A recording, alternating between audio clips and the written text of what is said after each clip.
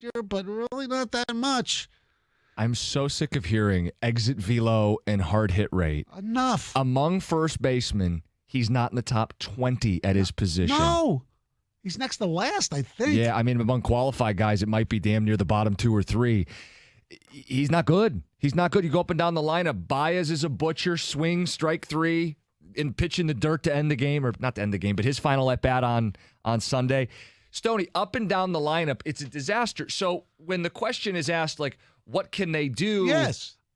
I know people want to be problem solvers. They want to have an answer. They don't want to feel hopeless, like there is no solution. I don't know what A.J. Hinch is supposed to do. I don't know what Scott Harris is supposed to do given what he inherited. Like, this was a ticking time bomb that now these guys have to diffuse in real time. And, Stoney, there's no saving grace magic elixir that's going to solve this problem. No, there are those who believe that you should start bringing guys up from the minors. Well, if Henry Malloy, who everybody really liked early on, and everybody is going to be a pretty good ball player, all indications, but you bring him up now when he's struggling mightily? I mean, the Colt Keith, that's, and I discussed this and argued with Caputo on Fox 2 last night. Do you bring a double-A player up to the majors right now? I think that you have to wait till September or even after the All-Star break before you decide to do that. I want to see him at AAA. Now, I know those who think, AAA is just 4A players anyway, and he had a good Arizona Fall League. And I just think you need to be a little patient on him. But I don't know what else they can do. Stoney, you hit on it. Their track record of developing position players has been atrocious for 30 years. Right, that's why the whole system is new. It's depleted, and it's why when we go, call somebody up, there really aren't any obvious choices. People look to the two guys you brought up, Justin Henry Malloy, who's hitting 202 since May. Yeah. I'm not rushing that guy up. Colt Keith has 200 at-bats in Double A. I'm not rushing him up. So what, we can get this dopamine rush as fans and say, oh, look, there's so much more interesting, and they still win 70 games maybe? And if they don't succeed, they're going to sit there, oh, my God, he's a bust. Why do we rush these guys up? Yes. So to me, if this is a year where there aren't many great options and you're going to have to take it on the chin and they may lose between 90 and 100 games, hell, maybe more, I'm not rushing up the couple guys that have shown a little bit of promise just to give the fans a hit of dopamine, just so we can feel good for a couple days. I know it's bad, but come on. How much dopamine have you had? You've mentioned the dopamine like about 5 times today. Are you on dope? Can we play the A.J. Hinch exchange? So Jeff Rieger, he asked the questions, and I appreciate that he asked the questions. He wanted to know, like, AJ, you're the manager of this team, like, what can be done? And here's his response.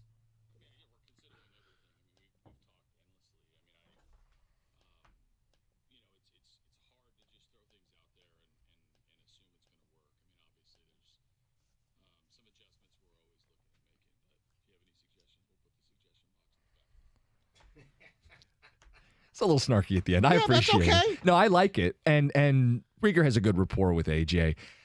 My question is, are you team AJ or are you team Rieger? Rieger wants him to do something, and I think AJ's response is like, we're trying, dude. Like, what do you want me to do? Put it in the suggestion box. Okay, so our suggestion box is open, 248-539-9797. What are you putting in the suggestion box? I do think you got to drop Baez down the lineup a lot.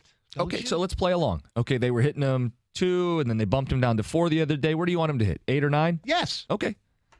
So now that means you're bumping up guys who can't even hit 200. It doesn't. Well, let me ask you this. That's my point. It doesn't matter. It doesn't make a difference. Let me ask you this. Game on the line, okay? They're not very good at this. This is guy on second and third, they need a run to win the game, okay? 2 outs. Yep. Who do you want up? On this team? Yes. I want Zach McKinstry. Yes, that's the correct answer. A guy who was barely in the major leagues last year. He's on his way away from the Cubs. They didn't have a spot for him, and they that's how bad it is. Look at the catching situation. I mean, Rogers has pop, but he's hitting like 150, right? It's atrocious. I mean, Haas has some pop, and he's more, he can play different positions. They got nothing. The idea of pop, this team's hit the second fewest home runs in baseball, I believe. They've scored the fewest runs in the sport. Nick Maton is, come on. Look at this. Well, that's my point. Okay, let's say you go, Nick Maton's hitting too high. We'll bump him down. Javi Baez is hitting too high. We'll bump him down. Right. Spencer Torkelson has looked like a bust. We'll bump him down. He's not hitting. He's not ready to be in the middle of the order. You can't move everybody down. No. Someone has to move up. And the guys at the bottom of the order are even worse. Instead of bobbleheads, we should do a promotion. You get to pick the lineup. Like, here's the deal. On Sunday, here was the bottom of the order. You're going to bump Jonathan Scope up? No, he should have DFA written across his face. Okay. Well, that's my point. Like, these guys at the bottom of the order. Jake Marisnik can't hit. Like, you're going to bump him up? Right. I mean, they brought Kerry Carpenter up. He got some hits that he can't field. He had a laser throw one of the days this weekend, and he's hit okay, and they need him because they've been facing all these righties. Right, I know. But, yeah, I mean, the idea is they don't have 9 major league hitters. Right. And you can't bet everybody 7th, and they don't have anybody on the bench, and they don't have anybody to call up. So I get you want them to, quote, do something. I get that. I don't know that there's an answer, and I hate that that's the response. I hate that that's the reality. 248-539-9797.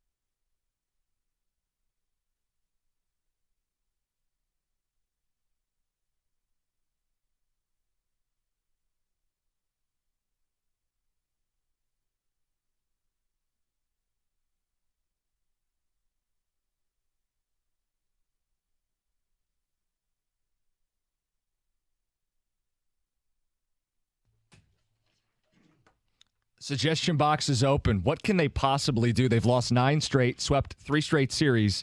That's A.J. Hinch after Saturday's game. Stoney, I just pulled this up for the month of June. The Tigers are hitting 176 with an OPS of 543. Now, let's be fair. It's only 9 games, right? Sure, but my point No, of it's more than that. Right? Yeah, it's 9. Nine games. I think so. Either way, people are saying, well, move this guy up or move this guy down. In the month of June, Baez 188, McKinstry 100, Torkelson 138, Maton 160. Like, who are you moving up? Who are you moving down? It's 9 guys. Pick them out of a hat for all I care. Yes, Hell, put Cabrera in the 3-hole today. I mean, who the hell cares? Well, he's hitting, what, 360? 360 in June. Why not? Miggy. He's hitting the ball. Nobody else is. And we used to have a thing with the Lions, the Bobby Ross crooked hat lottery for lineups. I mean, come on.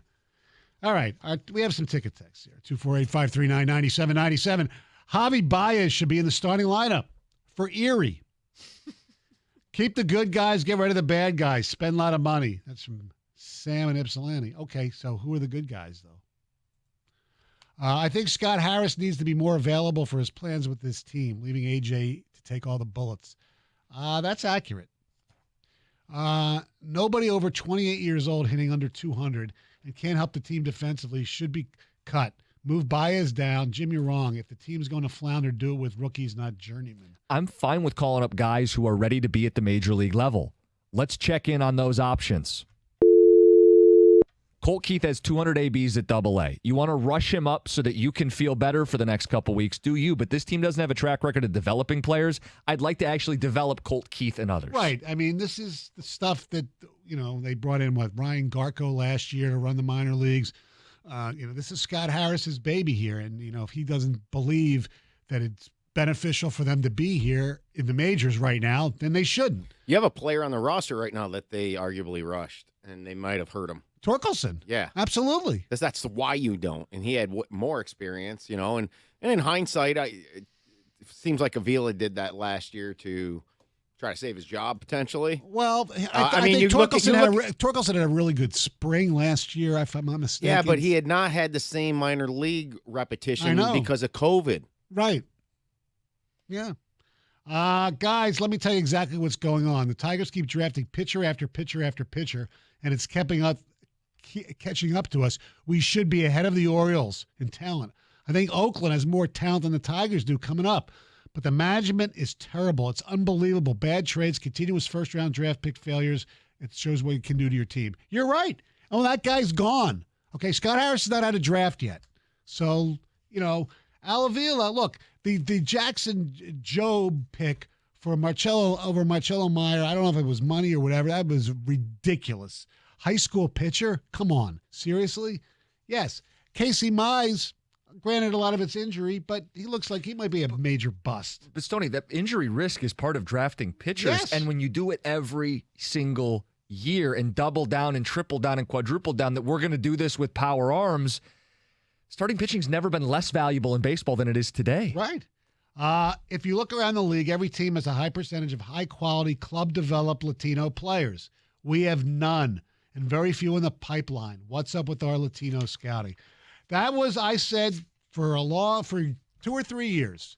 That's the one thing that I would give Al Avila the most blame for, because he was supposed to be one of these guys. I don't know if he found Miggy, but whatever. He had the reputation of doing that type of stuff that the texter was talking about, and they got nothing. You see what De La Cruz with the Reds. Yeah, I mean, it's unbelievable. Stoney, do you know the backstory on that too, by the way? People who have seen him, he's this 6'5", switch-hitting shortstop, power and speed. He says he's the fastest man in the world. His first career home run was 458 feet, just a moonshot. It was only his second career game.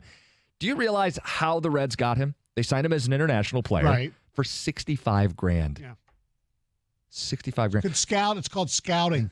Now, you got lucky, too, but still. But Stoney, I went through just in the last 10 years, and all the good teams found a guy. Right. Like the Mariners get Julio Rodriguez, right? And you just go all up and down the list. These good teams find good players. The Braves and Ronald Acuna. I know. So the idea, we got Roberto Campos we've been hearing about. Listen, I'm hopeful. I'm not optimistic. I think that's the reality. But I went through and I'm like, all these teams find players, and the Tigers, it's just another area where they aren't building their team. Or they might have traded someone like they traded what's-his-face, the David Price trade, Willie Adames. They traded him. He ended up being a good player. He's with Milwaukee now. Right, but so yes, you're right. Nationals, Juan Soto. The White Sox, they found Tatis. They screwed it up. They also found Jose Abreu. The Red Sox, Rafael Devers, Yankee killer.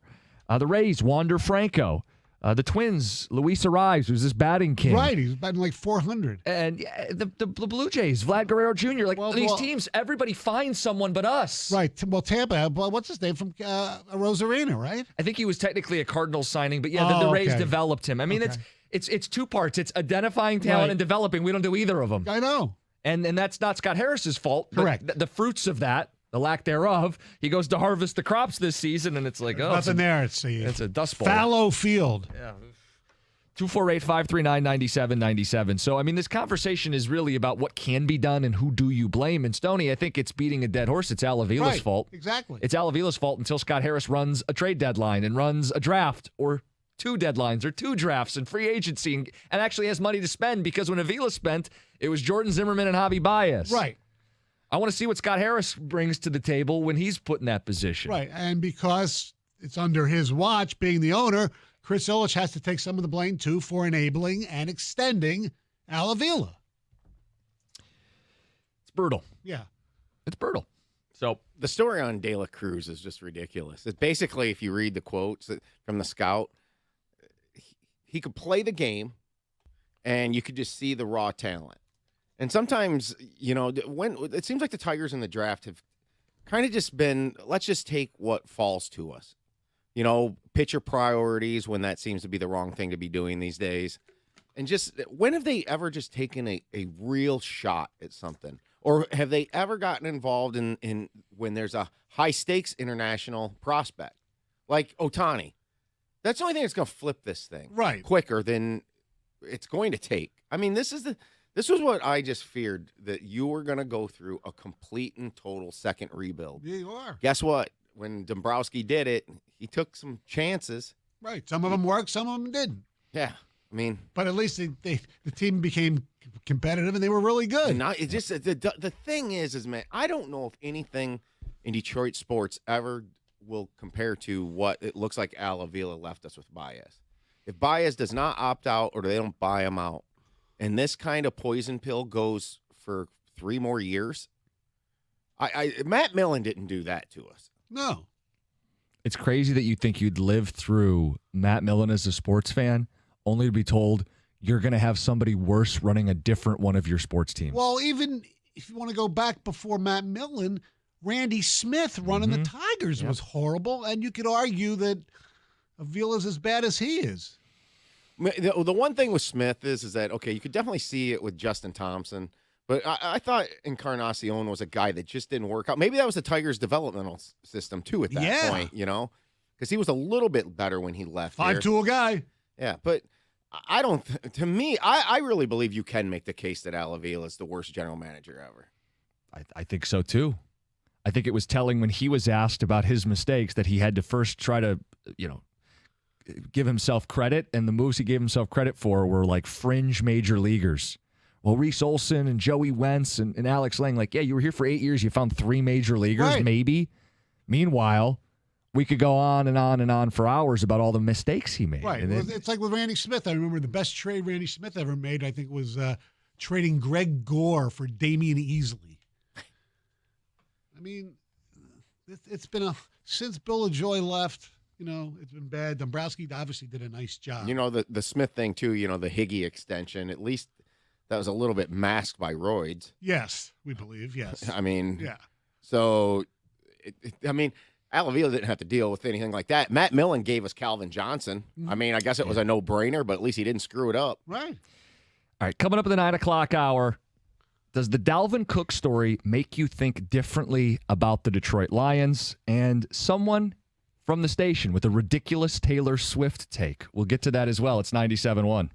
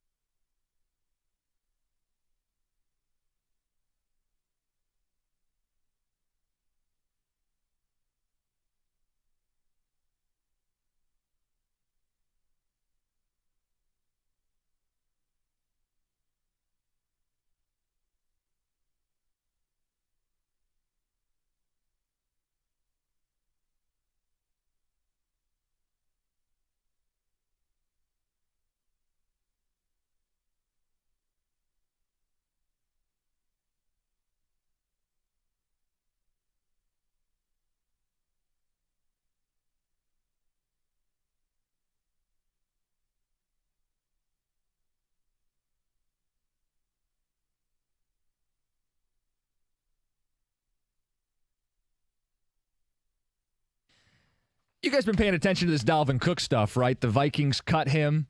But first we're like, wait, before we cut him, does anybody want him via trade? Crickets. Yeah. So, Stoney, you can interpret this a number of different ways. I mean, it is a general feeling around the league that running backs' value has never been lower. Josh Jacobs kind of hinted that the running backs should actually form their own union separately from the Players Association because they think they're getting screwed contractually. So and you can make that argument. Sure. You know, because Jacobs got the franchise tag. He didn't sign it. Barkley says he wants, he says, I don't want to break the bank, but I want more than the $10 million.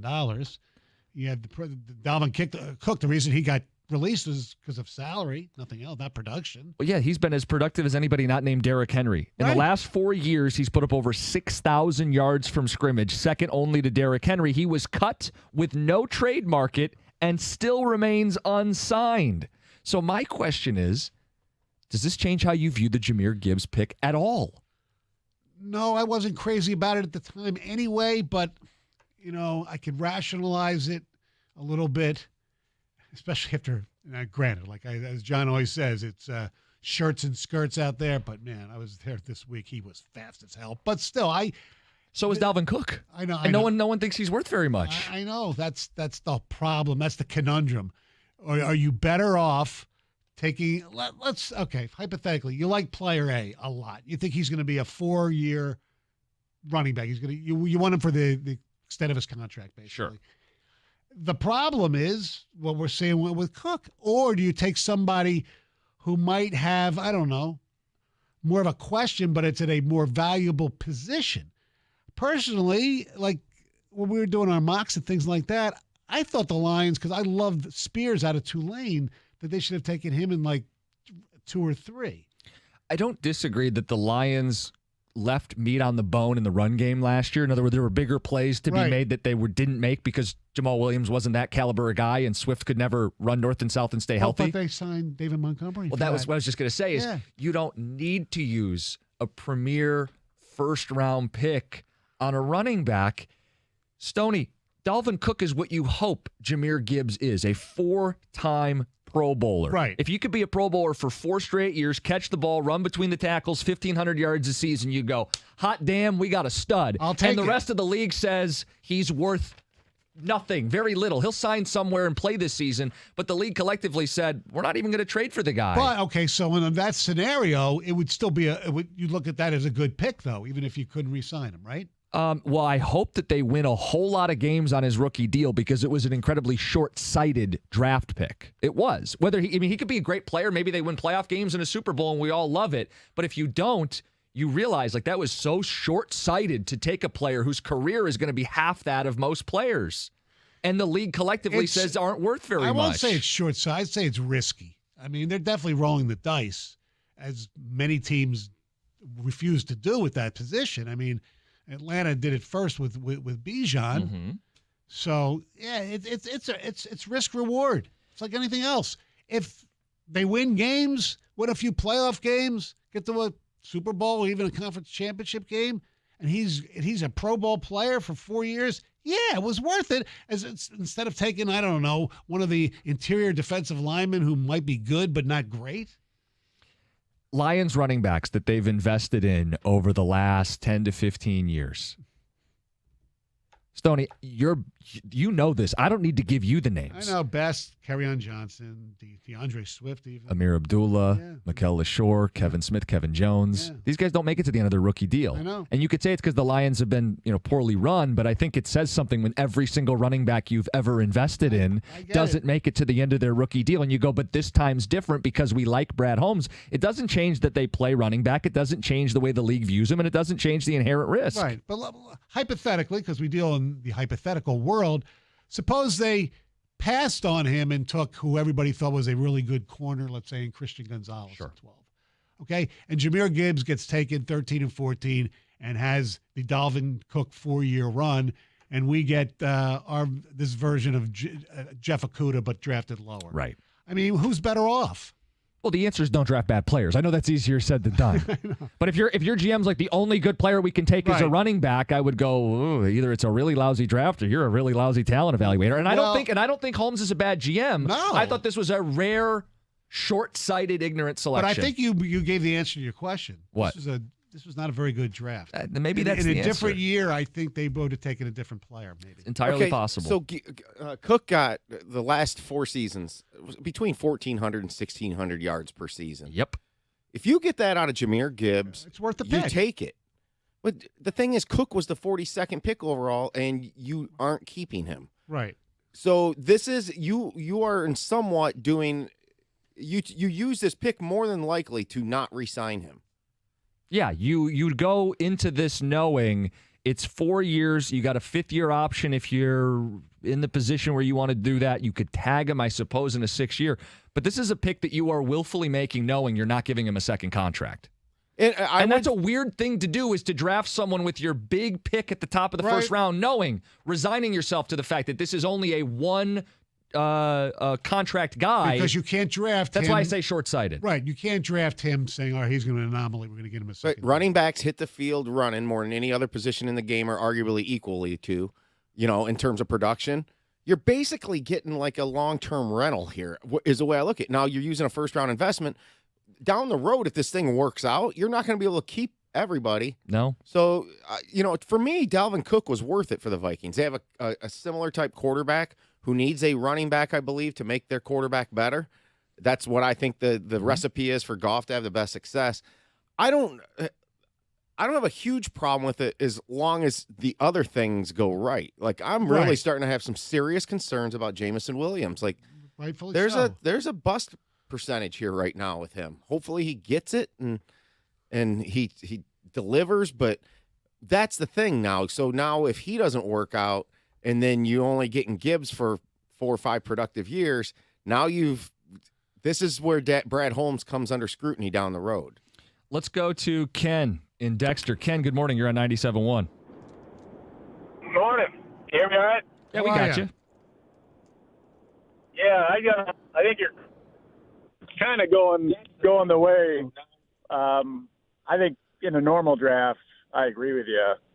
But I think they viewed, if Jalen Carter would have been a stud and more of a reliable pick that they could have, believed had been a generational player, they would have went there. But because of the draft, I think it was a worthy risk on Jahmyr Gibbs, because running 4.3, he's an offensive weapon. So I don't think comparing him to Dalvin Cook is even fair, because he's going to be running out of the slot. Ken, we should be so lucky that he's Dalvin Cook. We should be on our hands and knees praying that he is Dalvin Cook. What are you talking about?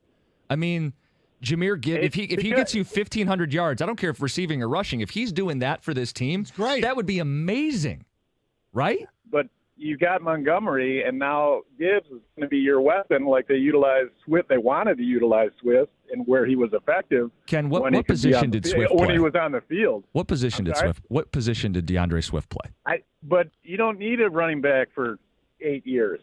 So there was not. I agree with you. If there was a generational big body on the O or D line, that's where they would have went. So you think there were you don't think there were any other good players in this draft? So who would you have drafted at 6? At 6? Well, at 6 they had the different options. They could have gone with the corners. Right. But how about this, Ken? If you're corner? so obsessed, hold on. If you're corner? Yeah, corners matter more than running backs. Do you realize what you're bringing to the table here? You're talking about the least valuable position on offense, and I'm at least giving not when you're trying to win now. Well, then they better win now, right? What are we building? Well, what are we building for another 5 years? Well, we're trying to win now, and now we're in a position to win now. But hold on, Ken, point. if you're so obsessed with receiving, then take the best pass catcher in the draft at 6 or 12 after they move back. If you're so obsessed with the receiving component of Jahmyr Gibbs, if you won't acknowledge him as a running back, which is a very convenient twist of the tongue that Holmes has given and the fan base has followed, he's not a running back. Here's the deal. Gibbs played he's a difference maker. Okay, he played running back. 70% of his touches at Alabama and Georgia Tech were rushes. He will run the ball. Will he help as a pass catcher? Yes. If you wanted a pass catcher, Jackson Smith and Jigba would have been there.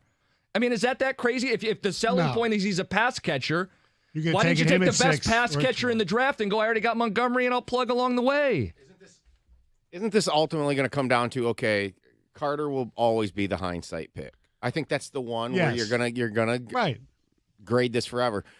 Okay, so they got with the Arizona pick Laporta, right? Mm-hmm. Yes. It's going to come down to, are you better off with Gibbs and Laporta or Jalen Carter?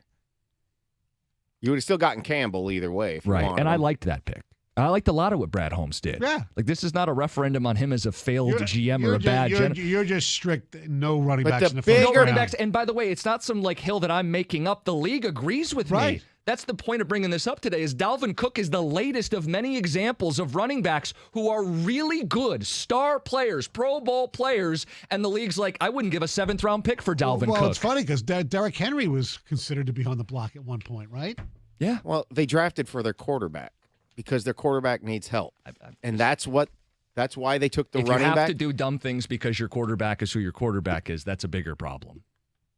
Well, if you can win with that quarterback, then it's not. That's why he's the ultimate riddle in Detroit sports yes, right now. It is. absolutely. It absolutely is. All right, we'll get more thoughts on the phones and the ticket text 248-539-9797. Bottom of the hour, a ridiculous statement from someone at our station about Taylor Swift. It's 97.1. Whatever your choice of summer fun is, the best way to get it started is the brand new Silverado from Sarah Whalen Chevrolet. From towing a boat and enjoying life on the lake to going off-road and camping under the stars.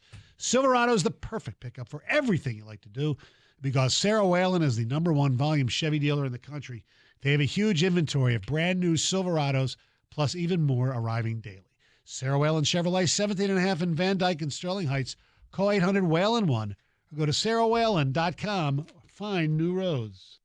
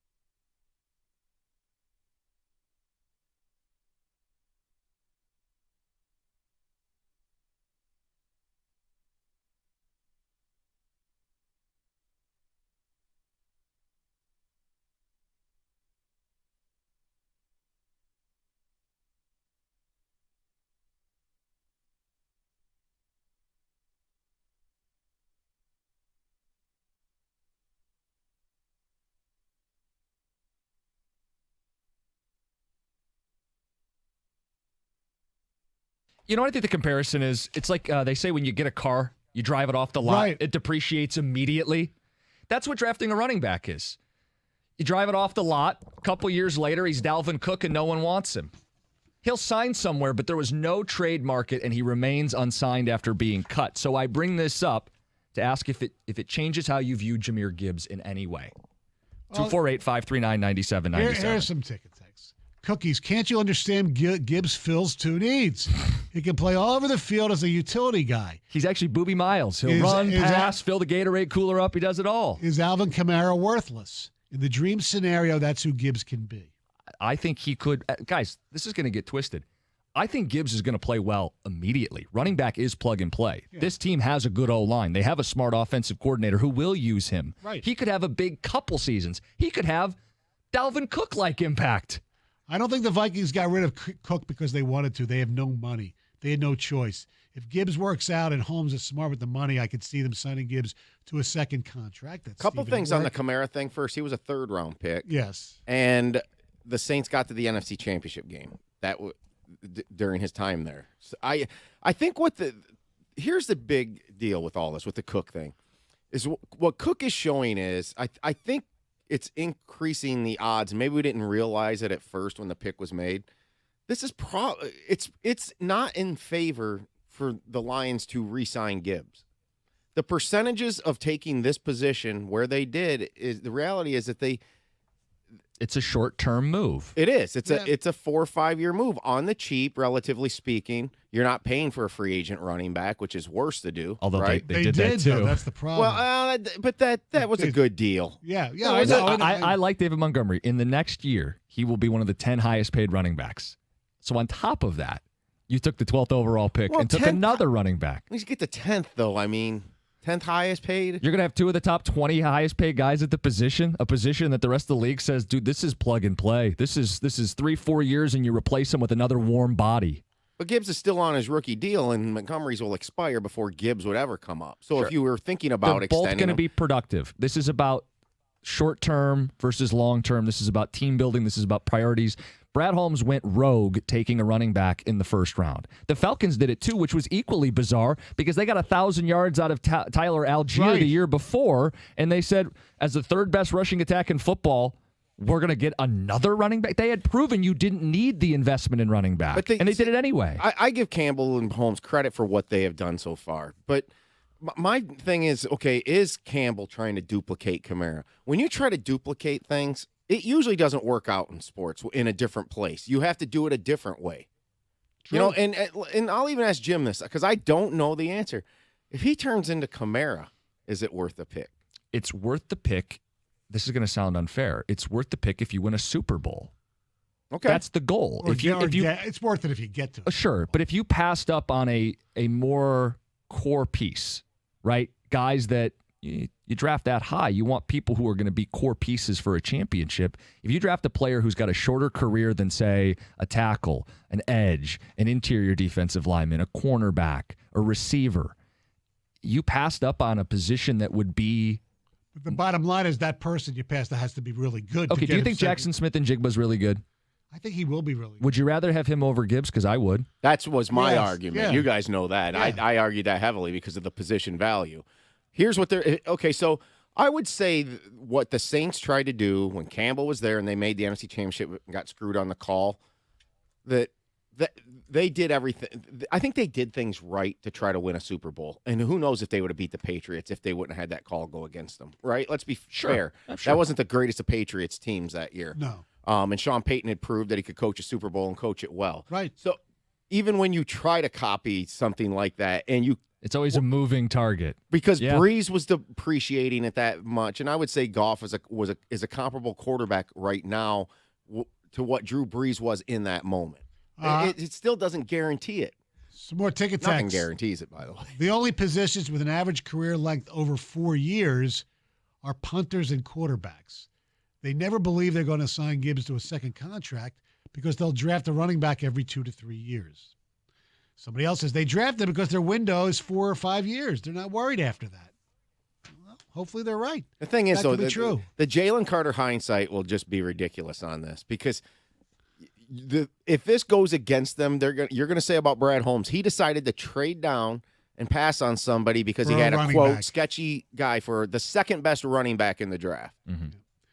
Although somebody told me that when you look at Jalen Carter's tape, like every snap, the maximum effort is like less than 50% per play. Gov, I won't be able to pull those receipts because I wasn't a Carter I know, guy, you wanted Richardson. Right. Sure. And he wasn't available. I would have considered Stroud. He wasn't available. No, I understand Holmes kind of backed himself into a corner. I just think he made a really short-sighted pick. I hope it works in the short term. I really do.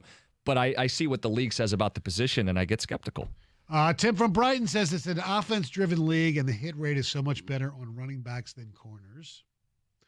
I'm not sure what the problem is. You get the guy you want, have the fifth-year option. If you want him, he's fairly cheap. Use him up, toss him away. He's not fairly cheap when you take a guy that high in the draft. Those aren't cheap players, especially at the running back spot. Those aren't cheap players. Bijan Robinson, who was taken in the top 10, is not going to be a cheap running back. He's going to be expensive running back, even by league standards. He won't be Christian McCaffrey paid, but he's going to get paid. But it's not going to be till the fourth or fifth years, right. you know. And I think what they're saying is at least you're not paying free agent money. Sure. Sure. Use them up and this is better than backing up a Brinks truck in free agency to a guy with the tread already on his tires. Right. So would you rather draft a running back every 4 years, rinse and repeat another one if they're good, and then just different one every 4 years? How about me? I'll ask you this short-sighted question.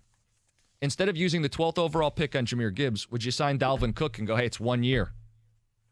Short-sighted. All we care about is this year, trying to win now. If you think you're that one player away for 1 year, yeah. I would. And now I have the 12th overall pick to use anywhere else. Yeah, I would do that. Dalvin Cook's available. Yeah, I would do now, that. we're not going to consider it because they drafted Jahmyr Gibbs, but he's available for nothing. You don't have to. They have cap space. They don't have to give up a draft pick. If you think you're one player away and that player you can get free agency and you think you can get it done, yes. That's the answer. All right, let's go to Heather with the news. Heather, what's up? Well, a love triangle turned deadly when a St. Clair County woman was killed by her boyfriend's other girlfriend. Ooh. Yikes. Yes, a 44-year-old Michigan woman has been arrested on an open murder charge after she was found in a home with another female who was unconscious after sustaining severe head trauma. And according to police, the assault was the latest escalation in this big feud between the two women over a man. So the man in the middle of this love triangle is the one who called police after the assault. And when officers arrived at the man's home, they found this 44-year-old woman who was unconscious but still breathing. And according to police, both the victim and the suspect were involved in this shared relationship with that man. The victim was taken to the hospital where she later passed away several days later. Yikes. Terrible. Yeah. Brittany Griner was confronted by a provocateur over the weekend as she video? and her. No, I haven't seen it. Heather's. Yeah. It's awful.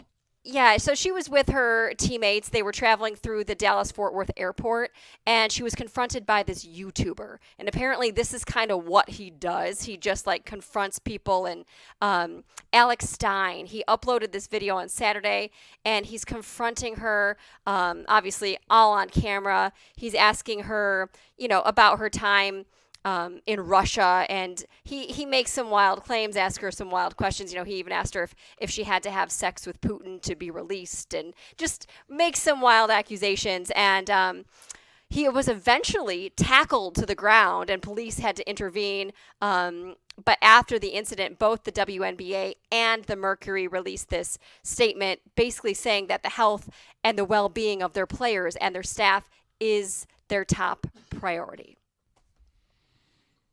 Should be. It's these people who want attention. I mean, this guy's being a total doofus. That's what I think it looked poorly on him. I mean, she didn't take the bait. It's just an awkward spot to be in. For sure. And you just never know what else a person like that is going to do. How far are they going to push their limits, for sure.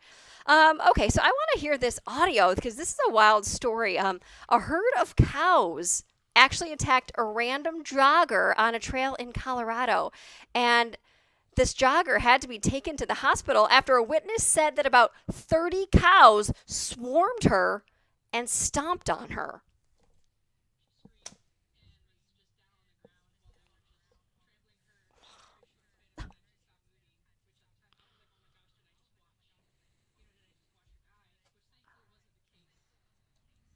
Oh my gosh. So that was a witness who was riding their bike on the trail who saw everything.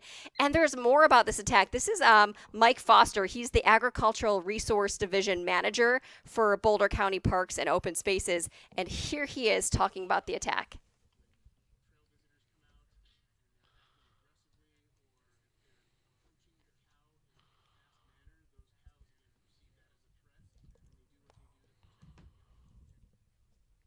Yikes. I can't imagine witnessing that. I would No. probably think the same thing, Awful. that I probably just witnessed somebody's death. Yes, thankfully, I don't believe this woman died and she's going to be okay.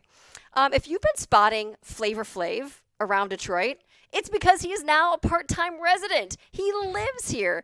Whoa. He confirmed in an interview with the Free Press Saturday that he lives in Detroit part-time, primarily for his girlfriend, who's from the city. And he says he's got relatives in the area. And he's been all over. He's a huge Swiftie, apparently. He was at the concert Friday night. He was exchanging some, bracelets with some other Swifties. He was dressed in full Taylor Swift gear. He's been at the Grand Prix. He's been to Tigers games. So apparently we're going to be spotting him around more often. Can't get enough Flavor Flav. No, right? He has been everywhere. That's Heather with the news. Speaking of Taylor Swift, someone from the station with a Taylor Swift opinion. I thought this was ridiculous. Maybe you guys think it's true. We'll get to it next. It's 97.1.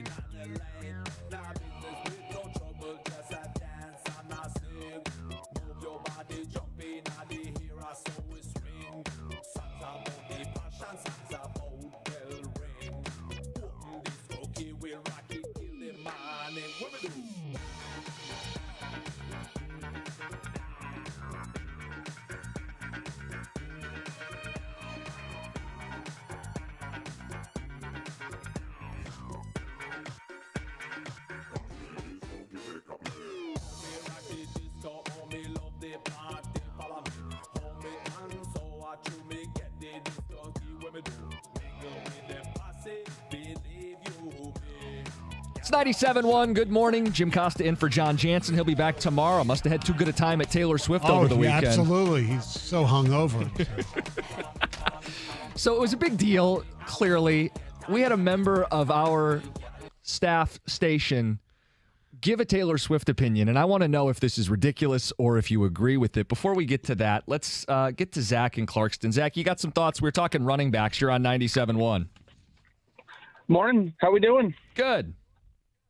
Happy to hear that. You guys had actually mentioned it in passing and actually brushed on it a little bit, but picking up running backs in free agency and the tread on the tires and whatnot, what about us picking up Dalvin? We obviously wouldn't have been able to trade for him in division, but if nobody else has any interest, get him on a one-year deal and load up this backfield hard. I think that's too many. You have him, Montgomery, and Gibbs. You don't want that much money of your cap to go to one position like that. Yeah, I wouldn't be a fan. But where else is that cap going to go right now? I guess we could probably get a receiver later on, but it really seems like they've tried to build this team for a run-heavy team. And with that, and with what you guys have said, with the tread on running backs, why not have a little injury protection on the most physical position? The idea that you could never have enough running backs kind of build a stable, I understand, but they've used significant resources already this offseason. Like Stoney, if somebody gets injured, you revisit it. I think the cap space that they have is probably going to be best served picking up somebody that gets cut between now and the start of the season, or a Hail Mary trade if the right name becomes available. Right. And not that it means anything. They still love Jamar Jefferson. Craig Reynolds, who's been upgraded from Netflix to Hulu. Yes. Maybe he'll be max this season. Oh, they've been okay. I mean, for a fourth or fifth string running back, no, you don't go get Cook now. No, I'm not in favor. I think he's going to end up with Miami personally.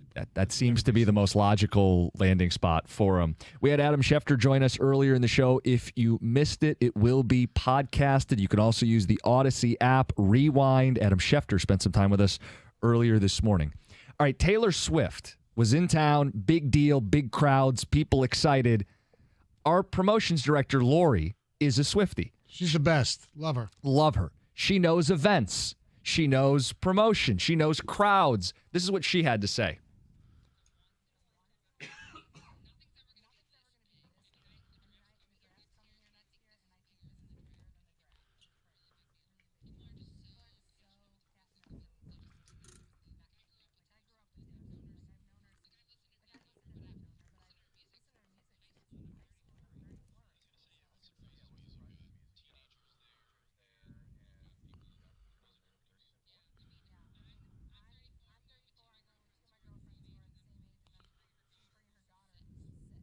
Nobody could argue that this was not a huge weekend. 2 sold out, very expensive seats at Ford Field. There were thousands of people down there just hanging out, hoping to get a glimpse of her leaving the Shinola Hotel. People waiting in line to buy specific Detroit Ford Field Taylor Swift merchandise. I get all that. But there have been other concerts played in venues around this country and around here that, were Michael Jackson's tour. There have been others. I think the draft, because it's a 3-day affair, number one. Number two, it's free. I just think that's bigger, and it appeals to more demographics. Now, granted, you can argue and say, well, the NFL draft their demographic is young men. Well, and Taylor Swift is young women. But there's also, a racial component here as well that, the NFL appeals more to, African Americans than Taylor Swift does. I mean, I'm sure there weren't more than 100, African Americans at Taylor Swift. I could be wrong. There are definitely demographic differences, which is why, I want to get people's reactions to this. I know I could dump all over Lori's opinion. I'm the sports guy, and the draft is clearly bigger. But, Heather, you're not an NFL draft fan. What's bigger to you? Not at all. Well, Taylor Swift is definitely bigger. But I totally understand what you guys are saying. I get that the draft is huge, but because I don't really... I'm not into the draft. I'm not into sports. To me, Taylor Swift is much bigger. However, when you tell me all the facts about the draft, I get what you guys are saying, that most likely that's going to bring in more people than Taylor Swift. But you can't really compare the two. I mean, one's free, one was super expensive. If Taylor Swift held the same thing for free, you'd probably get more people. Look, there's no doubt the star appeal of one person, Taylor Swift, equals, if not even equals, is bigger than the star appeal of the draft. I mean, people will be out there trying to get autographs, but I don't think people are going to be stalking. Oh, Roger Goodell. Oh, Roger Goodell. There's Roger Goodell. Give me your autograph. Or Caleb Williams. Caleb Williams or Drake May. Maybe the quarterback next year. Yeah. Yeah. So that aspect, obviously, it's Swift. But if they had, this is free. This is to the public. Now, if Taylor Swift's concert was at Belle Isle, free, you'd get over 1 million people. There wouldn't even be a comparison. The draft wouldn't even exist in the comparison to Taylor Swift. I get all that, but we're talking about what took place this weekend as opposed to what's going to take place the last weekend in April. And I don't think it's even a comparison because of the whole things that I mentioned, the cost and the demographics and, it's outside. So the big unknown would be the weather for the draft. But Yes. but just using previous drafts, Kansas City had 300,000 last year. Nashville had 600,000. Correct. Most of these places have north of 200,000 people from all over the country flock to your city for Thursday, Friday, and Saturday. 3 days, more people than Taylor Swift brought to Detroit over the last couple days. Yeah. So to me, that's bigger. If Taylor did this or if what they are... As the standalone events, the draft is and will be bigger than what Taylor Swift was this weekend. That's not to take anything away from her. It's not a slight to say the NFL's bigger than you. No. Right? I mean, Taylor Swift is still a mega star. She's a powerhouse. She does 3-hour concerts, 40-plus songs, a rabid fan base, but she's not the NFL. But I'll play devil's advocate for a second. The NFL, she can't compare to, but is she bigger than the draft itself? The draft has become... I know. This. I'm just playing devil's advocate. I know. I love the draft. I know. I'll put it this way. Entertainment value, she's more entertaining than watching names be read off a podium. But the draft, despite it being names read off a podium, has turned into this mega product. Yeah. Oh, I think she's actually bigger than the draft, not the event. I agree with you guys on that. I think she's like the Super Bowl. I think she's achieved that status. She's pretty close. She completely lit up this town for almost a week. Yeah. I mean, that's what happens when your team makes the Super Bowl. It's in the fanaticism of her fans that came out. You saw the ridiculous. Well, when your team is in the Super Bowl, you see the ridiculous. Okay, I think she is on pace if she doesn't screw this up somehow to rival and maybe even pass Madonna. I do. I think she'll pass Madonna. I mean, it's whether she'll pass Michael Jackson. Yeah, I just don't. That's kind of like Jordan for me. I just don't know if it's possible. Plus, he was the first one to really do that. Right. Sometimes it gets to a point it's hard to pass the first person that does something.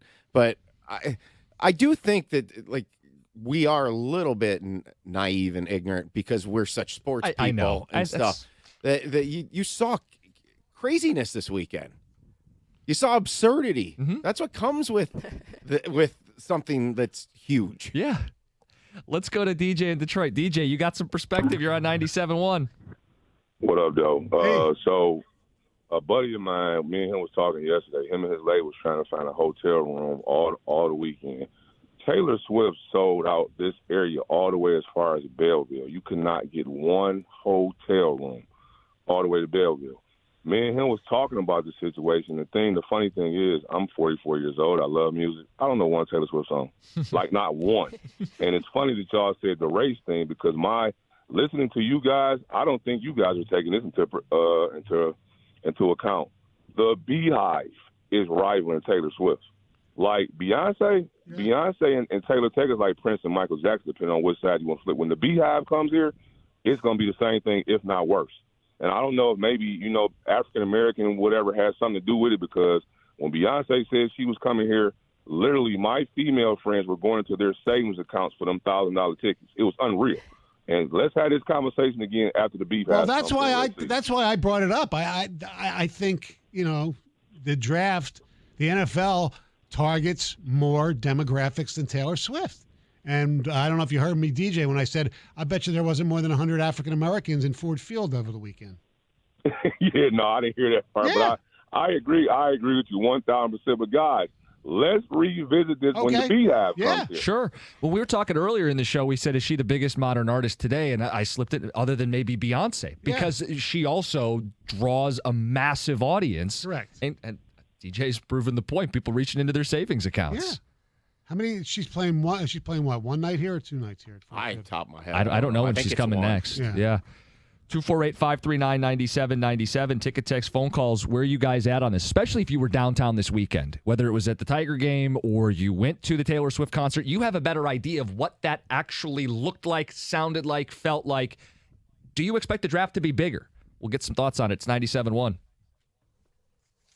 All right, Detroit, Carter's Plumbing needs your help this June. Carter's has teamed up with House of Hope and Kensington Church in Clarkston for a food drive to support those in need this summer. Carter's is offering 10% off services to any customer that actually donates a non-perishable food item. And if you're not in need of their services, but you still want to donate, you can bring food directly to the White Lake office on Highland Road, just west of Tegadyne. So do what I did and go to callcartersplumbing.com today to not only take care of your needs, but also work with the community to take care of others' needs as well. Visit callcartersplumbing.com today.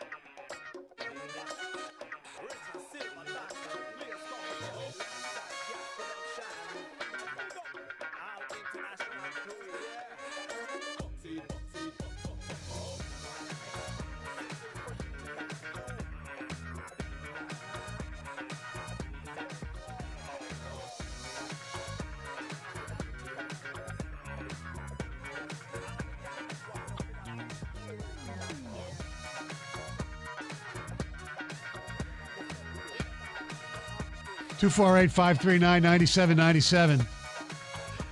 It's a little Taylor Swift right here. Yeah, sure. Why not? Lori, who you just heard from, our promotions director, she's doubling down via text this morning. She texts Stoney and I, and it says, still bigger than the draft. Taylor bigger, period.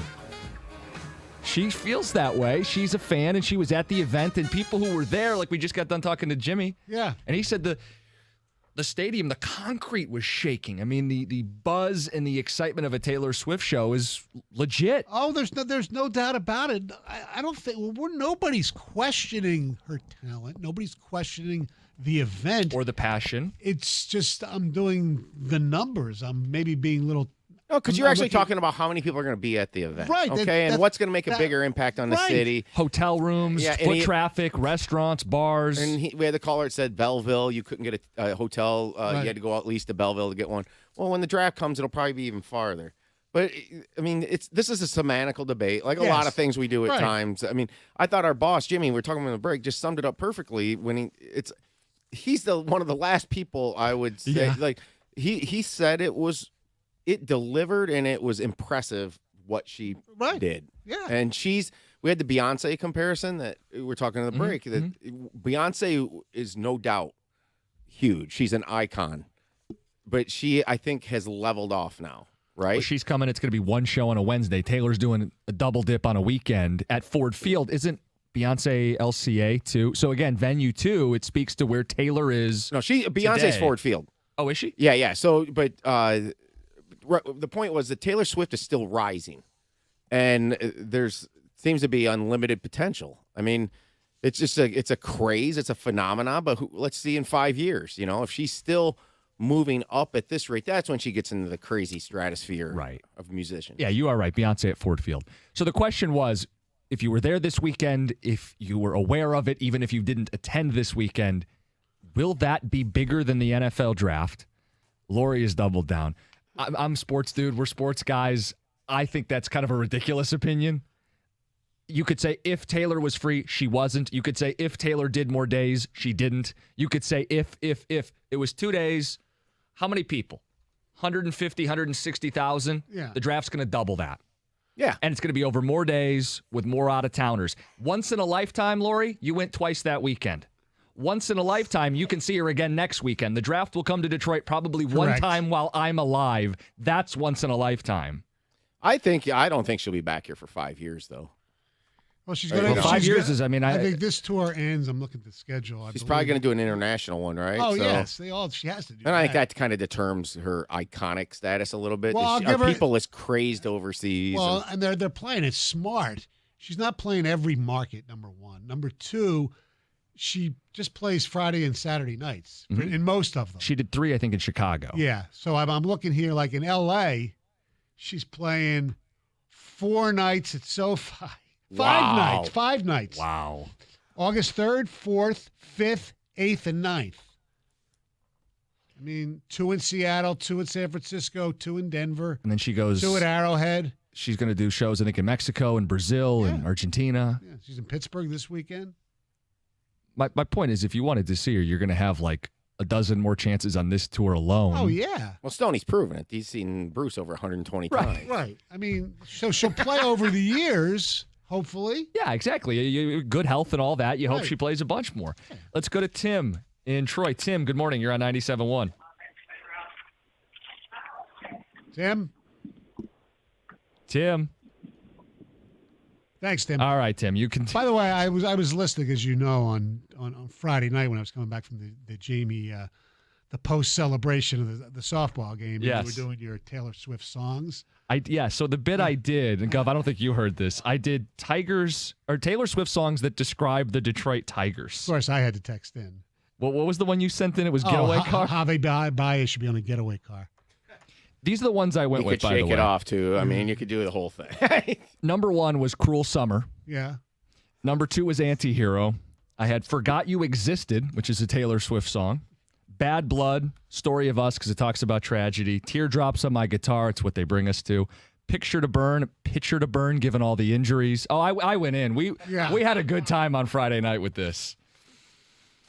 248-539-9797. I don't know her songs very well. She has a song named or called "You Belong with Me" from back years. Yeah, that's older Taylor So who's the Swift. tiger you'd want with you? We tried to have fun with it with her in town this weekend because she is a phenomenon. Yes. I mean, all things considered, she is a phenomenon. By the way, I don't want to pass on one of the huge stories in sports this weekend. It took place in the NBA Finals, which could conclude tonight. And I was in the Miami Denver game. I think they still call it the American Airlines Arena, where the one Conor McGregor, I did it again, took on Bernie, the Heat mascot. And here's and what happened was Bernie got beat up by Conor McGregor and had to be taken to the hospital. So this was supposed to be a promotion. They were like promoting some some spray that helps with pain relief. Only it went a little too painful. Yes. The guy got rushed to the hospital. Right. Here is UFC President Dana White on the incident.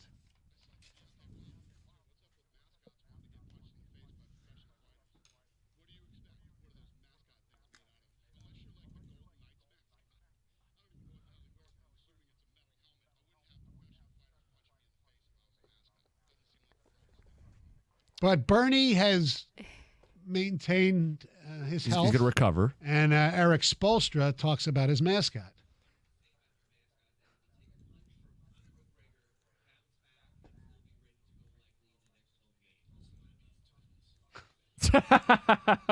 That's pretty great.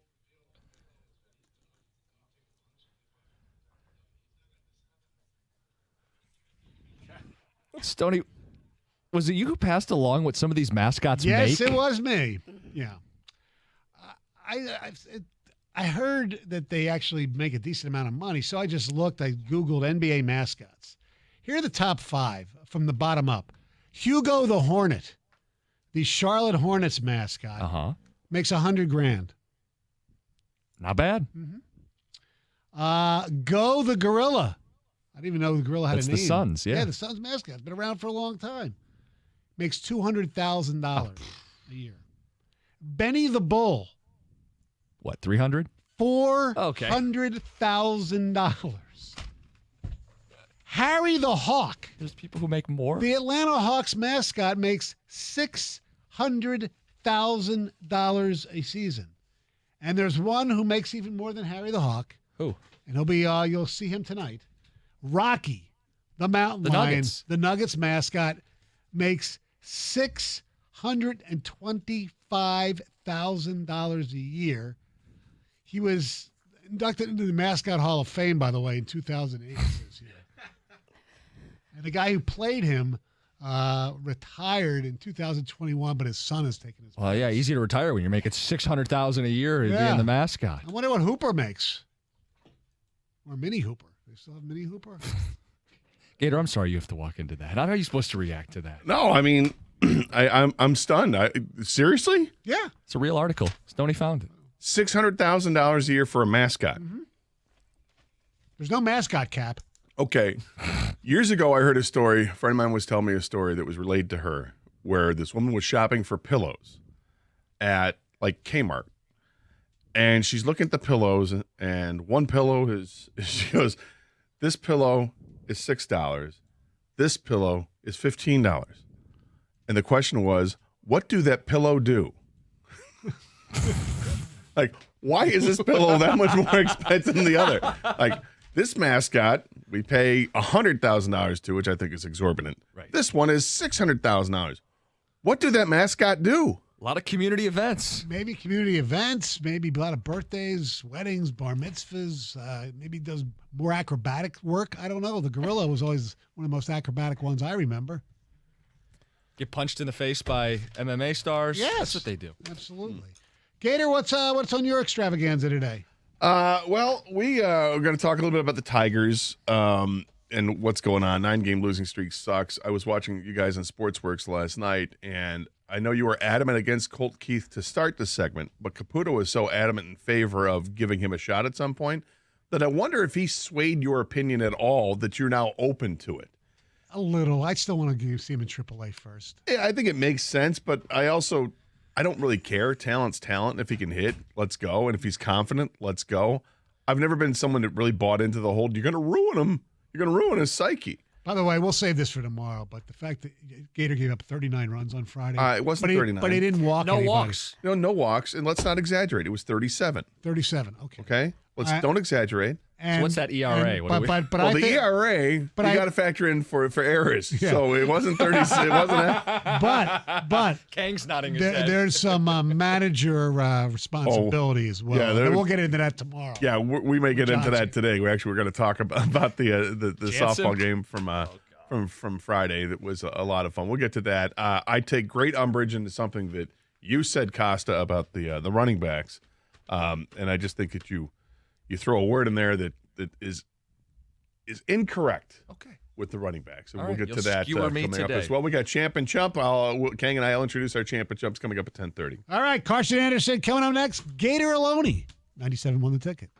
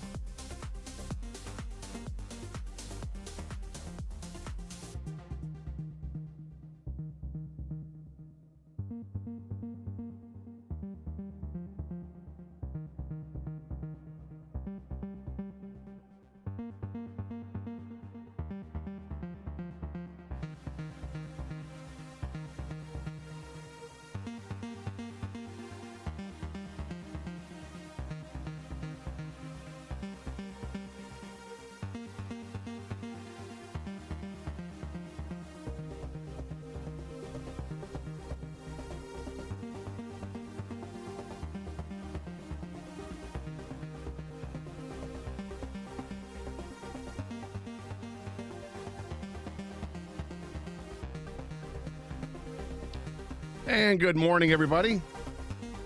Sorry, I'm getting a little disheveled here, moving stations. I don't normally sit in this seat, so this is different for me. I have to type in a new, ridiculous 12-character password. Oh, they finally made you change? Yeah, last Friday I changed it. 12 characters, really? Yeah, I told you this. It happened to me like a few months ago, and I said, just give me the retina scan. I can't do this anymore. Honestly. Like, how many characters? And then I got to change it in a couple months again. Just fingerprint me, whatever it takes. I've given up. I get it. You know, cybersecurity is a real thing. I don't disagree with it. It's a real thing. But it's bad enough that we have to change our passwords literally, like it's every 3 months, I think. It's bad enough every 90 days you got to change it. But now, and you can't have any like vestiges of a previous password. So you got to come up with something completely different. You can't just like use your name and then type in like 12. And then the next time you change it to 13. The next time you change it to 14. You can't do that. You've got to do something completely different. Now they've upped it to minimum of 12 characters. You have to use capitals and different characters and numbers and all this. I'm like, this is just ridiculous at this point.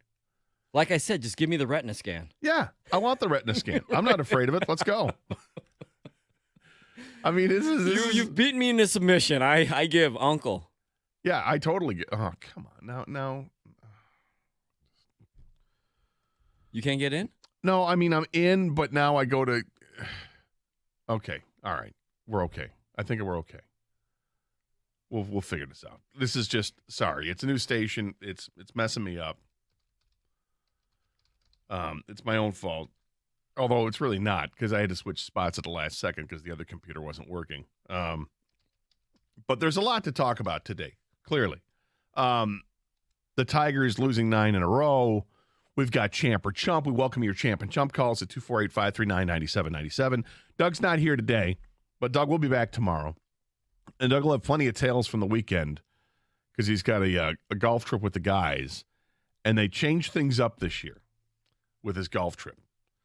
What was Ryder Cup format, a bunch of his hockey buddies would go up, has now changed to Ryder Cup format with his hockey buddies versus Team Canada. So I think that could be very interesting. He had his cousin and his cousin's friends coming up from Canada. So that should be very interesting. Nonetheless, we're going to talk to you today, 248-539-9797. It's the same number if you want to take a text us as well. I mentioned we have Champ and Chump. We got the Tigers' 9-game losing streak. We've got some Lions stuff we want to get to. I want to piggyback off of what the guys did in the morning show a little bit with the running back stuff in the NFL, because there's a lot of moving parts there. Josh Jacobs not happy with a franchise tag. Dalvin Cook obviously wasn't happy. He got released, and you've got these talented, ultra-talented running backs that are out in the free market, and, nobody really wants to sign them because the position has been devalued so much in terms of a monetary standpoint. And this is where I have the little disagreement with Jim Costa when it comes to that, because he attaches the value of the player strictly with money. I attach the value of the player with how valuable they are on the field, because it is not reflective of their salary. And that's a big issue that I have. 248-539-9797 is the telephone number. But the first thing I want to start with, Kang, is what happened on Friday night. We were fortunate enough to participate in the Jamie Samuelson strikeout colon cancer event that we've done now for a couple years in a row, a softball game, charity softball game, and had a great time out in Flynn Field in Troy, taking on Troy's finest teachers and other community leaders that were out there. Ringers. Definite ringers. Go on, sorry. Continue. Had a great time playing with them and against them for the second year in a row. I really do appreciate everybody there. Everybody that we played against, extraordinarily friendly. Mike Morris and everybody out there, thank you very much for your time. And everybody that showed up and helped to contribute and donated to the cause, thank you very much. That was awesome. But the game did not necessarily go our way. Started that way, but it did not go that way. We were up 8-0 after our first at-bats. Feeling pretty good about ourselves. I heard last year, and I didn't get to play last year, that you guys had scored 1 run in the first inning and did not score for a very long time after that. So after the 8-run first inning that we had at the top, I heard from the people that played last year, like, wow, what has gotten into this new squad? We're doing much better. This is really good. They're very excited. Well, as I recall, the first at-bat last year, Jason Hillman, who used to be at WDFN, I believe was a producer and also an on-air host, and had worked for Fox Sports at the time, now is the assistant general manager of the Cleveland Cavaliers. Hillman last year led off the game with a home run. This game led off the game with a triple. And so it started off great last year and then went downhill. Started off great this year, up 8-0. All right.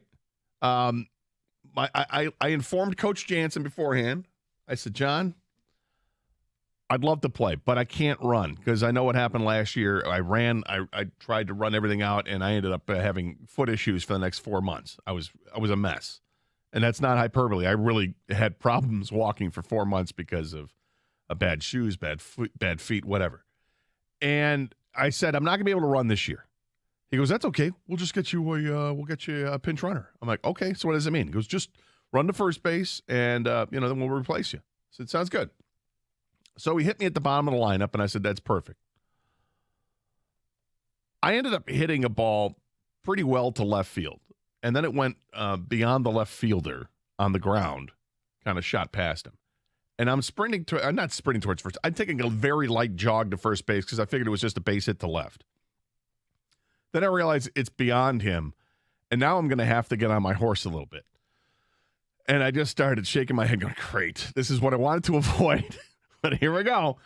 So I run, I go from a light jog to a jog to second base, and then I realize I got to go to third. I go to third, and I stop at third, and Jansen's like, I would have stopped at second. I'm like, it would have been embarrassing if I had stopped at second. By the way, this is a ball I should have had a home run all day long. Because it got past the fielder. Yeah, because it got past the fielder. Well, I hit it hard, but it was on the ground eventually, right? This wasn't like I clocked it over the head of the guy in left field. That's not what happened. But it did get beyond him. So it should have been a home run. I stopped at third, and I'm just laughing. And Carly Johnston, who works with the Red Wings organization, does a lot of their online stuff and helps out with Bally Sports and everything to do with the Red Wings on TV. She comes out and she pinch runs for me. I said, thank you very much. She's got to run 90 feet, and came home, I think, on the very next play. Didn't even need the pinch runner for that point. But it was, there were a lot of things that happened after that point because then eventually we're out and we go to the field. I'm pitching in the field. Kang's playing. You started the game left center. In left center. And we're going to get to some of the missteps that John Jansen had as a manager in terms of fielding this team that may have contributed to the loss. You may have heard Stoney say in the crosstalk how many runs were given up. First, he said erroneously at 39. It was not 39. It was 37. We'll tell you how we got there because it is kind of funny. We'll do it next. 248-539-9797. This is 97.1, The Ticket.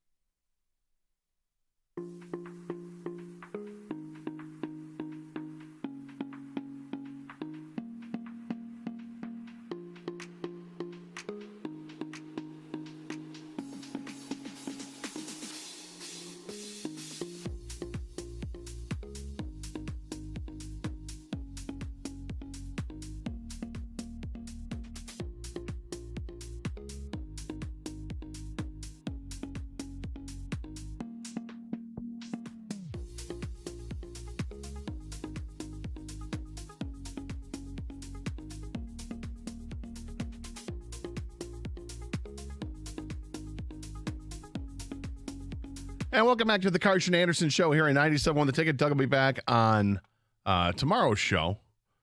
Kang and I with you, taking your calls at 248-539-9797. Ticket text as well.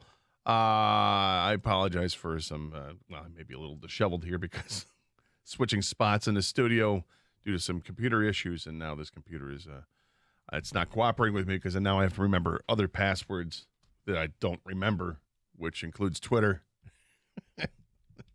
It's on that computer, not this one. So that's my own issue. All right. Anyway, getting back to the softball game on Friday night. We're up 8-0, and we've got some athletes on the team for sure.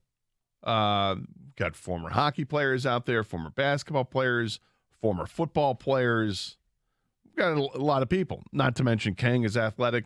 The Birchie kid was playing. Birchie was catching, which may not have been the best utilization of Birchie, but there he was catching. I pitched, and if you've played softball, you know one of the keys to softball is just throw strikes. Because if you start walking people, it's beyond awful, right? It's boring. Everybody's standing around, and here comes another walk, and just walking, and nobody wants to see anybody walk. It's brutal. The umpire doesn't like it because he feels bad, but, I mean, if you can't come close to the strike zone, you're not coming close to the strike zone. The other team wants to hit. You want to put the ball in play. Let your team make the plays. Yeah, and you don't want to go up there as a batter and take a bunch of pitches either. No. I mean, they got to be terrible pitches for you not to swing them. Exactly. Right? Just if it's close, swing. Exactly. So I take great pride in the fact that I pitched the whole game, all 7 innings, or 6 innings, because we didn't have to pitch the bottom half. A true throwback, Gator. You're a true throwback. I am. Just like Three Finger Brown or Cy Young. Or One Leg Anderson. Or One Leg Anderson or No Feet Anderson. So I pitched the whole game, and I did not walk a single batter, and I'm very proud of that. I made maybe one of the biggest errors in the game, and it wasn't a fielding error. My error was that as pitch after pitch is flying off the bats of the opposing team and launching into various spots into the outfield that were not covered, that just either bounced in front or to the side of the outfielders. My problem was that as soon as the ball came back into me, I would just wait to make sure that the players were set back in their original place, and then I would pitch again. Just try to move the game along. It's a monster error in judgment on my behalf, and I take full responsibility, and I apologize profusely to my team and to my outfielders in particular, because I didn't realize that after 3 or 4 or 5 hits, the toll it takes on the outfielders and all the running that they had to do to catch up with these balls that were hitting the alley, and they're going between them, and they're chasing after down the line. They're running all over the place, and they are gassed. Kang, you were gassed. You got called out by Stoney, who was doing the... it was Dan Miller, actually. Oh, Dan Miller? Yeah. Doing the play-by-play on the loudspeakers? Yeah, listen, the defense wasn't great. We weren't there for you, Gator. But with that being said, there were full-on sprints that we had to, because we're still trying to keep the ball, like keep a triple to a double, right. Keep a double to a single, whatever, right? Keep a home run to a triple. So if the ball hits the ground, yeah, the outfield was on full-on sprints to cut off the ball, get it to a cutoff guy, and then get it in the infield. And before you get back, right when you get back to your position, the next ball has already been hit in the area that you just ran from. So yeah, and listen, we didn't do a lot of warm up. I don't think anyone on our team plays on a softball team. Like I don't think it's a bunch of, we just got together for obviously for a great cause, and we played softball. The other team, I think every single person on the other team plays softball. Yes. Plays softball on the same team. They're professional hitters. They were sniping us, man. There was nothing, and if it was in the air, it was a rope. Yeah. It wasn't like they hit the ball on a line drive almost every time. They hit the ball hard, real hard, John. They would hit it anywhere they weren't. Like if they were right-handed hitters, they were hitting it to right field. They're going the opposite way. And how many left-handed hitters can a team have? I've never seen it. I think more than half the lineup was left-handed, and they just kept launching every ball that they wanted to down the left field line. Yes. They're going opposite way. And this is where maybe we call into the question some of John Jansen's managerial decisions. who you would have in the outfield and where they were placed in the outfield. And some of that's on the outfielders. They should recognize, okay, wait a minute. This is three times in a row. We tried. That a left-handed hitter has just poked it down right down the line. Like right down the line. Maybe I need to move in another 50 feet towards the line because the shift happened where you typically would think left-handed hitter is going to pull it to the right-handed pull field or right-handed hitter is going to hit to the left-handed pull field. That was not the case in this game, typically. And it was my mistake for not recognizing that quickly enough. My team was gassed, and I didn't realize until after the game when we were having drinks, and I think it was Gina Trotman had mentioned it from Channel 7 Sports. She had mentioned it, and I'm like, oh, my God, I'm so sorry. And her husband, Zach, who played in the NHL for a little bit, he's like, yeah, we were pretty tired. And then now everybody's chiming. I'm like, I'm so sorry. That's entirely on my – that's 100% on me. When Dan Miller called me out, jokingly, was like, hey, I see Kang out there with his hands on his hips. He looks gassed. And I was like, dude, I'm so gassed. It's like, no one can hear me, but in my mind, I'm like, yeah, well, I just full on sprinted like 3 straight times to a ball. And then you mix into all that. And there were a number of questionable positional situations where Jance would line people up in the infield or in the outfield that were just not sure why you did that, but okay. We still would have lost. Don't get me wrong, but killed. I don't think it would have been as bad. No, we ended up losing the game 37-17. After we were up 8-0. We were up 8-0 after the first half of the inning. Then we got outscored 37-9. We're not a second half team, man. I mean, what do you want? I guess not. We had the tallest corner infield in the history of baseball. John Jansen at playing at third base. Jansen played at third base. No TJ Lang this year. So Jansen played third. He's 6'7". Paul Davis, former Michigan State Spartan and played in the NBA for a little bit as well. Paul in Rochester's own, 6'10", 6'11"? Yeah. And he's playing at first base. You can't miss that target. You can't miss that target. And nobody did miss the target, I don't think. For the most part. Yeah. For the most part. But positionally, they weren't put.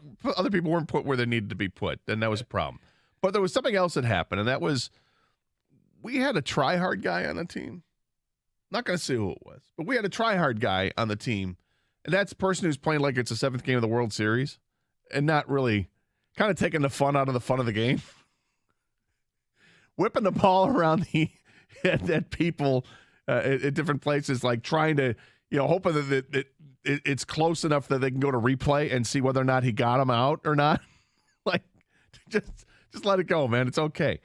There was some damage done on the field. There were some injuries because of the way the ball was thrown around. I got drilled on my glove hand. You okay, man? I'm okay now. And then you almost got hurt before the game. I did almost get hurt before the game. But on the glove hand, it was like at the bottom where the glove doesn't cover the bottom palm, the fatty part of where the thumb is. I got drilled there. And it bruised up pretty bad on Saturday, but it's okay now. Yeah, I got hurt before the game, shaking hands with Clarence Black, formerly at WDFN and was on Survivor. He's a veteran, great guy. And he shakes my hand and just crushed my hand. And it wasn't the hand, he crushed my bad finger from golf from last year that I messed up that now feels great, and then he crushed it. I'm like, oh! You go in to shake a military man's hand, you better be ready. All right. Yeah, I should have taken a step to my right a little bit to try to even it up, but there was a mistake my behalf as well. So it was a lot of fun, though. Great cause, great charity, and we found out that they're going to dedicate a field in Troy in honor of Jamie Samuelson. It'll be Jamie Samuelson Field and hopefully be ready next year, and that's awesome. And awesome to everybody who showed up and contributed as well to the silent auction stuff. Just made contributions and donations. It was great. Raised a lot of money for colorectal cancer and trying to take the stigma away from it. We've talked about it a million times in the show. Get checked. Get a colonoscopy. It's not a big deal. It's, any anxiety you have about it really is just about the results. It should have nothing to do with the procedure itself. You're unconscious for the procedure. It's not a big deal. In fact, it's actually great because whatever drugs they give you, you're in a twilight and then you're out and you wake up in recovery, and it's an amazing sleep. It's great. You feel nothing. It's not a big deal. The prep work is downright hilarious with the Dulcolax that you have to take.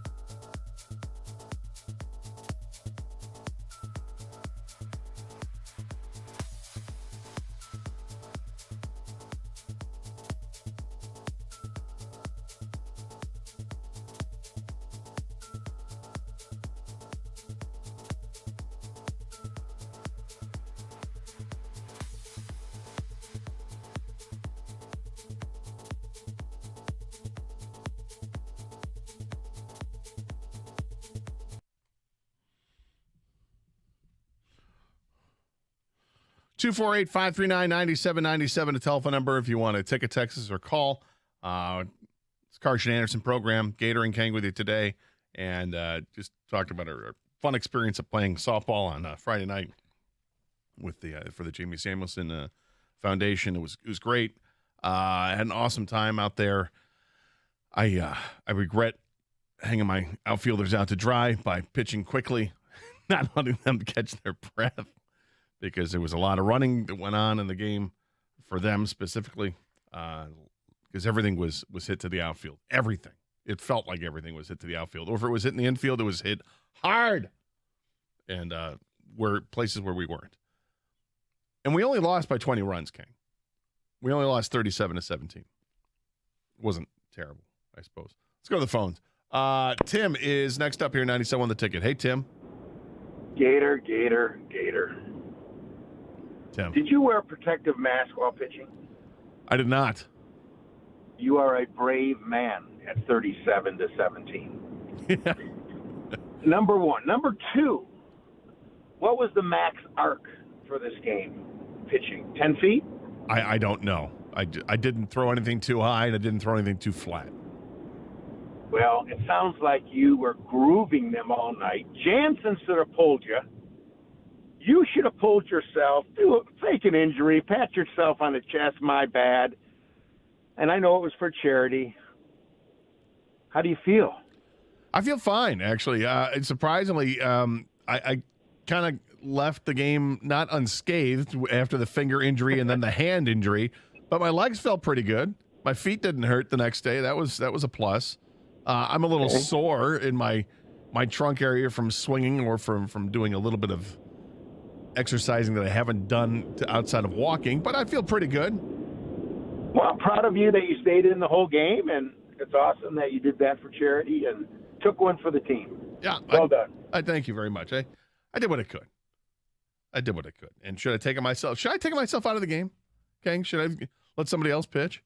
No. At one point, late in the game, Oakland University basketball coach Greg Campy came out, and I thought he was going to pull you, but he just gave you a little pep talk. I came to the mound too, as we do. I had a little discussion, and I think he just gave you a little pep talk, and he went back. But I don't think you should have pulled yourself out. I mean, you did what you could do. You could have slowed down a little bit, but hey, I definitely should have slowed. Defense wasn't there for you, man. Wasn't there for you. It's okay. Look, offensively, we scored 17 runs. You think that might be enough? It was not. We actually did hit the ball reasonably well for our ragtag bunch of guys. All right, time for our champ and chump of the week. You want to single somebody out for having a great week and single somebody out for having a not-so-great weekend. This is what we do here, 248-539-9797. I will start my champ of the week, Nick Taylor. Golfer Nick Taylor from Canada. He wins the Canadian Open, the first Canadian to do so in 69 years. He does it by draining a 72-foot eagle putt on the fourth playoff hole, beating Tommy Fleetwood and, of course, the rest of the field. But Tommy Fleetwood was the one he was competing for in a playoff. Congratulations to Nick Taylor, the first Canadian to win the Canadian Open in 69 years. It was awesome. My champ is Norway's Jakob Ingebrigtsen. You know who he is? He's Norwegian, you say? Yes. I don't know. He's a track star. He shattered the 2-mile record this past weekend by 4 seconds. Like, 4 seconds doesn't seem like a lot. It's a lot. That's a lot. He ran 2 1 miles under 4 minutes each. They had this little light thing. Yeah, it was like 3:57 each or something like that. Yeah, it was amazing. They have that little light thing around the track that shows where you're at and the pace where you have to keep up for like the world record or whatever. And he, of course, was ahead of that pace. It was amazing. Dude, he shattered the 2-mile world record by 4 seconds. He's my champ of the weekend. That's amazing. Awesome. That really is awesome. Yeah. My chump of the week.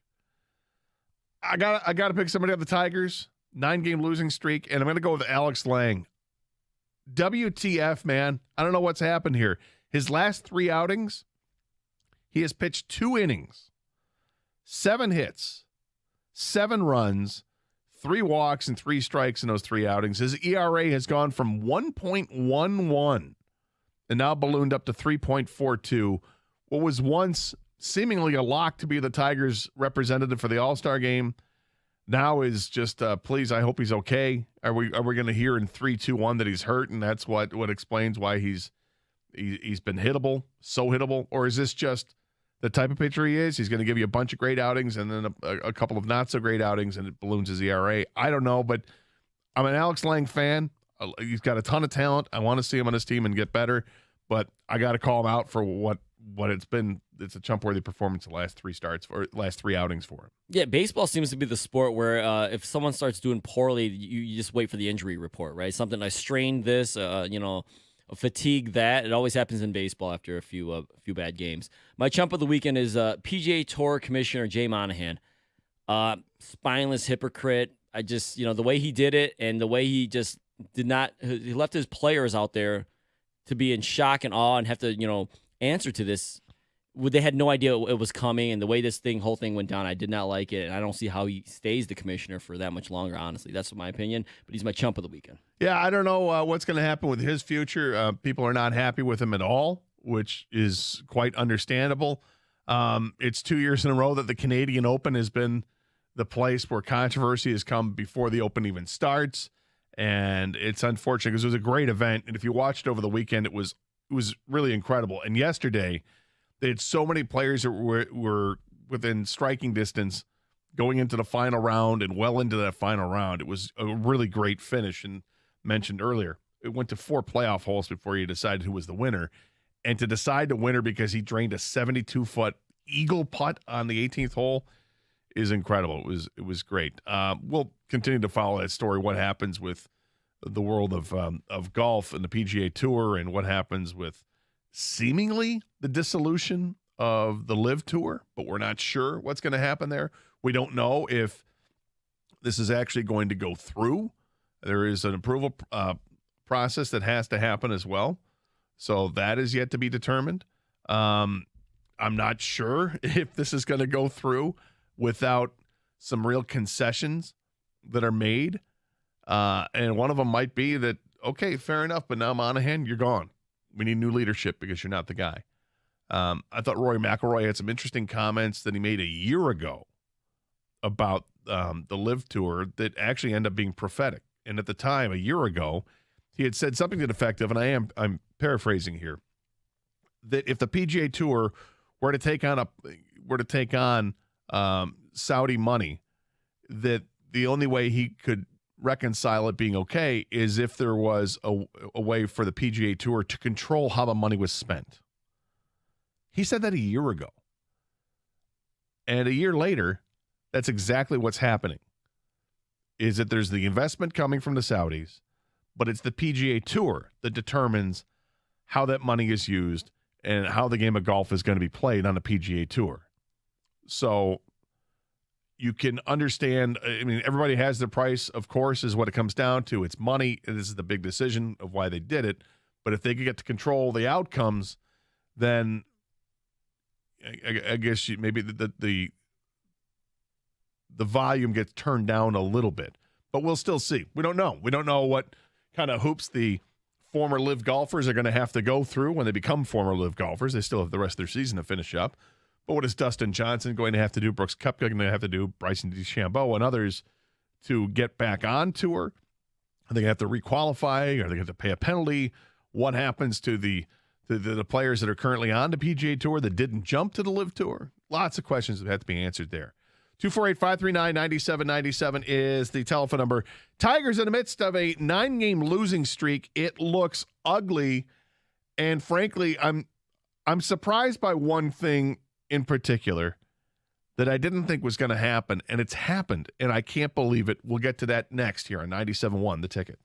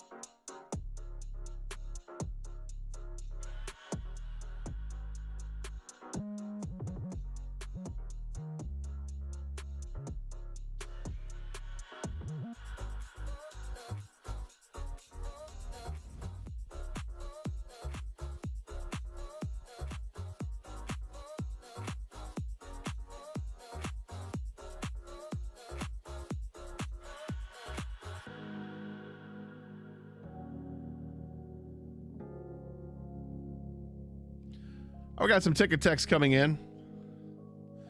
Champ or Chump votes. Champ, Tigers for mercifully killing false hope and freeing up our summer. No. Chump, Al Avila for this terrible lineup. It's not all Avila. Scott Harris has his fingers on some of it, but the some of it that he's got his fingers on are actually the ones that are slightly promising.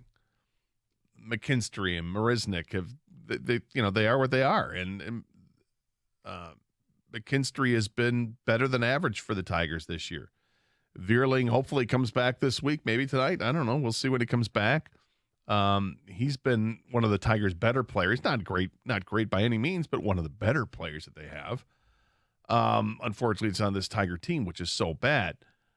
And Marisnik has been a really nice substitute for Riley Green. He's not ever going to be Riley Green when it comes to the plate, but he's gotten a few hits with the Tigers that he didn't have before. And he plays a really nice center field defensively. So that's been good. But the Avila part, I can't disagree. And we had the Avila cut last week talking about the trades and how he thought he still had a couple of good trades there because they got some fringe major league players out of it. Maybe they got a closer out of it, and then the closer goes out and has a couple horrible outings over the weekend. So that doesn't look so good anymore. My champ is Nick Taylor for winning the RBC Canadian Open. Finally, a Canadian gave Canada something to cheer about. Sorry we own the Stanley Cup. Oh, that was uncalled for. My chump is Al Avila. He's the gift that keeps giving. Now everyone can see how barren this team depth is because of his bad choices. I really hope that Chris Ilitch learns from this. Dave in Troy.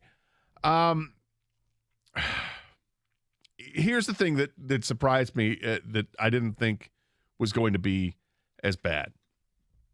I didn't think it was possible for the Tigers to be as bad offensively as they were last year.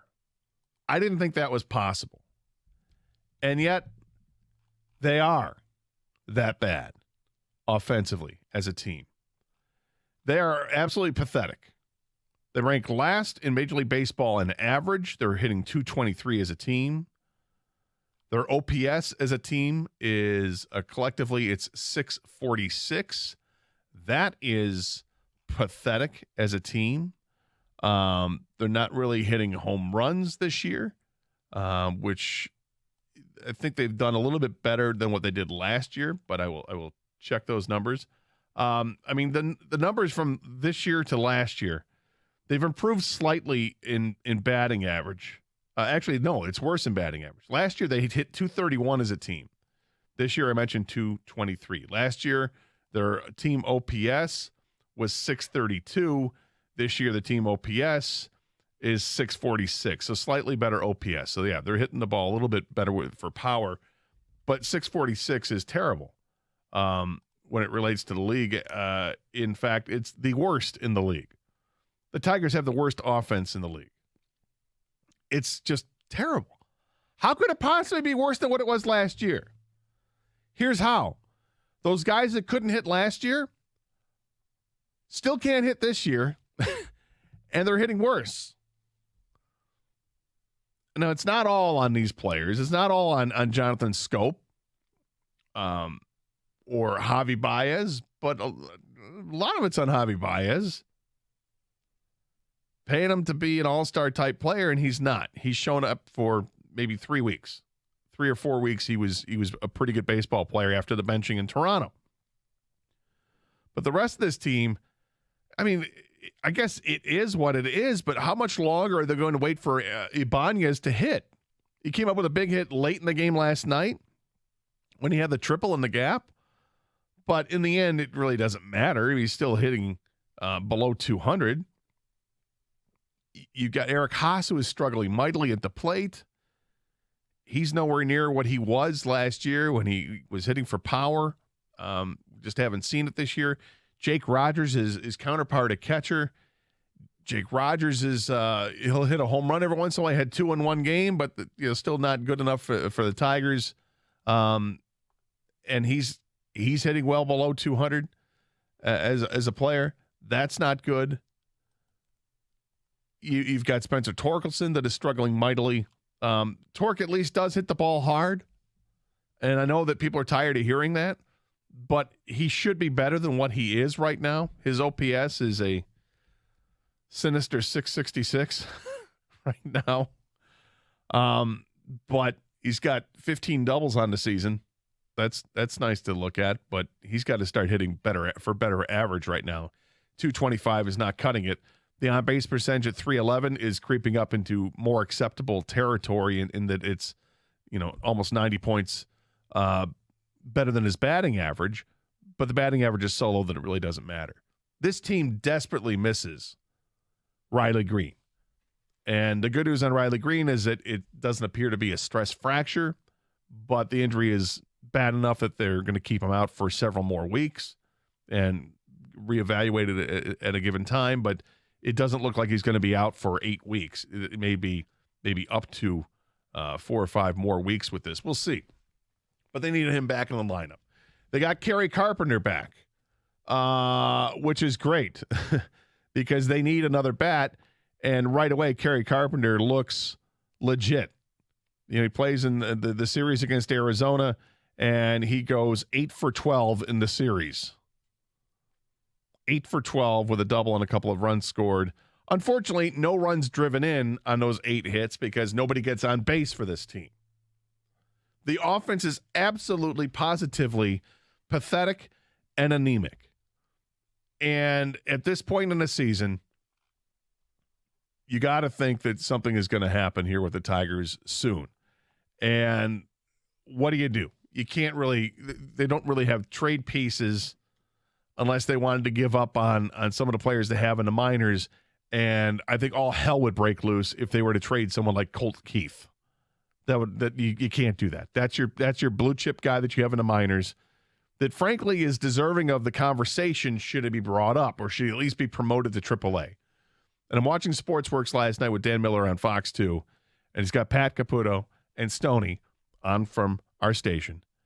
And Pat was advocating for Colt Keith to be brought up. And Stoney did not want to see that. He said, at least promote him to AAA first. Didn't want to see him to make the jump right away. And the comparison was made that Pat had made to Corbin Carroll, who is playing awfully well for Arizona this year. And Pat was saying, look, this is a guy who's only 22 years old, has fewer at-bats in the minor leagues and the fall league combined than Colt Keith, and he's been brought up. And, this guy's hitting 308, and he's got an OPS of over 900, well over 900. Call up Colt Keith. Well, here we are. It's June 12th, and I'm having a hard time saying you can't do that. I follow the minor leagues a lot. I've been very impressed with what Colt Keith has done. Last year, he had a really nice year. Continue that. He got hurt and then picked back up when he got healthy again in the fall league. Had a great Arizona fall league. This year, he's been tremendous in the minors. There's nothing left for him to do at the AA level. So you would think, go ahead and promote him to AAA.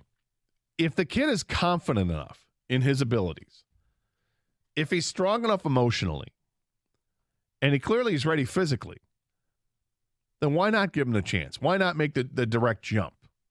This team needs a jump start. Here's another left-handed bat, which would be awesome because they don't have enough left-handed bats in the lineup. Guy who can hit for power, and somebody who's actually, I believe, has hit lefties better than he's hit righties. Now, for the first month and a half of the season, everybody was calling for Justin Henry Malloy to be brought up. And look, after the first month and a half of the season, you can understand why he was killing it. He had an awful month of May where he hit barely 200. I think it was 205 for the month of May. And he's been not much better since June took over either. Does Colt Keith jump Malloy? Probably does, because Colt Keith has a couple different positions he can play, and he's been more competent in the field than Malloy has been. But that gets to the ugly question about what do you do at DH, right? Because anybody can hit. You don't have to worry about that so much. And what happens with Miguel Cabrera, and that's a conversation that is fast coming.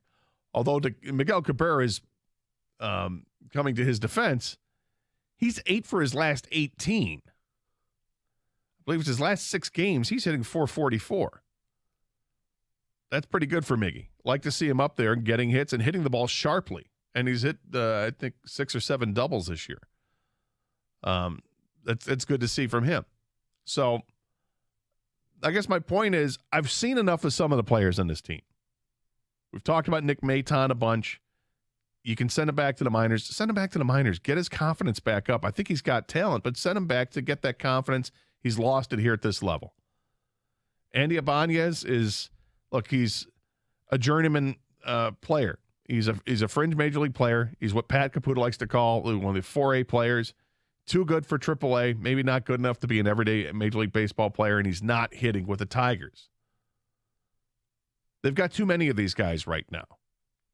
You know, and then the whole catching situation right now with the Tigers, with both guys combined are hitting less than 200, it's not good. It's not good. They have to find ways to get better. They have a couple moves they can make. Is now the right time to make those moves?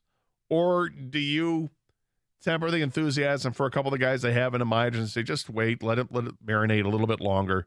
Or do you want to bring them up right now and make some moves? 248-539-9797. This is 97.1, The Ticket.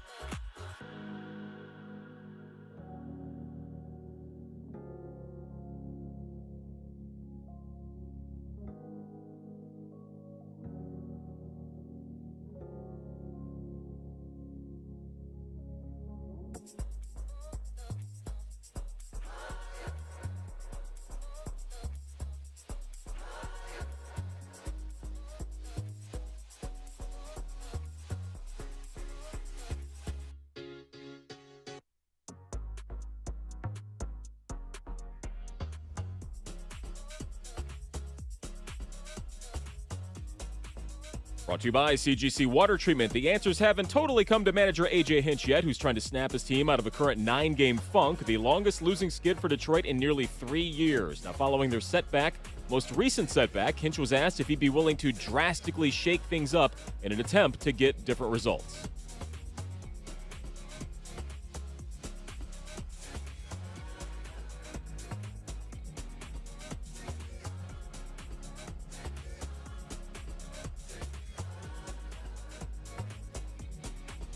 Well, another problem for Hinch is that the team is scheduled for another bullpen day with the rotation still a shambles, and they were forced to use 6 relievers yesterday already.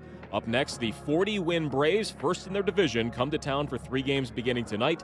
Detroit Bats will face 39-year-old starter Charlie Morton at 6:40. Dan Dickerson's play-by-play right here on 97.1. Game 5 of the NBA Finals could be the final game tonight. The Denver Nuggets will be on their own floor with a chance of winning their first title in franchise history. The Heat have their backs against the wall with tip-off just after 8:30 p.m. at Ball Arena in Denver. And the Michigan Open begins today at Oakland University's Cat Key Golf Course in Rochester. Stroke play qualifying starting this morning. It's also U.S. Open week, playing at LA Country Club starting on Thursday. Scottie Scheffler, the betting favorite, followed by Jon Rahm and Rory McIlroy. At the Ticket Update Desk, I'm Chris Villar. For more, go to 97.1 The Ticket and Odyssey.com.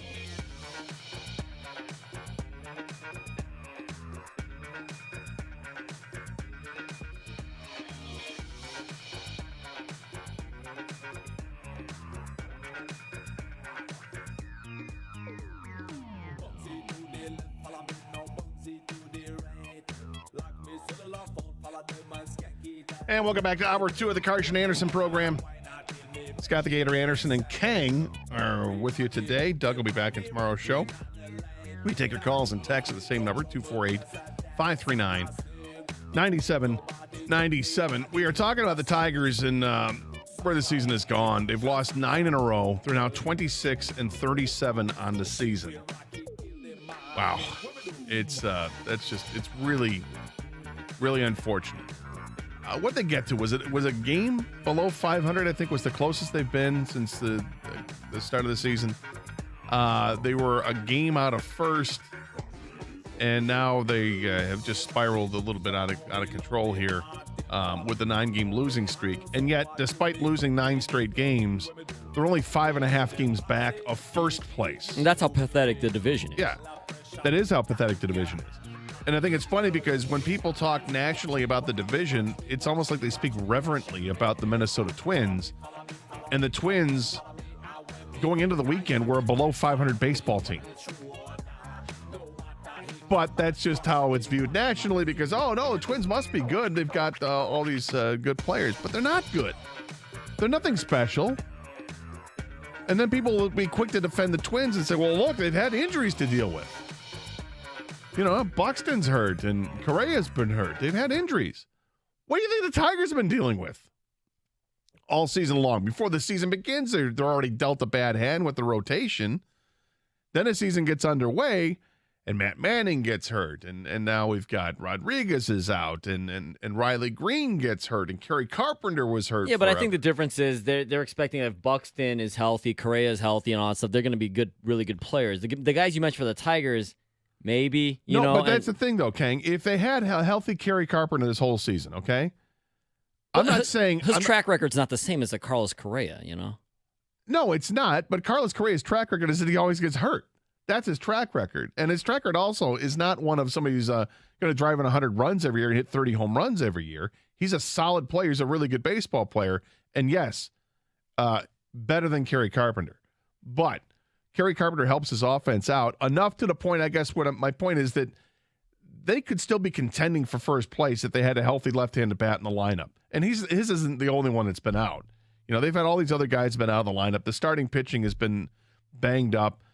And the good news for the Tigers is that they'll get some guys back. That they'll get Tarek Skubal back probably within a week. That they'll get Matt Manning back maybe within 2 weeks. That Bo Brisky started a rehab assignment. Not that I'm putting faith into Bo Brisky, but it's just another healthier arm to have on this team. And if you're able to get Riley Green back, but unfortunately, it's already going downhill, and they just don't have the offense now. We've seen, even without those pitchers, that the pitching staff has done a tremendous job, but they were losing games 1-0 or 2-1. They weren't scoring runs. They have no offense. The offense was positively pathetic last year, impotent last year. And this year, it's not much better. I'm sorry, it's a full-on rebuild, and I understand the frustration by fans and you, because this division's so bad, they're within striking distance, and they were even closer even before this 9-game losing streak, and they're still somehow within striking distance after this 9-game losing streak, because we just mentioned the Twins are 33-33, winning this terrible division. But for me, I just never expected a lot out of this team, and I guess it's different when you actually watch how bad the offense is. But this isn't a good team. They're just not. I know I'm breaking news there. A good team would have ran away with this division. They're not a good team, but neither are the Twins. Yeah, but they're better than the Tigers. Well, they are right now. Yeah, I agree with that. They are right now, but I'm not sure if they're that. I don't think they're that much better than the Tigers right now. I don't think the Twins are anything special. But how good do you think the Tigers are? Then is my question. I don't think the Tigers are that good either. The division is awful. We all can see the division is awful. But are they bad? Were they this bad to lose 9 in a row like this? I don't think they're that bad. See, I guess that's where we disagree. Here's who they lost to. You get swept by the White Sox in Chicago and you lose 3-0, 2-1 in extra innings, and 6-2. Do I think the Tigers are better than the White Sox? I do. Lose to Philadelphia. Philly's a better team, but they lose a couple of one-run games, 1-0 and 3-2. That's brutal. They take on Arizona, and Philadelphia and Arizona are better teams than the Tigers, but they should have been able to win a couple of those games. Out of 6 games, could they have gone 2-4? They could have. Could they at least gone 1-5? They had the lead yesterday late, and they just blew it. And now it doesn't get easier because now you got 3 games against Atlanta. And then you travel to Minnesota for 4 games where you're really going to see what's going on with this team when they take on the Twins. But by the time they get to Minnesota, they may find themselves 7 or 8 games back, and then who cares, right? I just want to be entertained. Oh, I do too. And I think the way and if I were to be entertained, this is why the discussion of Colt Keith comes to play, or Justin Henry Malloy comes to play. Entertain me. Give me something worth watching. Yeah, but see, that's not Scott Harris's job, is to entertain. He's trying to build something for the long term here. And so I think as much as we want to bring certain guys up, or people want to see young players come up because this offense is so bad, right? He still has to look at does this make sense? Is this guy ready? I mean, he was on AJ Hinch was on the morning show. He's on the morning show weekly, and Justin Henry Malloy was brought up, right? And what's Henry Malloy done since? Yeah, he's been terrible. And AJ Hinch was basically saying defensively he may not be ready, and you got to be careful when you bring up these guys. And I think that's what Scott Harris and AJ Hinch are doing. This is a long haul plan. This is a complete rebuild year. We all want to be entertained. We want to see more offense. Yeah. They're just not a good team. And when they go on losing streaks like this, it's kind of expected. What they've done to keep within striking distance to start this year surprised the heck out of me. And I was all for it. And I want them to win. But I'm not going to sell. I'm not selling out for this year. Well, I guess it depends what sell out means. If selling out means bringing up your best minor league player, who's Colt Keith, who's got no reason to be playing in Double A anymore. He really has no business playing there anymore because he's just owned it. He needs to, at very least, be promoted to Triple A, which I would expect happens very shortly. I don't think Keith was in the lineup yesterday. I wonder if that means something that he's moving to Toledo as early as for their game tomorrow. Could possibly take place there. I have no problem if they were to promote him right away to the majors because, as Pat Caputo says, there are other players, and Arizona's got a really good player who was promoted after I don't think he played AAA, and he had fewer at-bats than Colt Keith had. And he's killing it right now. I think Colt Keith might be the right player to bring up because if he's got the right mindset to go with the physical capabilities, then let him do it. And he's a better fielder than what Malloy is. And if you're ever concerned about somebody in the field, you can always play him at DH because your everyday DH, you don't have one. The Tigers are playing Miguel Cabrera, 4 out of 7 games, if that. They're playing him half the time, where he gets at bats. He's actually hitting a little bit now, which is nice to see, but we know this is his last season, and they're still going to use kit gloves with him, and he'll only play 50, 60% of the games this year. Well, that leaves plenty of room for somebody else to be DH. And I'm tired of seeing Nick Maton come up hitting 4th or 5th on the lineup and, sparkle with his .170 batting average. Or Andy Ibanez do the same thing. At least Ibanez can field somewhat, but he's not hitting. And you've got maybe the worst free agent signing in Tigers history with Javi Baez and what he is not doing for this team. I mean, remember a few weeks ago when Javi Baez was playing well and A.J. Hinch was asked the question, what was the difference? And basically he said a focused Javi Baez is a really good Javi Baez. Well, clearly hasn't been focused the last few weeks because he's been awful, brutally bad. That strikeout he had, I think it was against Philadelphia, was one of the most embarrassing strikeouts you'll see. And he struck out again yesterday and that same damn slider that he can't lay off the slider. Low and outside, he's going to swing at it. If it goes into the dirt, he's still going to swing at it. He can't lay off it. And it's tough to see because you know that he's got talent. It's just not coming through anymore. Some more ticket text coming in at 248-539-9797. From Curtis, as champ as everyone that was involved Friday night with the charity and celebrity softball game. Chump, the Tigers with all the losing. Champ 97-1 for supporting colon cancer and raising money in Jamie's name. Chump, Chris Ilitch for running the Tigers into the ground. Avila should have been gone 5 years ago. Well, that was a chance they made. The Tigers did, and Chris Ilitch, and when they moved on from Dave Dabrowski to hand the keys over to Al Avila, and things have not gone swimmingly since then. Obviously, Avila fired, and now it's Scott Harris's team. Look, this trade deadline is going to be interesting. I don't know if the Tigers have much to offer at this point. Does Alex Lang get you something in trade? We'll see. 248-539-9797. This is 97.1, The Ticket.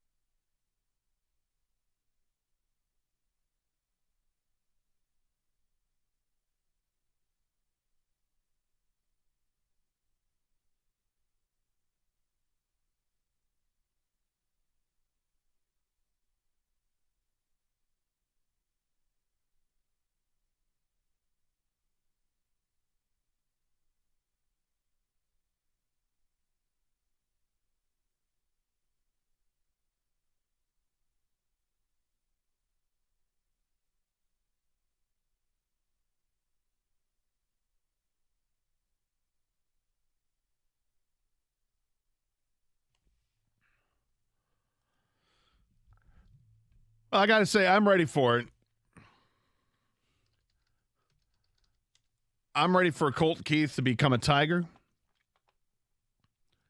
He's in Double-A Erie for the Tigers organization right now. He's played third base. They're playing him in other positions as well this year. He's done all that you can do at this point. In his career, he's been very good to this point. 628 at-bats in his minor league career. He's a .306 hitter with an .899 career OPS. This year, he's really blossomed at Double-A. 211 at-bats. He's got 12 home runs and 43 RBIs. He's scored 39 runs. He's hitting .332, and his OPS is just over 1,000. It's time. It's time. Let the big fella come on over. Let him play third base. Let him play the hot corner. See what he can do. Because he's deserved it to this point. And some would say, why don't you just bump him to the minors? Or bump him up to AAA. I can understand that, and if that happens, if that's the move, so be it. And then maybe he's on the fast track if you give him a few weeks there, and if he's hitting, then go ahead and call him up. But we're getting to this point here. They've got a tough series at hand against Atlanta at home, and then they travel to the Twins for 4 straight games, and it's 7 games that really could make or break the season. This week kind of feels like that week the Red Wings had when they had back-to-back games against Ottawa this year that really sort of dictated what was going to happen with this season right before the trade deadline. They lost both of those games against Ottawa. They ended up being sellers at the deadline, and I think it was the right move given the talent level on the Red Wings at that time. Had the Red Wings gotten into the playoffs, they would have been open around fodder to Boston because they weren't equipped to beat Boston like Florida was at that time. Florida is a much more talented hockey team than the Red Wings are.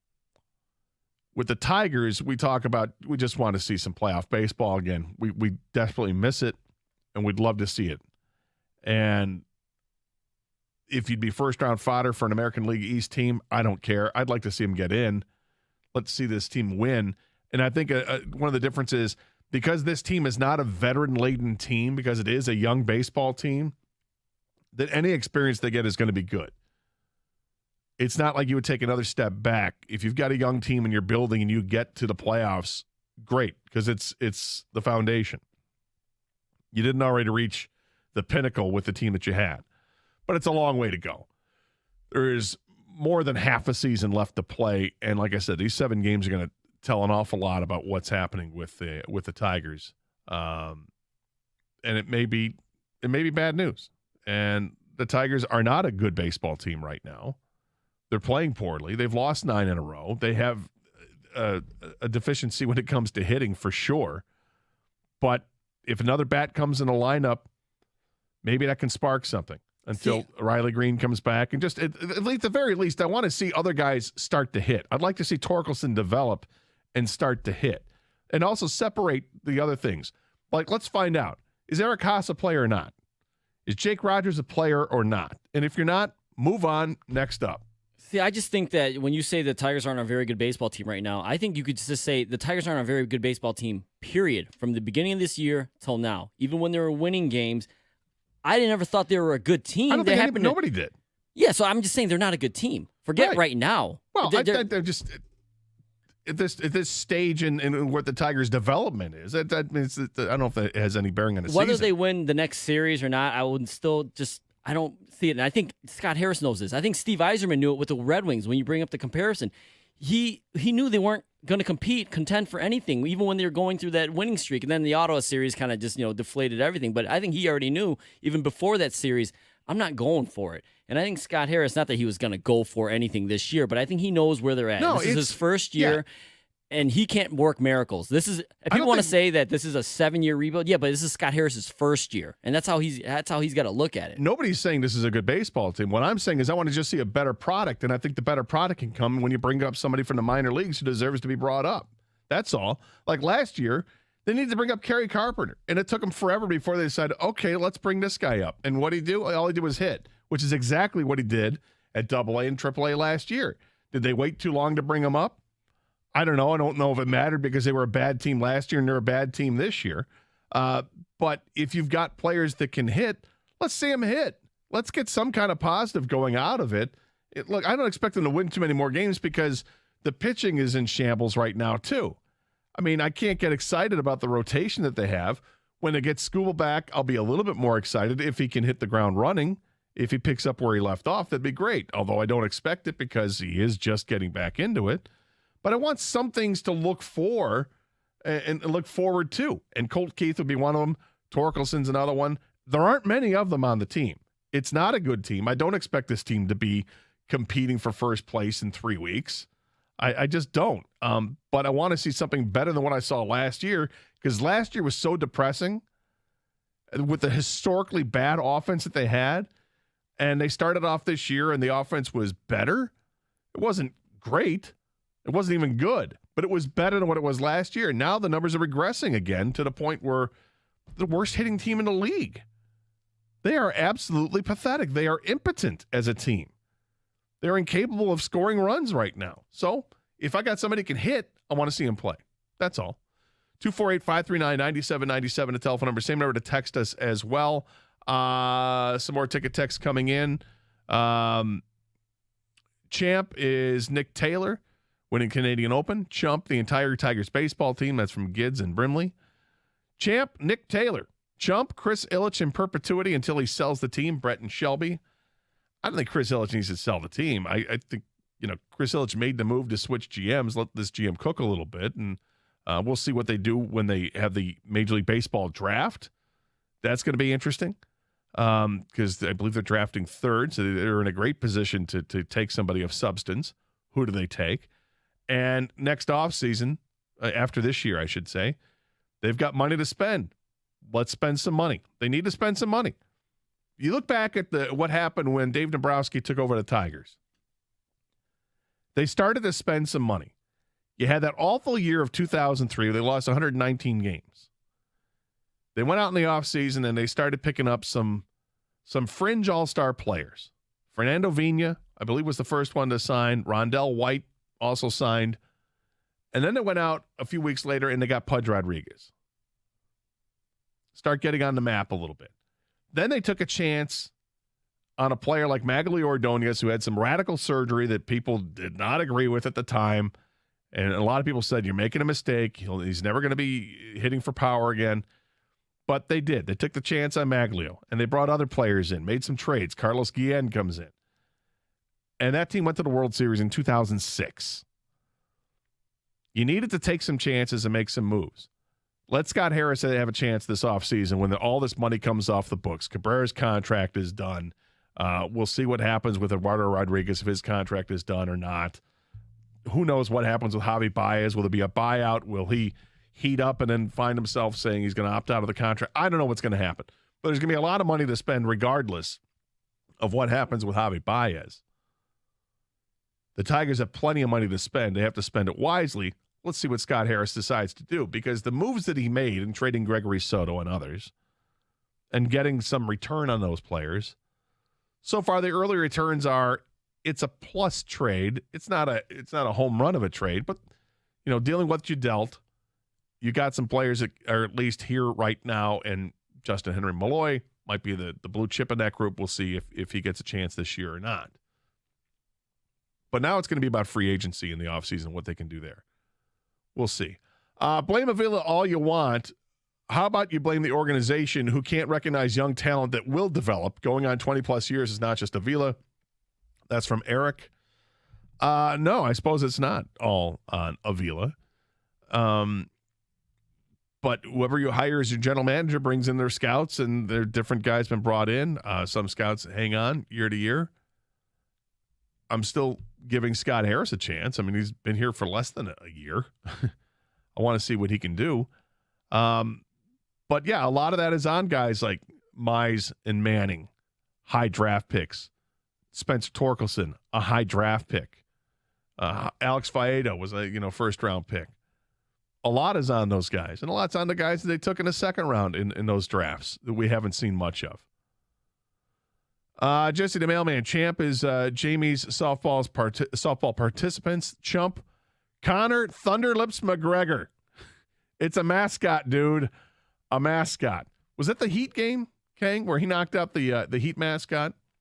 Yeah, I mean, it was obviously a skit, but I think I agree with the texter. I think Connor connected through the face, through the mascot's, what do you want to call it? Yeah, so they were doing some sort of skit, and Connor was promoting like some kind of, some sort of spray, I guess, that helps you recover or whatever.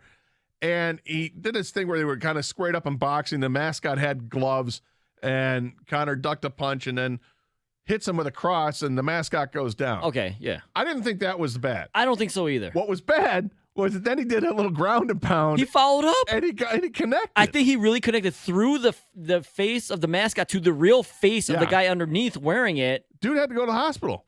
Left by ambulance, went to the hospital. I think he's okay, but nonetheless. Relax, Connor. McGregor. Like, dude, this is a skit, man. Yeah, took it a little too far. I don't know if Connor's going to have a career in movies after this, because if you can't fake a punch with a mascot, how are you going to pull a punch when it comes to the silver screen? I think he's in the new Roadhouse movie.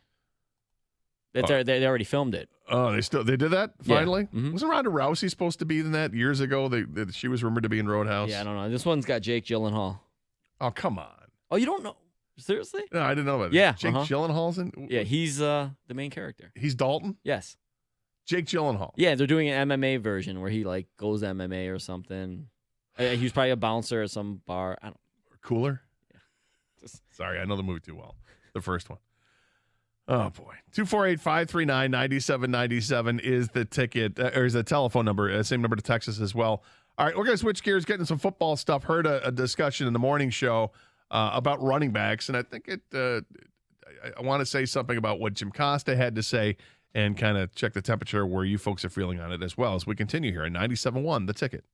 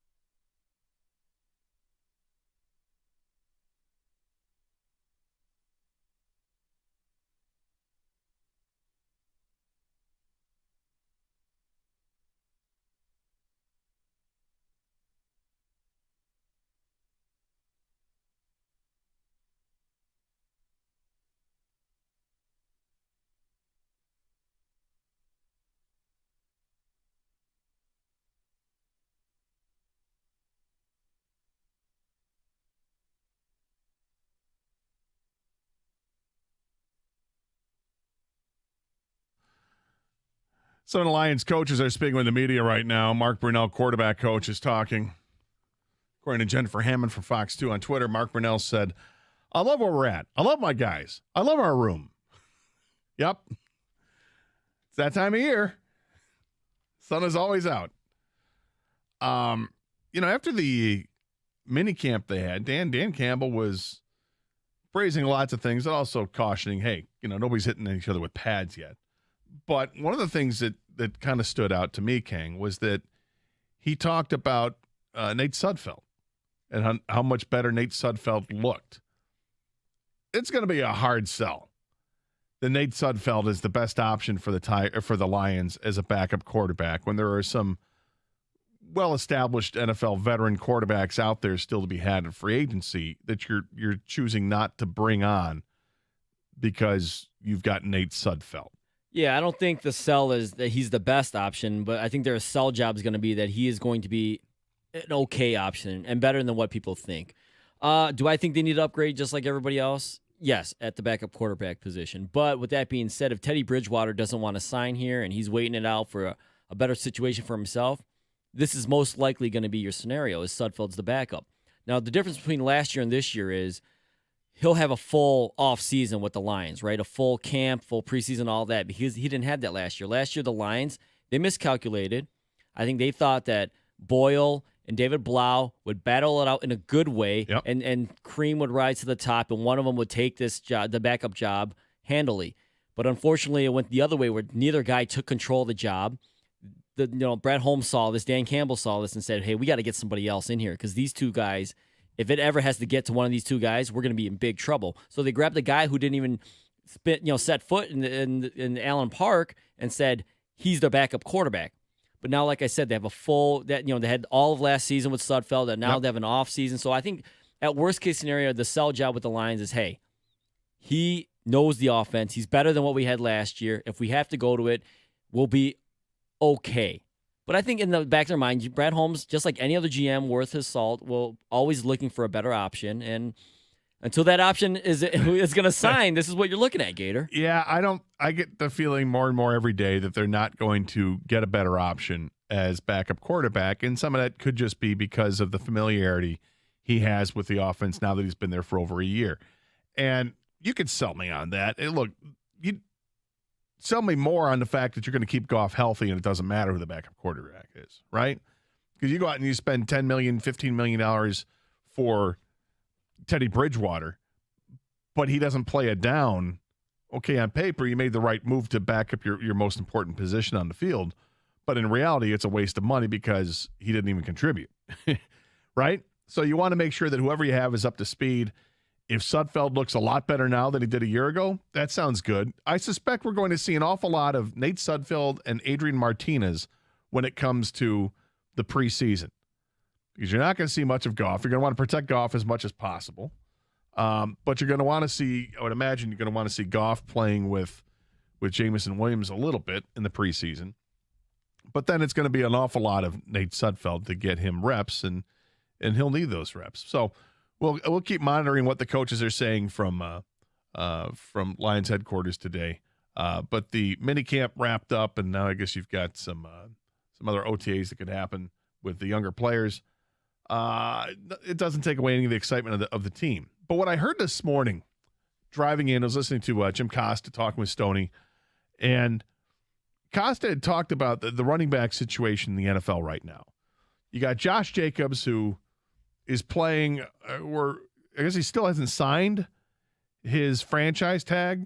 He's unhappy with it and might be willing to take one for the team, meaning taking one for all of running backs in the NFL, because the running backs are woefully underpaid. And he doesn't like the situation. There's even been talk of maybe the running backs need to form a different union, which seems kind of crazy. You've got the Dalvin Cook situation with the Vikings, where the Vikings, I think they made the mistake by saying, hey, if anyone wants him, we're going to try to trade him, or otherwise we'll just release him. Well, once you let everybody know you're going to release him, guess what's going to happen? No one's going to trade for him. So you just devalued the player that you have, who should have had some value there.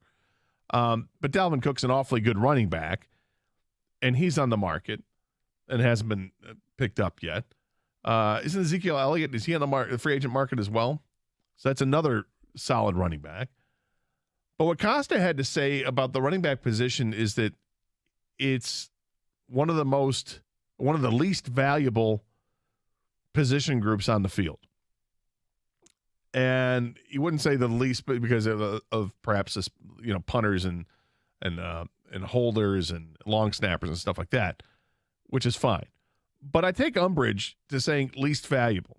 And now his association was, as I talked to him during a break, was specifically about how much money is paid to the running backs. And I get it. And that's what's happened, is that nobody's paying running backs. But I would argue this. I think the running back position is one of the most important position groups on a football team. It's the most disposable, or one of the most disposable groups, but it's important. Every team addresses it, and every 3 years or so, you have to find a new running back because they just use them and abuse them. Running backs are no longer part of the league where you look at somebody you draft and you groom them and you feel like, okay, this person's going to be part of our franchise for 10 years. You don't look at that with a running back. With a running back, it seems like the NFL has devalued the position so much from a monetary standpoint and from a standpoint that you use them so much that you only want to get 3 or 4 years out of them. The first-round running back is rare. We saw 2 running backs this year going to top 12 picks, which is a rarity these days. But so those are 2 guys in Bijan Robinson and Jahmyr Gibbs that have a chance at a 5-year contract, 4 years with an option for the 5th. But are they likely to get that second big contract that other first-round picks will get? No, because the league views that position as disposable because we can always recycle, get fresh legs, and get them out there. It doesn't mean the position isn't valuable. It means the money that you spend on that position, you don't have to spend as much because you can always get fresh legs in the draft. And because of that, I can understand the feelings that Josh Jacobs has, the feelings that Le'Veon Bell had several years ago. Le'Veon Bell was dead right that he wanted to be paid more for what he does. Because at the time, Le'Veon Bell wasn't just a guy who ran for 1,000 yards. He was a guy who was going to catch the ball out of the backfield 60, 70, 80 times a year and be a hell of an option out of there and get you close to 2,000 yards from scrimmage. But Pittsburgh wasn't going to pay him. He turned down a pretty decent contract, ends up, moving on and is out of the league and still a young man. That's how the NFL treats running backs. It used to be treated with reverence because the running backs would get the ball 20, 25 times a game. You would have multiple running backs that had well over 300 yards a carry. Think about this. If you think a running back carrying about 20 times a game isn't much, well, now on a 17-game schedule, that's 340 carries in a season. You know who does that? Damn near nobody.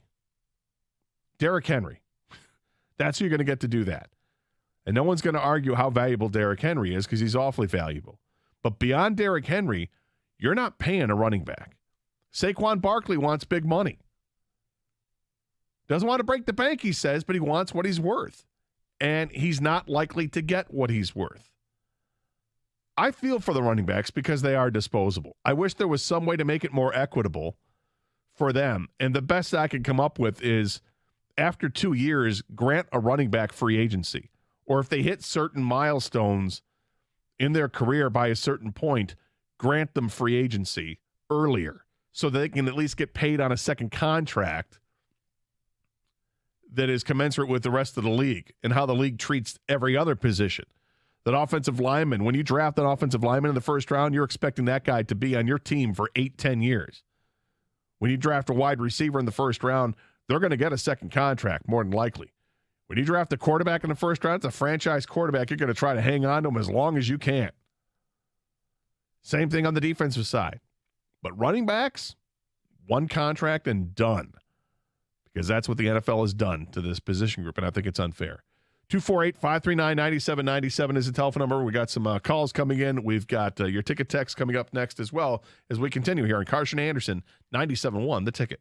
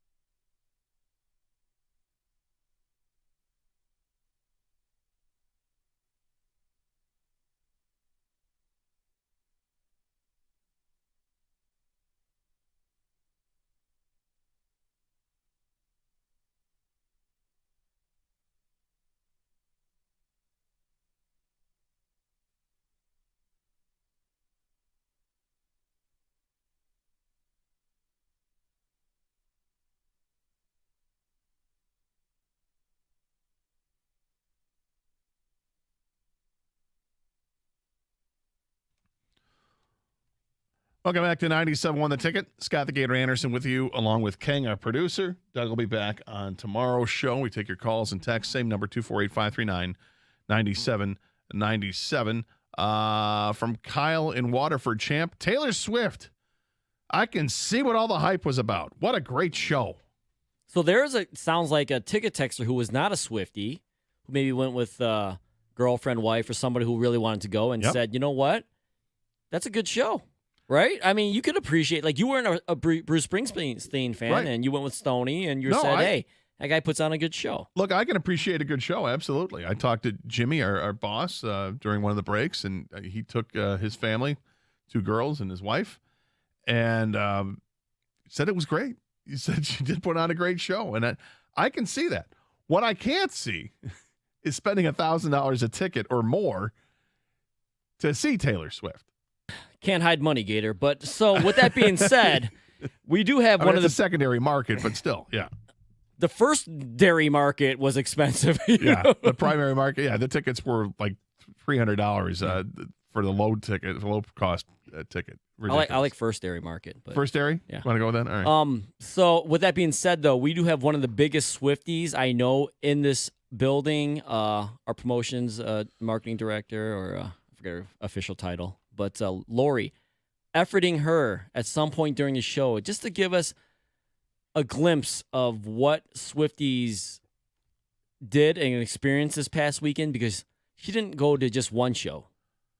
She went to both shows. Yeah, I want to get her thoughts on what it was like. Because I have some serious questions, as do you. Oh, I got questions. Right? And we're not trying to make fun or anything. I'm serious questions. I'm not making fun of any of this. I think I'm just amazed at the cost that people were willing to pay to go see the concert. But beyond that, I mean, I can put that aside, all right? Because let's say it's put that aside. Great show, worth the money, whatever. Mm-hmm. But the fact that everything was going on this weekend, you had the Tigers there, you had concerts going on at the Fillmore and elsewhere. You had Pride Fest downtown. It was a busy weekend. It was a very busy weekend. And how do people handle it with the traffic? Not well. Not well. Apparently, and you had because there were people that did not have Taylor Swift tickets that still wanted to be downtown because Taylor Swift was in concert. Even though they said don't go downtown if you don't have tickets. Because if you don't have tickets, don't come, anything. Right? Don't come, and people still did. Of course, there were traffic jams like crazy, and I talked to somebody the day after so we've been Saturday after the first show, and they said that driving down, it was a problem. Getting there took well over an hour, like an hour and a half to get there from Metro Detroit. But going back, they were home within 40 minutes. The ride home apparently wasn't nearly as bad as the ride down was. So we'll get to that coming up a little bit later. But let's get back to some more phone calls. 248-539-9797. And we've got Ed in Ann Arbor. Ed, welcome to 97.1 The Ticket. Hey, Ed. Hey, Gator. Hi, guys. How you doing today? Good. How are you, Ed? Thanks for taking my call. Knowing Brad Holmes nominally as we do, we think he's a pretty good. He picked up that Martinez kid from Wisconsin as an undrafted free agent. Am I correct in that? Well, the quarterback? Yes. Yeah, not from Wisconsin. He had played at Nebraska and then played at Nebraska. Yeah, okay. Elsewhere after. That kid was a good kid. He was the best player on a bad team. He's a big kid. He's got a strong arm, and he's a tough kid. We might see a surprise from that kid in training camp. Sudfeld might have problems. Well, maybe, but I would say this. I wouldn't expect it to be much of a competition for the first year here, because Nate Sudfeld has spent time with the Lions. He's already got the leg up because he knows the offense, and it's going to take Adrian Martinez a while. And Martinez played last year at Kansas State, but had played prior to that at Nebraska. I like some of the things that he brings to the table. He's an incredible athlete. So that's what I like about him. Yeah, there's a lot to like about him, but I would still think Sudfeld has a big leg up on him, because Martinez has to be swimming in it. He's not the greatest passer out there, but he can certainly make plays. Okay, all right. I'm just wondering, because look, man, I'm so excited. I'm excited about the unknown. Forget the guys we already know about. I'm looking forward to seeing who this guy came up with that nobody ever thought of. Well, we'll see. You're going to get a lot. I think we're going to get a long look at him in the preseason, unless they sign another quarterback. But if they don't, if they go with the room that they apparently really like the quarterback room, we'll see very little of Jared Goff in the preseason. I think we'll see a ton of Nate Sudfeld, and we'll see a lot of Adrian Martinez. That's what I think we end up seeing. In his career, Martinez was a 63% passer, 49 touchdowns, 30 interceptions, but he also ran for 2,800 yards in his career and 44 touchdowns on the ground. He can make plays with his feet. He can extend plays. The problem with him at Nebraska, and we saw him play 4 years in Nebraska, it felt like he was a turnover waiting to happen at the most inopportune times. And it may have cost Scott Frost a job. It was very frustrating if you were a Nebraska fan watching that take place. Or you'd be in a game, and next thing you know, he's coughing a ball up or he's throwing an interception. Very, very upsetting. But he's clearly has some talent. I don't think Nate Sudfeld's anything special, but if Martinez beats him out, that would be quite the upset. I mean, quite the upset. It would be quite the upset. This is not like Hendon Hooker beating him out. No. Hooker's not going to be healthy enough to even compete for that backup spot, but undrafted Adrian Martinez, that'd be quite the upset, right? I mean, Nate Sudfeld, if he doesn't win this job, they're in serious trouble. If Nate Sudfeld's terrible this preseason, and they can tell in practice like he's as bad as Boyle and Blau was last year, this is 2 years in a row where they've miscalculated what they had at backup quarterback. Here's where I could see where Martinez during the regular season, now I forget what the rule is now. Are you allowed to dress 3 quarterbacks? I think that's what you're able to do this year. Yeah, and there's like stipulations where that quarterback can't come back in the game or something weird. Yeah. Mm-hmm. So here's where I could see that Martinez gets in a game before Nate Sudfeld does. Wildcat packages. Because he is an athletic player, because he can run. He ran a 4.55 40. He's got decent size. The 44 touchdowns in his career on the ground, the near 5 yards per carry average on the ground. And it wasn't like he only carried the ball, 40, 50 times a year. This is a guy who carried it well over 100 times a year in 3 of his 5 years in college. So I could see that happening. And we'll see some of those packages put in perhaps in the preseason. But I'm not getting all jazzed because the Lions have Adrian Martinez. Richard is next up here, 97 the ticket. Hey, Richard. Hey, how's it going? With Adrian Martinez, when guys are recruited out of high school and they're not designated position, they're designated athletes. Yes. And I think 7 years later, however it's been, he's still athlete. He's not somebody you want to be hanging your hat on, even probably the third stringer. But here, I want to go, Scott, take a little umbrage with your statement before the last break about it's not fair what's happening to the running backs. Yeah. And the free market is what the market is. And it's not that it's fair or unfair. They just don't have the same value they used to have.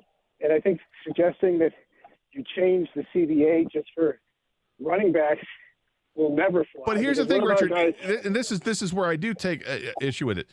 It all depends what do you determine as value. If I'm looking at value as on the field value, not what I'm paying you, but what on the field value is, running backs are incredibly valuable. The ability for a team to run the ball is incredibly valuable. Yes. But putting all the money, I mean, it's not like it's not getting money. I think whatchamacallit turned down $10.1 million, or he won't sign his tender for $10.1 million. What would you rather have? About the top of the market. Would you rather have a top-notch running back, or would you rather have a top 15 tight end? Well, I don't think that's the question. The question is. Well, I mean, I think it is because the tight ends get paid more. Tight ends get paid way more than running backs do. I don't know if that's true. How many first round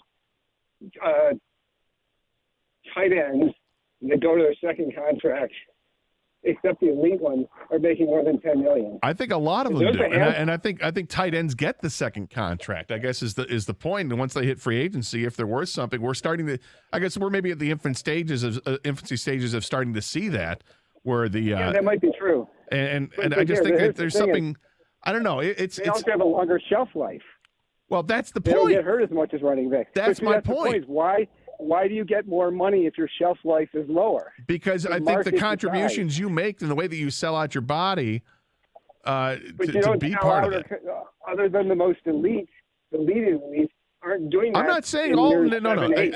And thanks for the call, Richard. I'm not saying all running backs should be able to negotiate that. What I said was that I think if you hit certain milestones, if you hit certain numbers, milestones is the wrong way to word it. If you hit certain numbers, okay, if you played, 2 years in the league and you've got, 3,000 yards from scrimmage in 2 years, should be able to negotiate a free agent contract at that point if you're a running back. I'm just trying to find a way to make it more equitable so the running backs actually get paid instead of being disposed of after 4 years. Or if you're going to get signed as a free agent, that your free agent contract is nothing because the league has devalued that so much with what they're paying out to you because they've already, they're using you up. You have a certain shelf life. And I understand all that. That's why I think that they should be paid more because their careers aren't going to last long.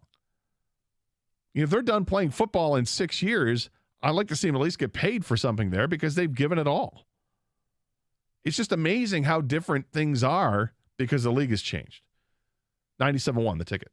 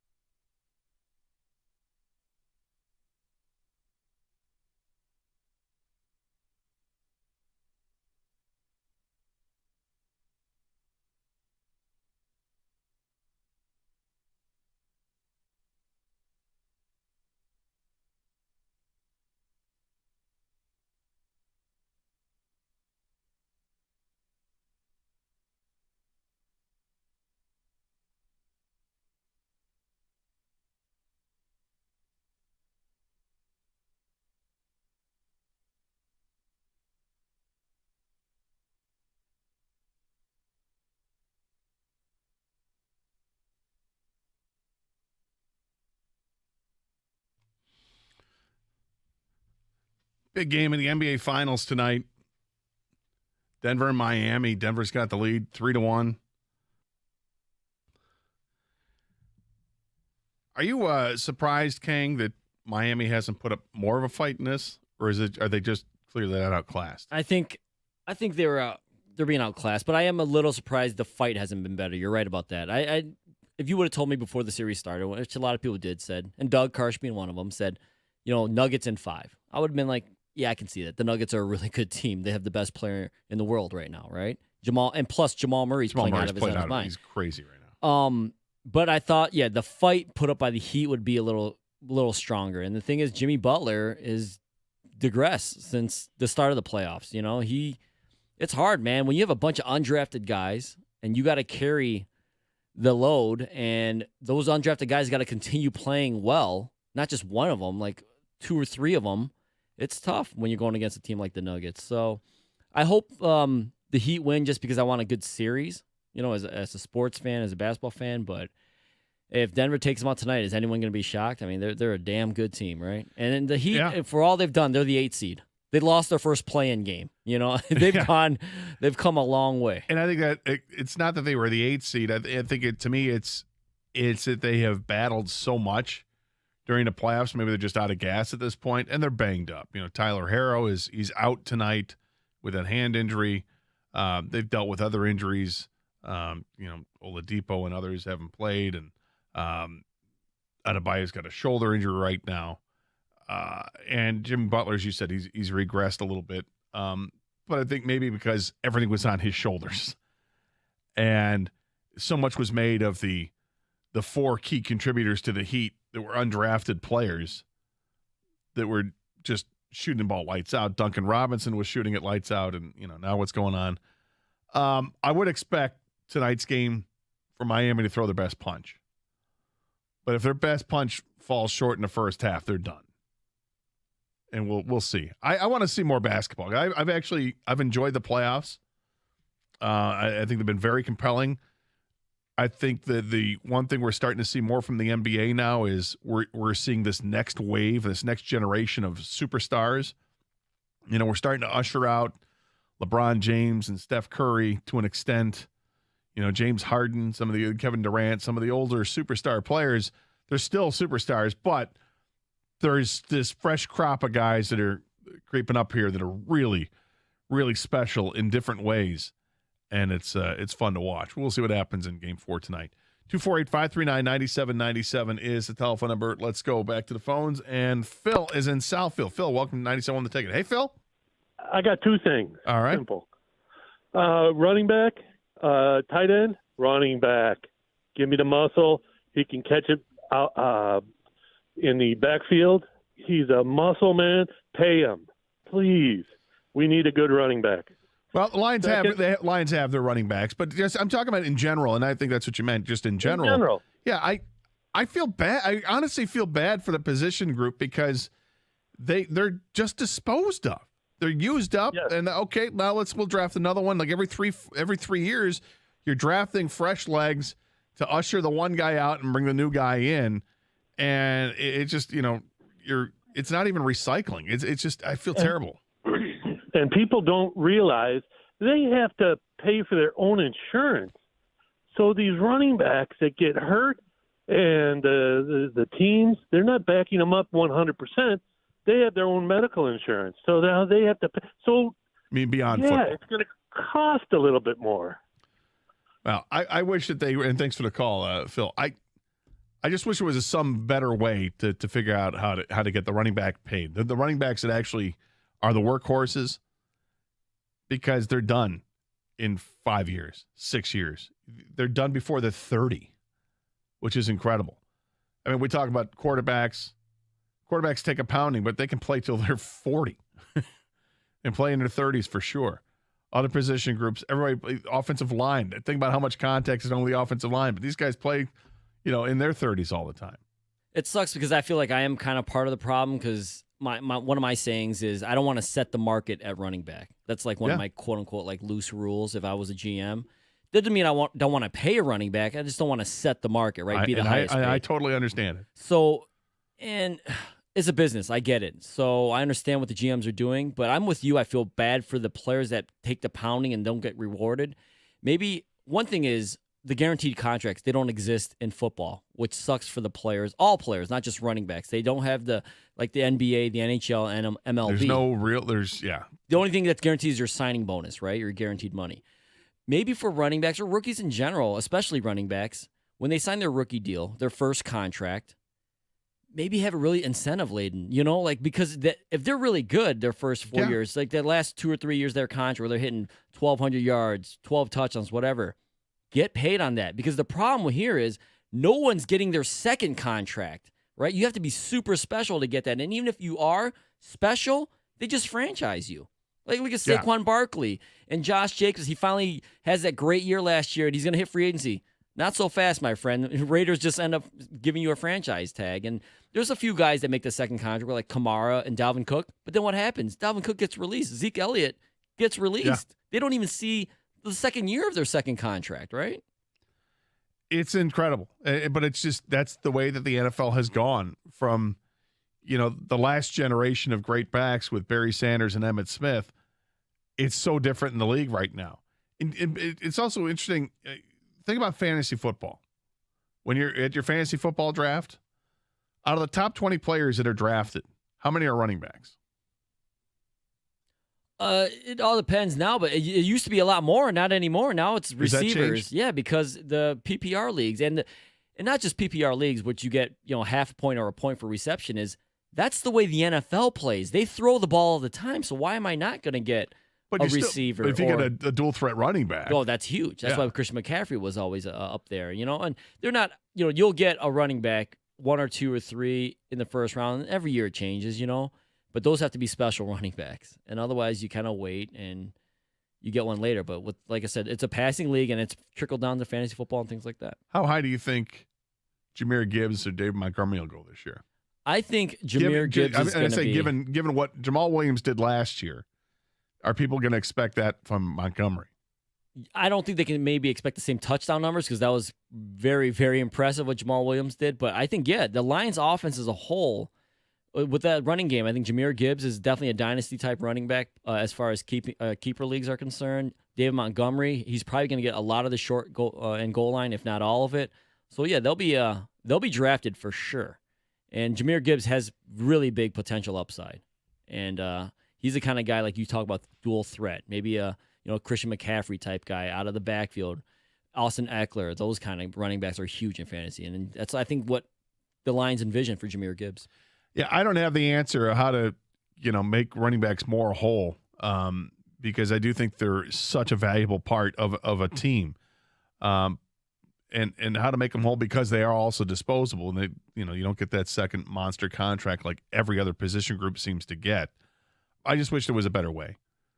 And what we're seeing right now play out with Saquon Barkley or Josh Jacobs and Dalvin Cook, it's really kind of head scratching knowing that they're not going to get what their value truly is because the league has made it less valuable in terms of what they actually pay them, despite the fact that they are counted on heavily to improve the offense.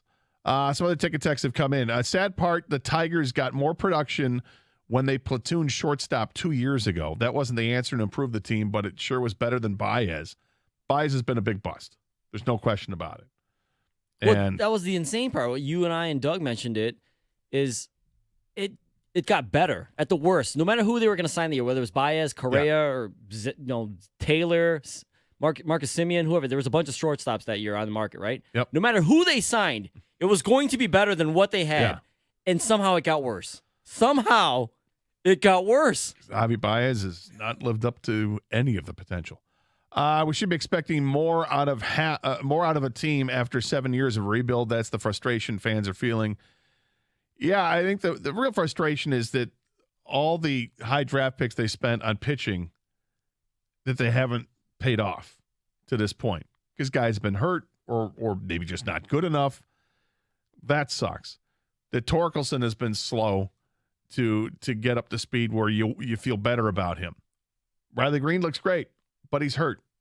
And I hope Riley Green isn't going to be one of these players like a Carlos Correa, like a Byron Buxton, that looks really good when they can play, but they're hurt, and because he spent a lot of his time being hurt, and that's unfortunate.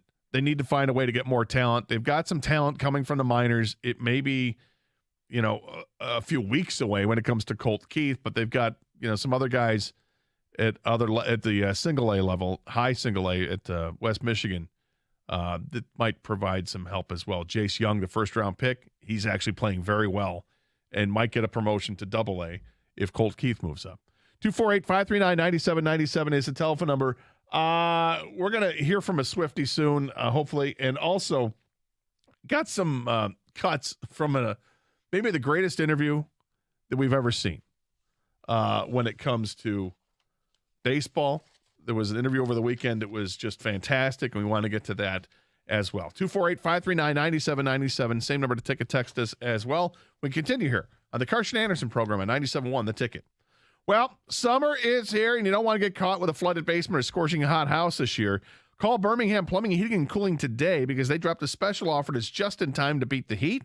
Birmingham Plumbing is now including a free ultraviolet light air purifier or a high-efficiency air filter when you have both your furnace and air conditioning systems replaced. Now, in addition, they include up to a full 5-year parts and labor warranty with annual maintenance. That's pretty awesome. And don't be worried about that cost up front because Birmingham has got you covered there as well. They're going to offer financing options for your new furnace or AC system for as low as $70 a month. So whether it's your air conditioning or furnace, maybe you got a pool heater issue, a boiler or a water filtration problem, it could be a flood in your basement, a clogged drain, or a cold pool.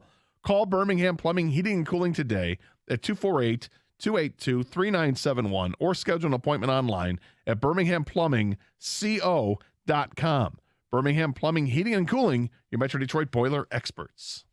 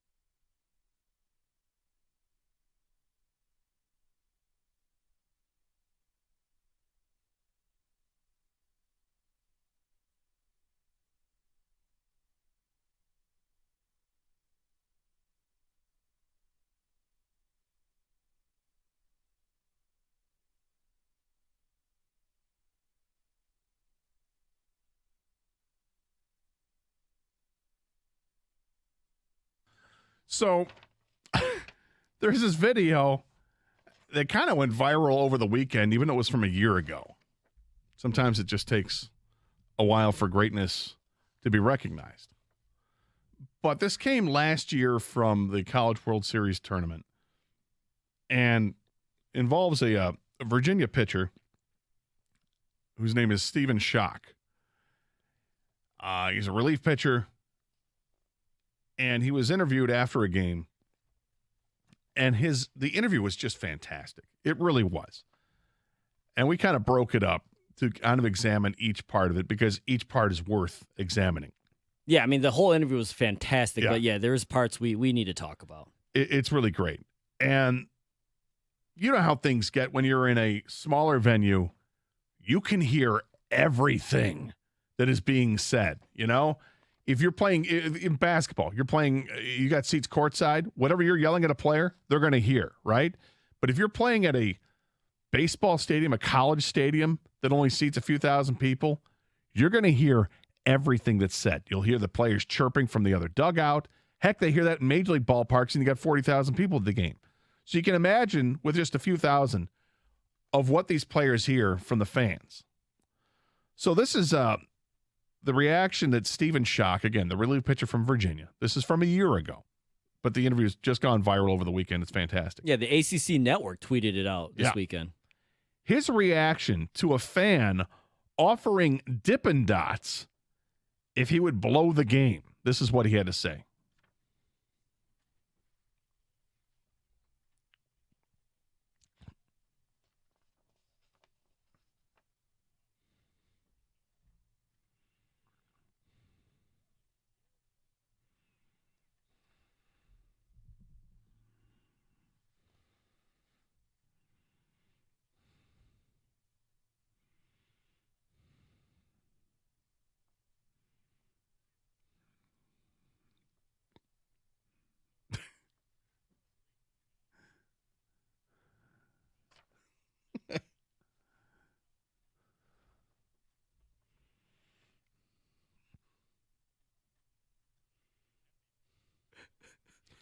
That's awesome. I mean, it's like the Miley Cyrus song, except he can buy himself Dippin' Dots instead of flowers. You think that all went through his mind? Like, Dippin' Dots? Wait a second. If we win. Yeah, that sounds pretty good. I like Dippin' Dots. But I'm from the opposing team. I love his rationale. But if we win, we get to extend the tournament. I get more per diem. I can buy my own Dippin' Dots. And be a winner. I can draw my name in the sand. I can do whatever I want to do and be a winner. Awesome response with the Dippin' Dots. Then he was asked about motivation when it comes to taking the mound. Here's what he had to say.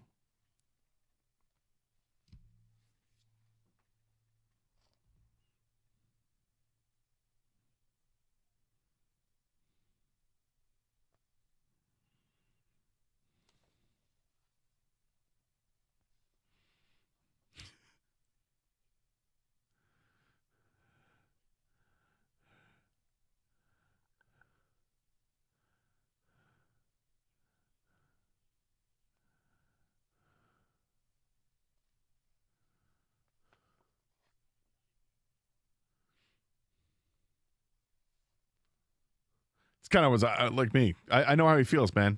I was hoping to feel that same love on Friday night in the celebrity softball game. Did you have those 3 words in your mind, though, when you hit the mound? Only the first one. Okay. After pitch, after pitch, after pitch was just lined into the outfield, into the gaps.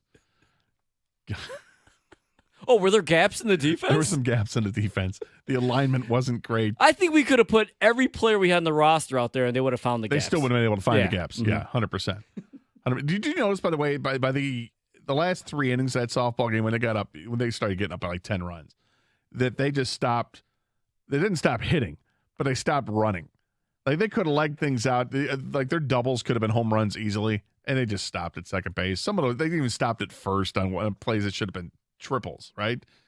Unbelievable. Also, with the Stephen Schock interview from a year ago with Virginia, because this interview is great. And this might be my favorite part. Because he was so at ease during the interview, and just calm and cool and collected and joking around with the guys at the ACC network, they asked him the obvious question with what makes him nervous?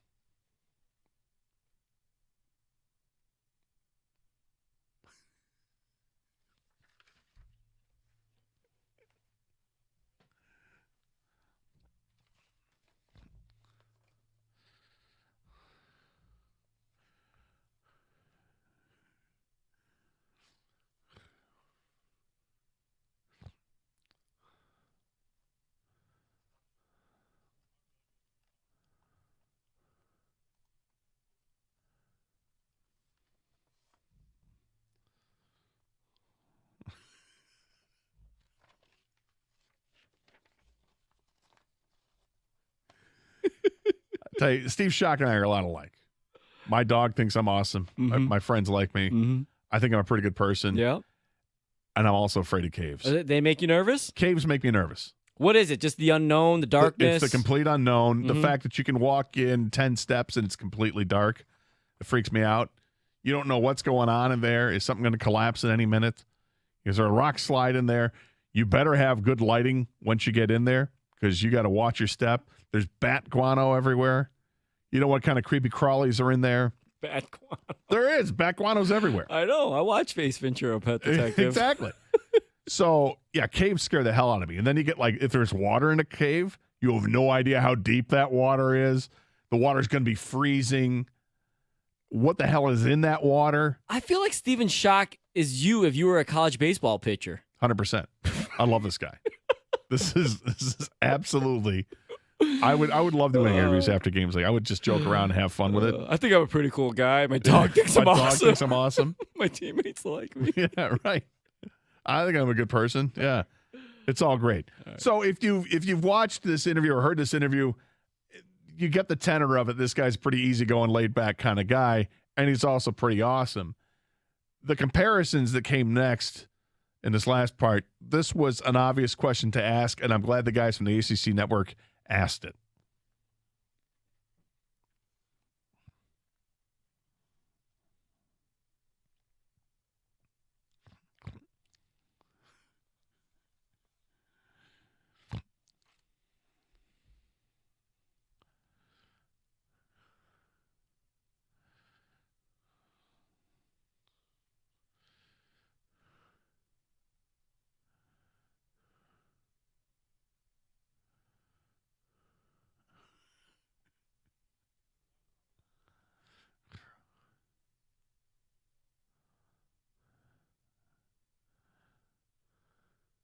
End of the day, Kenny Powers is a winner. Kenny Powers, the character from HBO's series Eastbound and Down. Just a great interview turned in a year ago from Stephen Schock. It made the rounds again over the weekend, and now it's gone viral because of it. Pitched with Virginia, just gave awesome response after awesome response. But what makes him nervous, and he thought about it for 5 seconds and then comes up with a response of caves, I think is fantastic. Yeah, this event, the College Baseball World Series, the tournament and everything, it's one of Doug's favorites. Yeah. And I think that's probably one of the reasons why, if not the reason why the ACC network retweeted this, is just get attention back onto it as well. And it is one of those, if, hey, you care maybe and no one else cares, but you care about it, right? And I know Doug cares. Yeah. Look, spelunking, not in the future of Stephen Schock and not in the future of Scott the Gator Anderson either. Right? No way. Not happening. And then you got like multiple caverns to go into. Once you're like, do you go left? Do you go right? Forget it. I don't want choices. I just want there's one path to go and that's it. And I'm going with a guide. I'm going with, tracking dogs. I'm going with whatever it takes. It's going to be completely lit up, like with pre-lit lights that are there, and not just my own flashlight. I want stuff to already be in that cave in order for me to go down there. Call me crazy. But that's where I'm going with. I don't know. Hey, what makes you nervous? 248-539-9797. If you had to answer that question post-game, right? You get done with some awesome performance. You're being interviewed because you're awesome. And the guys find you very laid back, and they ask you that question, what makes you nervous? What is your response? I'm curious. 248-539-9797. Because the answer of caves is brilliant. This is 97.1 The Ticket.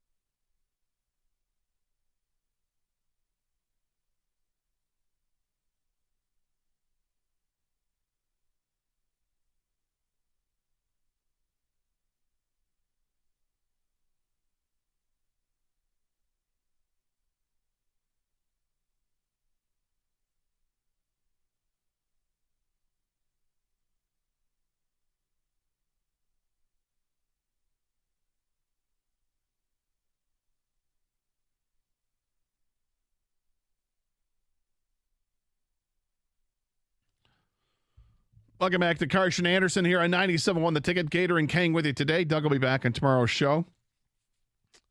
It's Mondays. It means champ and chump. We offered up our champ and chumps earlier. My champ, Nick Taylor.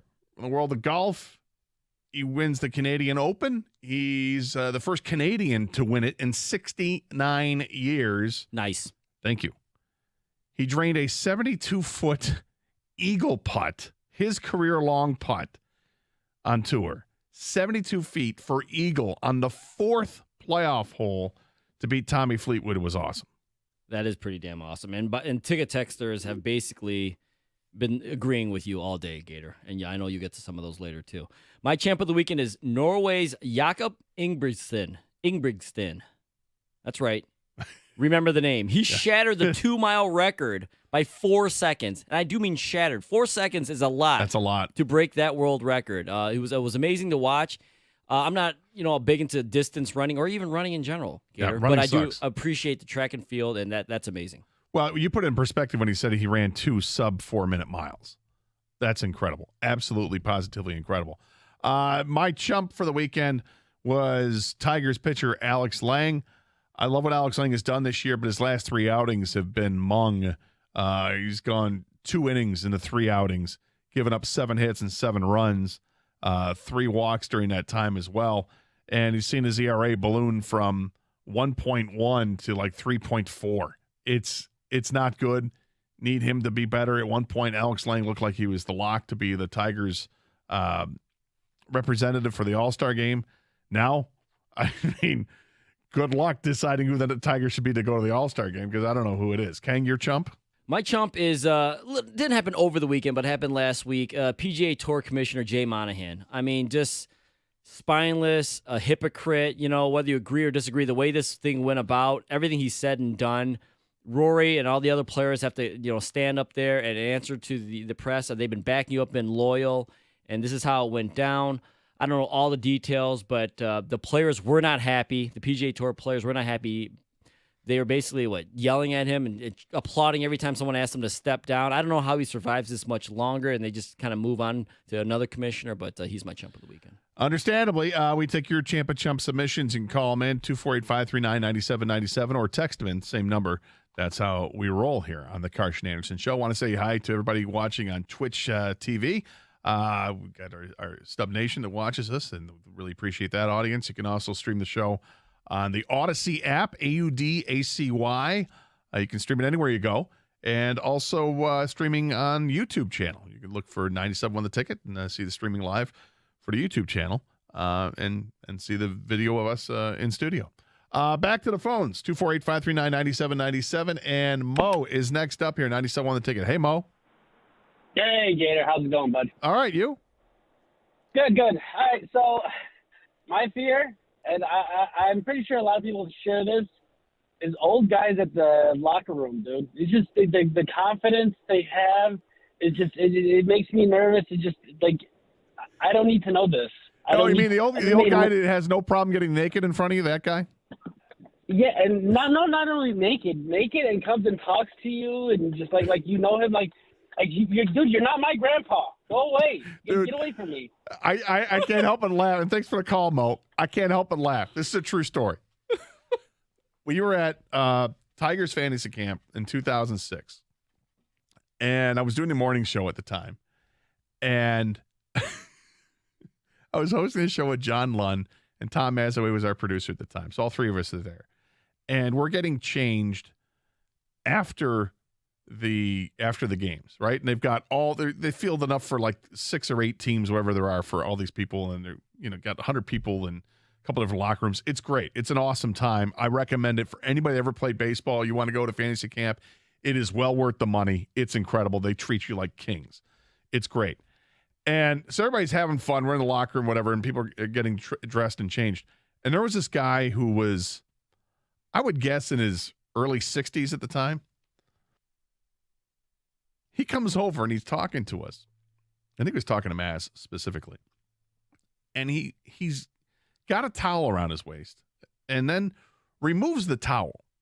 And he's talking to us and telling a story or something. So now he's completely naked. And he puts one leg up on the bench. So he's got one leg high on the bench. The other leg is just, He's showcasing? I mean, does not care that he's not wearing a stitch of clothing. Does not care that gravity has taken effect on his body at this age. Yeah, gravity, undefeated, never lost. Never lost. I mean, it was unbelievable. And we're looking at each other, 3 of us looking at each other what is happening? What is happening right now? Is this guy seriously doing this? And he's just talking away, and we're having a conversation. He's laughing and smiling, and all the while I'm like, Please put on a towel. Please, God, put on a towel. But the previous caller, Mo, is right. Old guys in the locker room, they have that confidence where they just don't care of how they look, and they're friendly, which kind of, I guess, disarms you a little bit. But that's the confidence also is about the friendliness, which is great. But you don't need to get that naked in front of me, flaunt it right in my face, and be friendly. That I don't need to have. There's a few things with this. One is generally they grew up in a different era, right? Where there was like the community showers. Yep. I mean, swim class was naked apparently back apparently in the day. that was a thing. Yep. Not with swim trunks, just naked Right. swimming for swim class in school. And it's older than my generation. Yeah, right? That's okay. my father's generation was doing that. And so different era, like I said. Yeah. Secondly, when something like that happens, you can't even look them in the face. Like, you have to look at the sky. You Yeah, look at the yeah. opposite. Like, you're looking completely any I'm other. looking at the other locker. You're looking at yeah, a man. clock, a wall. Like, you can't even address them anymore. And you have to tell yourself while you're looking over there, don't look back. Don't look back. Because you're gonna don't look back. you're going to. Eventually you're gonna take a glance. Didn't mean to look down there, buddy, but you probably should wear a towel. Would you even say that? Or you just no one No, says man, we it. didn't, nobody no one said says anything. it. See? Nobody said it. No, not the three of us just sat there like, All three of you right. guys, none of you None said of a thing, and you all were thinking the same thing Yep. too. And Yep. no one, had the no one had the you know what to say something. No, clearly the gentleman in front of us had all of them. Yeah. Frightening. 248-539-9797 is the telephone number. Send me a text. I'm 37 and terrified of flying off balloons or tying off balloons. Tying them off. Balloons as a whole don't bother me, but don't ask me to tie them. Nope. Jared and Waterford. So tying them into that way because it'll snap back and hit your hand. Is that it? You don't like the getting your finger caught? From LDH, what makes me most nervous? Volcanoes. I don't want to be around them. I've never been to Hawaii. I've always wanted to go to Hawaii. At some point in my life, I hope to get to Hawaii. And one of the things I'd like to check out is the volcano field. Is that wrong? The lava field, I guess, with a volcano. No, it's not wrong. They have them there. You know, it's great. I've been to Hawaii, and you can kind of like hike around. You know, they have a lot of obviously mountains and things like that. So you can hike around there. They're very nice. I don't feel like I'm not nervous like that, Texter, where it's just an active volcano is just gonna happen at any moment. Gary in Birmingham, nervous?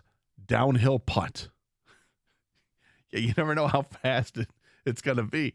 Always nerve-wracking. There are certain holes in this Metro Detroit area of great golf courses we have in the great state of Michigan, all throughout the state, that if it's downhill putt, you know where it's at, and you're like, oh, this is gonna be trouble. And Mike and Howell says clowns. Clowns make me nervous. Yeah, the clowns don't make me nervous. I just don't like clowns.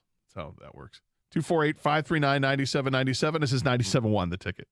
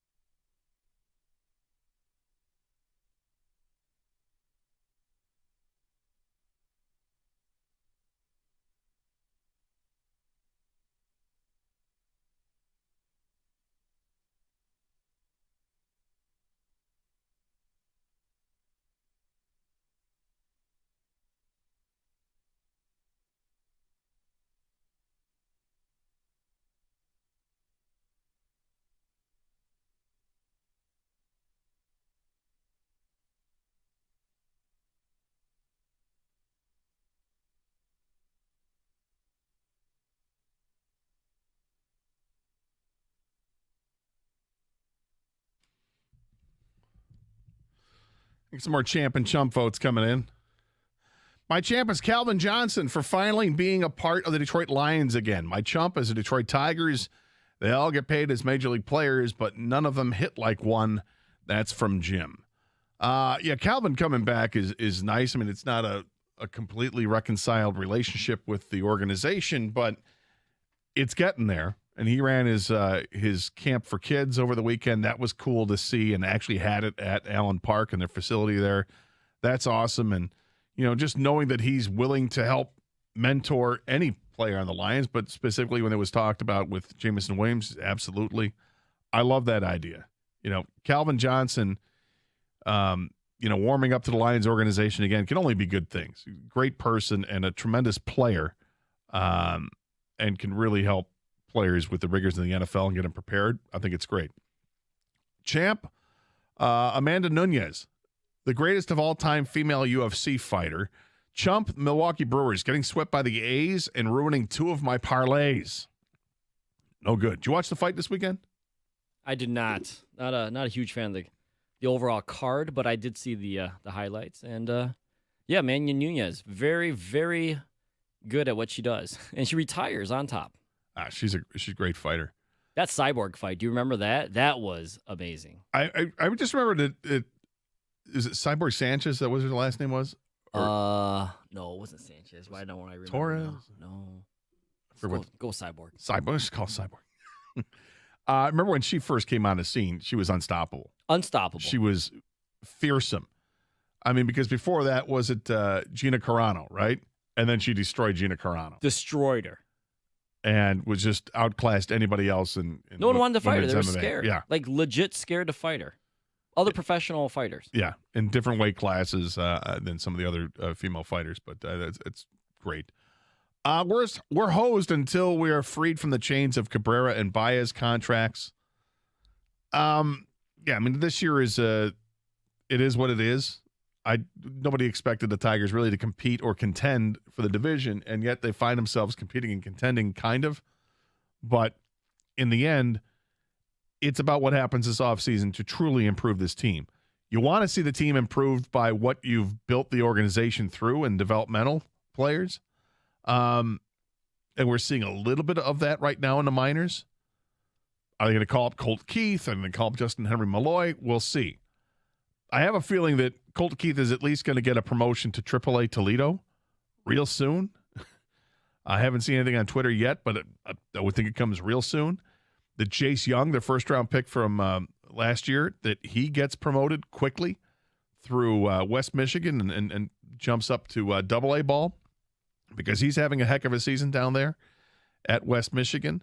They've got another player, last name Bigby, who's doing really well at West Michigan also. And Trey Cruz, an outfielder who's playing at AA, has had a nice season this year for Erie as well. Maybe not ready to move up to AAA, but soon. And, he was part of a draft a few years ago as well. So they do have some position players of value that are coming through the system, but they're going to have to spend money, and they're going to have to spend money wisely in the offseason. And the good news is they'll have plenty of money to spend in the offseason. I'm not looking for the running backs to match Jamal Williams' touchdown totals. I'm looking for the offense as a whole to score more points. That's from Tom. Tom, I agree 100%. And the offense was good last year, 26 points a game. But I think the offense can be better, a lot better. And if you just, tack on a field goal to that, a little bit more than that, now you're averaging 30 points a game, you should win a lot of football games. And the defense was so vastly improved in the second half of last season where they were only giving up 20 points a game as a defense, where the quarterback rating against was only 80. And then you add to the defense in the offseason by bringing in fresh players in the secondary, 3 players in particular that could start right away. And then you go out and you draft a linebacker and a safety. I get excited about what the defense could be because I think that they can make a dramatic improvement from last year to the next year. And if the defense does what I think they can do and the offense is better than what they were last year, then it gets really exciting to think about what this team can actually be. 248-539-9797 is the telephone number. Anthony is next up here at 97 on the ticket. Hey, Anthony. How you doing? Good. How are you? Pretty good. I was just here for a moment, but I was calling about what makes you nervous, and I was going to say my employer, but after hearing your old man naked story in the locker room there, I've got a new nervous. Yeah. The only thing that could make that nightmare worse is to have him smoking some cheap cigar. Yeah, that did not happen to my knowledge. But the thick smell of Ben Gay was in the air because of the ointment being used by everybody in there because everybody was out of shape for the fantasy camp, which was kind of funny because you come in the next day and you see everybody has the same injury. It's great. All right. Thanks for the call. Appreciate it. Yeah. I will never forget that as long as I live. Man put his foot up on the bench that we were sitting on. It's burned into your brain, right? Completely naked. Like exposing right himself now, more. if I asked you to be like Leonardo DiCaprio in Titanic and just etch a painting of this, could you like just easily? Could I draw it? Yes. Yeah. That's how much it is in your mind. Like you close your eyes right now, bam, right there. There it is. Yep. Right there in front of me. All his glory. Dude, it was the most off-putting thing I've ever seen in my life. He was so comfortable with it too, which I suppose is great, right? Because A, friendly dude, and 2, felt comfortable enough with us as people that we were good people. Just having a conversation. Just happens to be without any clothes on, and up front and center with the wedding tackle right there. Whew. That was scary. Some ticket text coming in, 248-539-9797. Champ is Nick Taylor. That place looked nuts. Chump is a security guard for going all Terry Tate office linebacker on Hadwin. I wouldn't give him a chump. He was doing his job. That was tremendous work.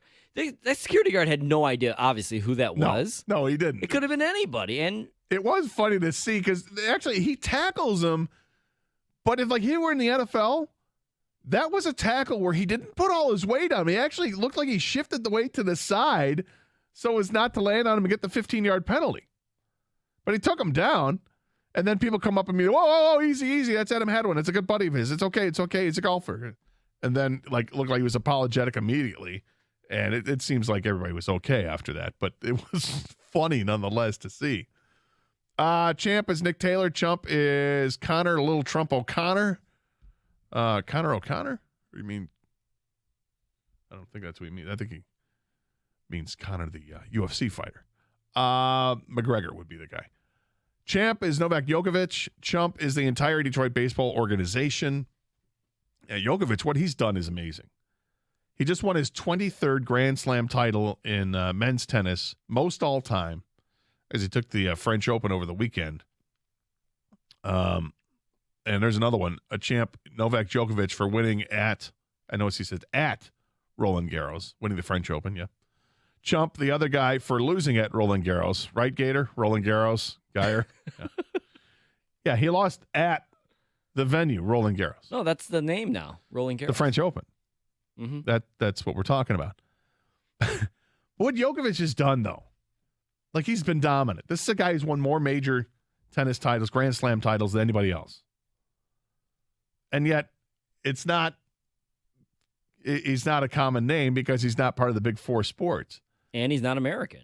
Right. I mean, you're a tennis fan. You obviously know you how know good tennis, he is. yeah. Follow, even if you follow it a little bit, I think you know. But it's amazing because you think about tennis, in the last decade, there have been 3 dominant names. You know, throw Djokovic, Nadal, and Federer. But if you ask old tennis fan, you know, they're like, oh, yeah, McEnroe, Borg, Connors. Remember all those guys? And they'll go over some other players that played in the 80s and all that. These guys are so much more dominant than those players were. When I grew up, my first memories of tennis or watching Wimbledon on TV as a kid was watching Bjorn Borg and thinking how dominant he was. And he was. But these 3 guys, the current 3 guys that are at the end of their careers, so much better. So much more dominant. It's amazing. Oh, if you can't even compare resumes, honestly. No. It's like looking at the Williams sisters and seeing what they did and try to, compare Chris Evert or Martina Navratilova. No, don't. Don't do it. It's just amazing. And yet, male tennis, completely unheralded. You also look like you think of the great athletes and how dominant they are in their sport, but because it's not the biggest sport in this country, we don't care as much. Lionel Messi or Lewis Hamilton in racing, it really is amazing. You compare that because we're all so programmed of football, basketball, baseball, hockey, and not even thinking of the other sports. But those guys, they get paid because they're world stars, international stars. So Djokovic and Messi, obviously, and Lewis Hamilton, those guys are very well compensated. Things to be nervous about. The TSA line at the airport. Yeah. You don't want to be late for your flight. Is that right up there with, like, the border? You know, when you have to just, not like you're like, hey, I know I didn't do anything wrong, but I don't want to delay this either. You know, you don't want to be, step to the side. You know, like, could you pull over? It's like, yeah. I mean, do you get nervous because you go through the X-ray machine and you think they're going to ask, like they're going to do a strip search or something like that, even though you've got nothing to hide. I'm not bringing drugs. I'm not a mule. But you just don't want it to be, but you don't want the delayed. hassle. Yeah, I don't want to delay anybody anybody behind me, and I definitely don't want the delay. Yeah. I have been. You've been chosen? Yeah. Not for a strip search, but they I remember I was flying back from LA one time, and I was checking my luggage. So I didn't have a carry-on bag. I had nothing with me, and they tapped me and said, "Okay, we need to see you over here." I'm like, oh, "Okay, yeah, you've been randomly chosen. We need to we're checking your carry-on." I said, "Okay, well, I don't have a carry-on. Are you sure?" Like, yeah, I don't have a carry-on bag. And then the guy got pissed at me. He's like, "Who doesn't have a carry-on bag?" I'm like, "I'm sorry to wreck your day and tell you I don't have a carry-on bag, but I don't. What do you want me to go through the X-ray machine again? I'll be happy to, but I've got no bag with me." Red flag, Gator. That's me. I'm a red flag guy. Hey, if you don't have a carry-on bag, they're like, this doesn't make sense. Pull them over. Who is this guy? Yep. Nervous, driving behind flatbed trucks carrying steel rods, just waiting for them to come flying through my windshield. That's a good one, actually. Yeah, I can see that.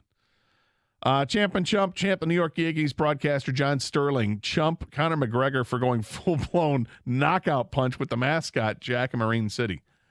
If you watch the video, I don't think Conor McGregor on his the first punch, I think that was planned. You know, that's fine, and the mascot goes down. I don't know if he connected enough where it does damage with that.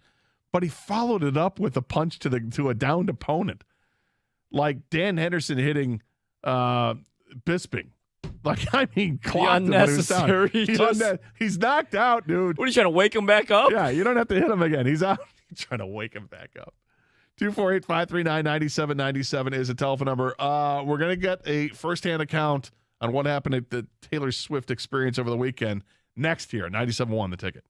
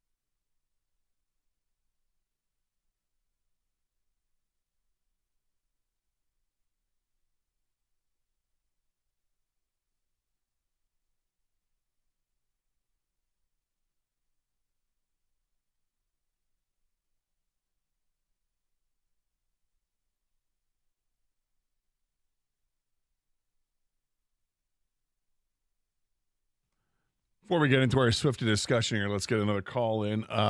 Chris is next here on 97 The Ticket. Hey, Chris. Hey, I just wanted to say, I think the Tigers' like biggest Achilles heel, and it always has been, is like our international signing. We've never had an international signing player that has like panned out, and we definitely haven't had one the last like 10 to 15 years. And even like the ready-made guys, like the Yoenis Cespedes and Jose Abreu's, and even the Asian guys, like we never even take a swing on those. And, you know, we're going to have to start doing that if we're going to want to get competitive, because we're not going to be able to just build a team through the draft in this farm system. Next year, there's a guy, Jung-Hoo Lee. I forgot which league he's from, but he's 25 years old. He's in his prime, and he's going to be available next year. They got to swing on somebody like that. They just can't keep relying on the draft. Yeah, I agree with you there, Chris, and thanks for the call. It's been disappointing with the international signings. The biggest name that they signed internationally was somebody that I think was 5 years ago, Roberto Campos, who is playing at I think it's High A West Michigan right now, and he's like 19 years old, but he's been with the Tigers organization for a long time. But he's starting to hit a little bit, which is good to see. But that's one guy. Otherwise, they just haven't gotten much. Christian Santana was a shortstop. He's only 19 years old. He's playing at Lakeland right now at low A ball. And he's only got 11 hits and 112 at-bats. He's not done all that well to this point, hitting a .098, but his on-base percentage is funny. It's .338 because he's actually drawn 36 walks in 37 games. But, yeah, internationally, I'd love to see them sign more players, and specifically from Japan. You mentioned a player there. We watched the World Baseball Classic this spring was fantastic, and you got to see all those great players from Japan, pitchers and position players, and there are a number of them. They're going to be coming over to the major leagues at some point, and I'd love for the Tigers to get in on them. But, you know, those players have to want to sign here, and it's not just about the money. Anybody can offer money, but it's about where do they want to play? Where do they feel most comfortable? So that's an issue. Something that must have made you really comfortable, Lori, is Lori from Promotions joins us. You have to press that button there. That's the one that says on. There you go. Hello. Oh, your voice is gone. You were singing this weekend, weren't you? So Lori, our promotions director here at the building, and she's a big Swiftie, right, Gator? And oh, yeah. Her voice, we're going to keep her limited in how much she can talk, because as you can tell, she went to the Taylor Swift concert this weekend. Not one night, but 2 nights. Lori, thanks for joining us. How was it? It was life-changing, and I'll stick to that. Life-changing? It was. It was amazing. Why was it life-changing? You just felt like you were, I don't even know. Like I don't even remember the first night, and I wasn't drinking. I didn't do anything. Like, well, you just blacked out? It was so good? You literally blacked out, and then the next night I'm like, oh my God, she did all that. Yeah, it was awesome. Clearly, you could tell. So we just want you to help educate us and the listeners on why this is such a huge, huge event, because I don't know if you caught this, Gator. Yeah. Lori was quoted in a story here locally. Really? Yes. That Lori, like I said, is our promotions director. She does all the stuff we do, like any games downtown, Lori's events. the best. Yeah, things like that. So one big event that's coming up next year, huge event, is the NFL draft. Yeah. And we're going to do something, I'm sure, downtown or whatever. And they're be part of it. Yeah, they're cooking up stuff right now, if not already in motion. She said that over the weekend, this Taylor Swift concert is actually a bigger deal than the NFL draft coming here next year. Is that true, right. Lori? And I don't know how you gauge that, because I don't work in that department. I don't know how that works. What's the difference for you and anyone in your position when you get ready for an event, a Taylor Swift concert and the NFL draft? Well, wow, that sounds great. God, I can't even talk. I love that your voice is gone. It's the best. I think it's just like a bigger, there's just more hype about it. And I'm not saying, is there a lot more logistical stuff for the draft? Absolutely. I'm not comparing the two, because hers is just a concert in one venue versus this is, a bunch of stuff downtown. But the buzz about this concert's been wild, and not even here, even in Chicago and Pittsburgh's this weekend. I mean, I don't have. Are you going to Pittsburgh? I'm not. We're looking at tickets for another show, but Kevin didn't hear me say that. But I don't know. It's crazy. I mean, there was a lot of people there, and the amount of money that she's generated, I think she's generating more money than the draft's going to generate. Really? Wow. Interesting. She went, Well, she's putting it up like it's a real possibility, right? Like, Well- I don't know what when they do those things, Gator, we don't know about. Yeah, you don't really know the economic impact. I would imagine the impact is probably bigger from the draft because it's over more days than it is for Taylor Swift. Taylor Swift generated a lot of money for Taylor Swift. Oh, yeah. So as far as because you were downtown for both days. Downtown both days. How early did you have to get down there Friday and Saturday? So Friday, me and my girlfriends got together around 12:30 and started getting ready. And then we... Did you treat it like prom? Did you guys do each That's other's what I hair? kind of like. That's what it felt like. My friend came over and did my hair. My hair was crazy both days. But I think we got down there at 3:30, and then we just kind of hung out and we were trading friendship bracelets. I know that sounds cheesy, but that's like the whole thing everyone was doing downtown. Trading for friendship bracelets. Oh yeah. That's a That's Taylor a Swiftie Swift thing. Yeah. Swiftie thing. Yeah. I saw Flavor Flav down there. He had like Flavor a whole Flav, yeah. arm full of. So I understand you couldn't. They wanted you to actually wear them. You couldn't just like Yeah. put them in a purse or something like that. Yeah, Did they allow purses in the? It's like the same thing for like normal sporting events and stuff. So I just stuck all mine on my hand, and then when I walked in there, I just threw them in my bag because who wants to wear like 30 bracelets on their hand? So why do you have 30 bracelets then? Because I was just trading, and I have a nice little collection. I'm gonna bring you guys each a friendship bracelet. Oh, that's tomorrow, great. Look forward to that. So you guys can all wear one. And then, I mean, we stayed till the end, but we got to our seats, and it was like, I was just telling someone else, like everyone was friends with everyone. It was just weird. I've never experienced that with a concert, but You say you stayed to the end. Who wouldn't stay to the end? oh, there were some people that were leaving. What? People, but it's all good. Some people didn't want to miss traffic, or like didn't Wanted get to miss traffic? or didn't want to get stuck in the traffic. Yeah, sorry. which they probably did anyways, right? How yeah. crazy was it? Like you said, you got there down there at like 3:30. Yeah. There was already, had to already be It was a traffic, zoo. right? It was. I have a video in the line wrapped around to line up to get into Ford Field was wrapped around Ford Field and Comerica Park. I've never seen anything like that. Wow. Yeah. So we kind of waited a little bit. Like I wasn't too crazy. Like I didn't care about the opening act, so we waited a minute, and everyone was already in there, so we didn't really wait. Imagine if people. Do you think people had the same thing to say about Taylor Swift back in the day when she was an opening act? I'm sure they did, Mm. but you know, Well- she's thriving now. So So when you got down there, and I do want to compare this to the NFL draft coming next year, as Yeah. you know, just parking. Apparently, I know a couple people that went. One of them, she paid $100. It was, I think, by Greektown actually. How much did you pay, and what kind of parking prices did you see down there? And what, I mean, Gator, the economic impact. I don't think the NFL draft's gonna have $100 parking. No, I don't think it's going to have $100 parking, but there's going to be more people coming downtown for the NFL draft. I just felt terrible for the people that were going down for the baseball game or going down for the concert at the Fillmore, and they're looking to park, and then they're greeted with $100 parking fees. That's ridiculous. I saw a lot of 7,500. We Ubered down. We pre-scheduled our Uber like a week before, so it was only $40 from Royal Oak, and then we pre-scheduled on the way home. But we went to the bar after. Everyone wasn't really over 21, so the bars really weren't that crowded. So we really didn't wait. So it worked out for us. You know, we're in our 30s, so. Fair enough. No, which night was better? The first night we were closer, so you just felt more. But I'm not kidding you. I didn't remember half the stuff. Like it was like this weird blackout thing.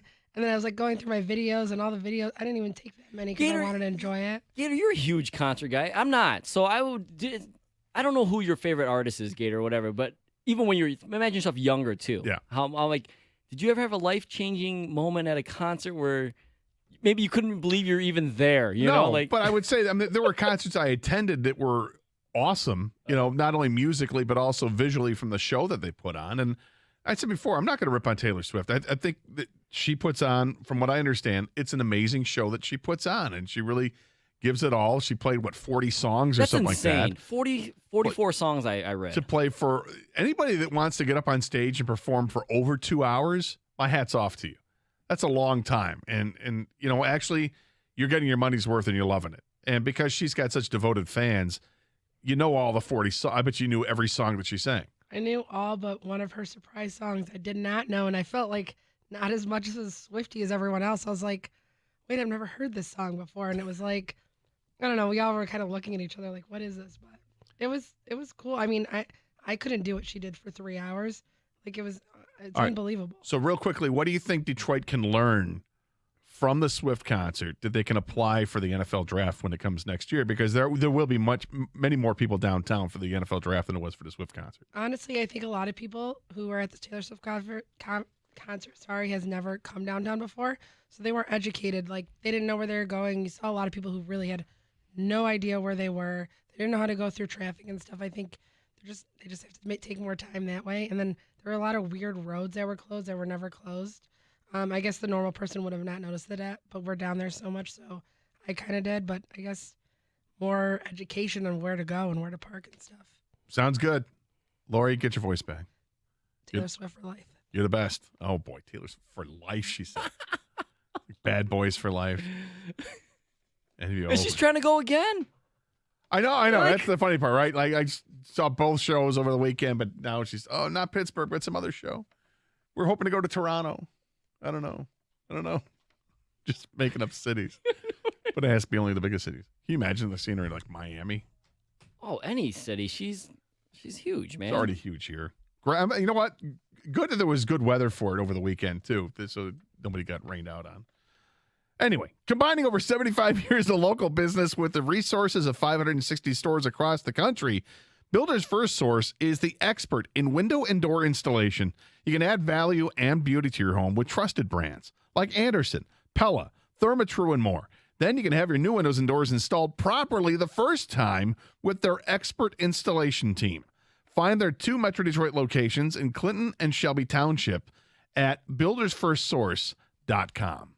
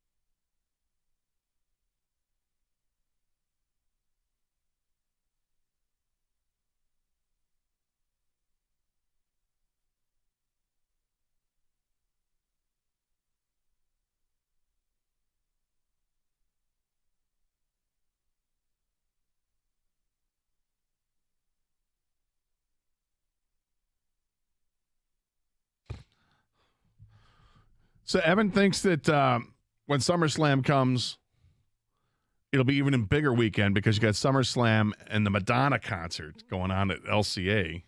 And a Tigers game, too, I believe. And a Tigers game going on at Comerica Park. I would agree. That's going to be a bigger weekend. And we'll see if they learn anything from what happened. I hate the gouging and for the parking prices. That sucks. That comes with the territory of having big events, though. You know, Yeah. like other. No, I know. You know, I know. But to see it go up that high, it sucks because particularly when there's like I get it if it's just SummerSlam, I can understand that the parking prices being that high. If it's just Taylor Swift, I get it. But when you got family of 4 going to the Tigers game because it's affordable at that point in the season, maybe the team's way out of it, nobody cares, and they're like, oh, I got tickets for nothing, and here's a nice affordable weekend, and then you get downtown and you got sticker shock because every parking lot is $75 to $100. That sucks. Yeah, you also have Smokey Robinson's at the Fox that night. There's a concert at the Fillmore.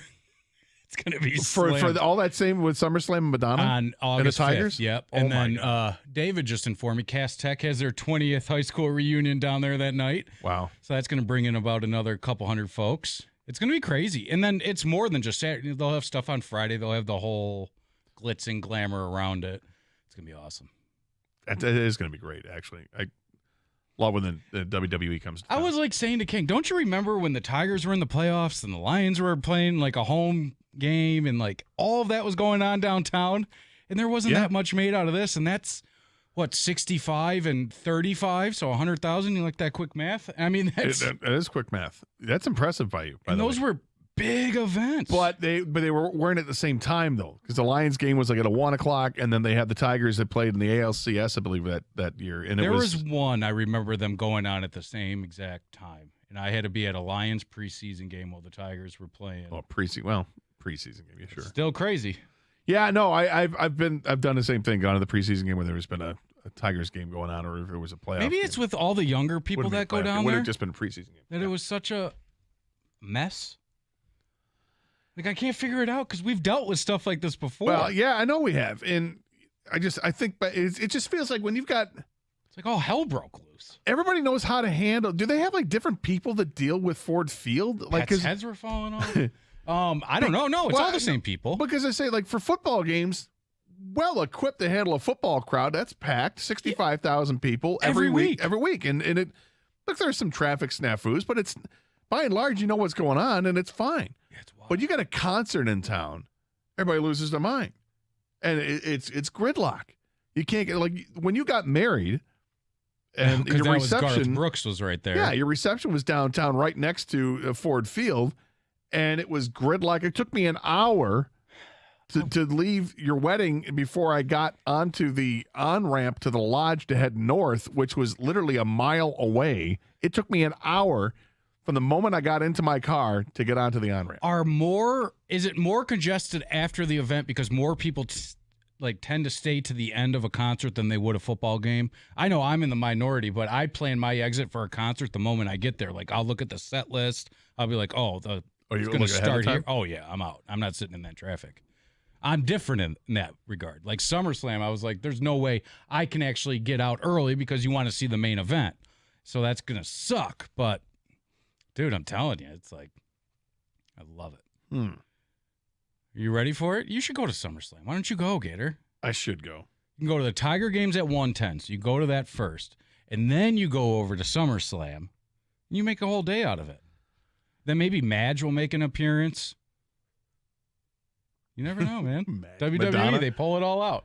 She might make an appearance. You never know. Maybe she and Biggie will hang out. She still sell out arenas? I think so. Madonna? Yeah. Well, she's she's an icon. She's still an icon. No, she is, but I mean LCA is a big arena.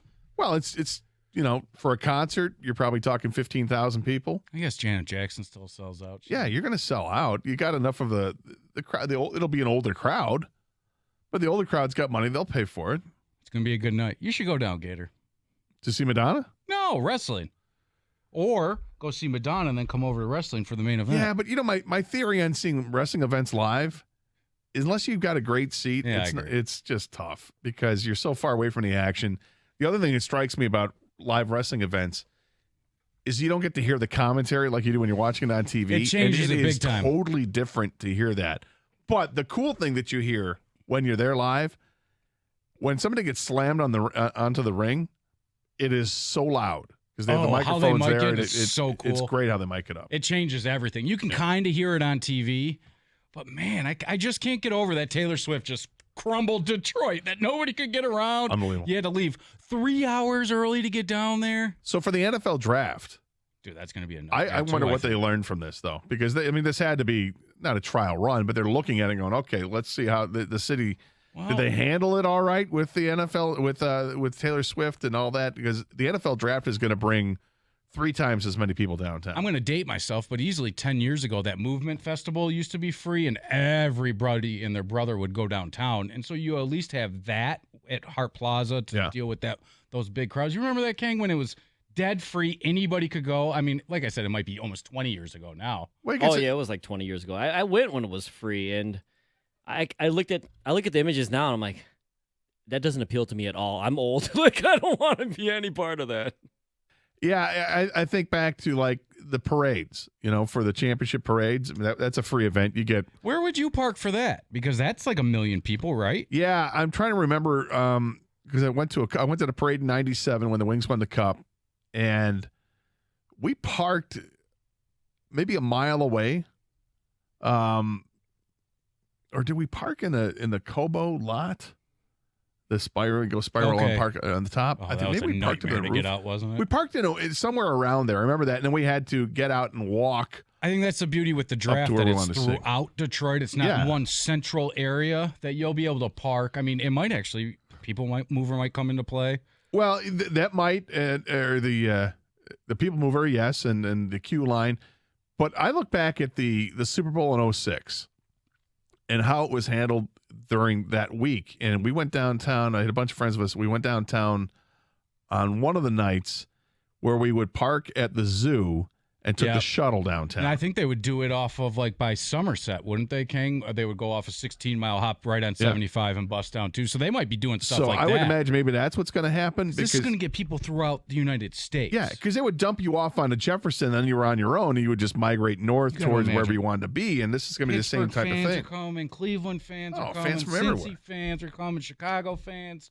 It's going to be bigger than Taylor Swift. Sorry, Lori. Is the city going to be ready for it? It's ready, dude. I'm ready. Kang's ready. Put the city on our back. I'm ready. Well, what are we going to do? We're going to broadcast from there? Probably. Which I'm looking forward to. I think it'll be great, but I'm just thinking the traffic in the crowd. Oh, well, gonna have to leave 10 a.m., you'll have to leave at 7. Yeah, you have to get there early. All right, Evan, thanks for your input as well. 248-539-9797 is the telephone number. Your thoughts, if you think Detroit's ready to handle the big event like next year's NFL draft. Do you agree with Evan that when SummerSlam comes with the Madonna in concert and the Tigers game going on, it's a bigger weekend than what we just saw with Taylor Swift and the Tigers and everything that happened at the Fillmore and elsewhere? Big crowds, big problems. But I didn't hear about any big problems over the weekend, which was pretty awesome. That we didn't hear a ton of bad news. I think that was great. Kang went through something interesting. Was that this morning that you dealt with this? And it's an everyman topic. It begs a question. When is it too early for this to happen? We'll discuss it next year. 97.1, The Ticket.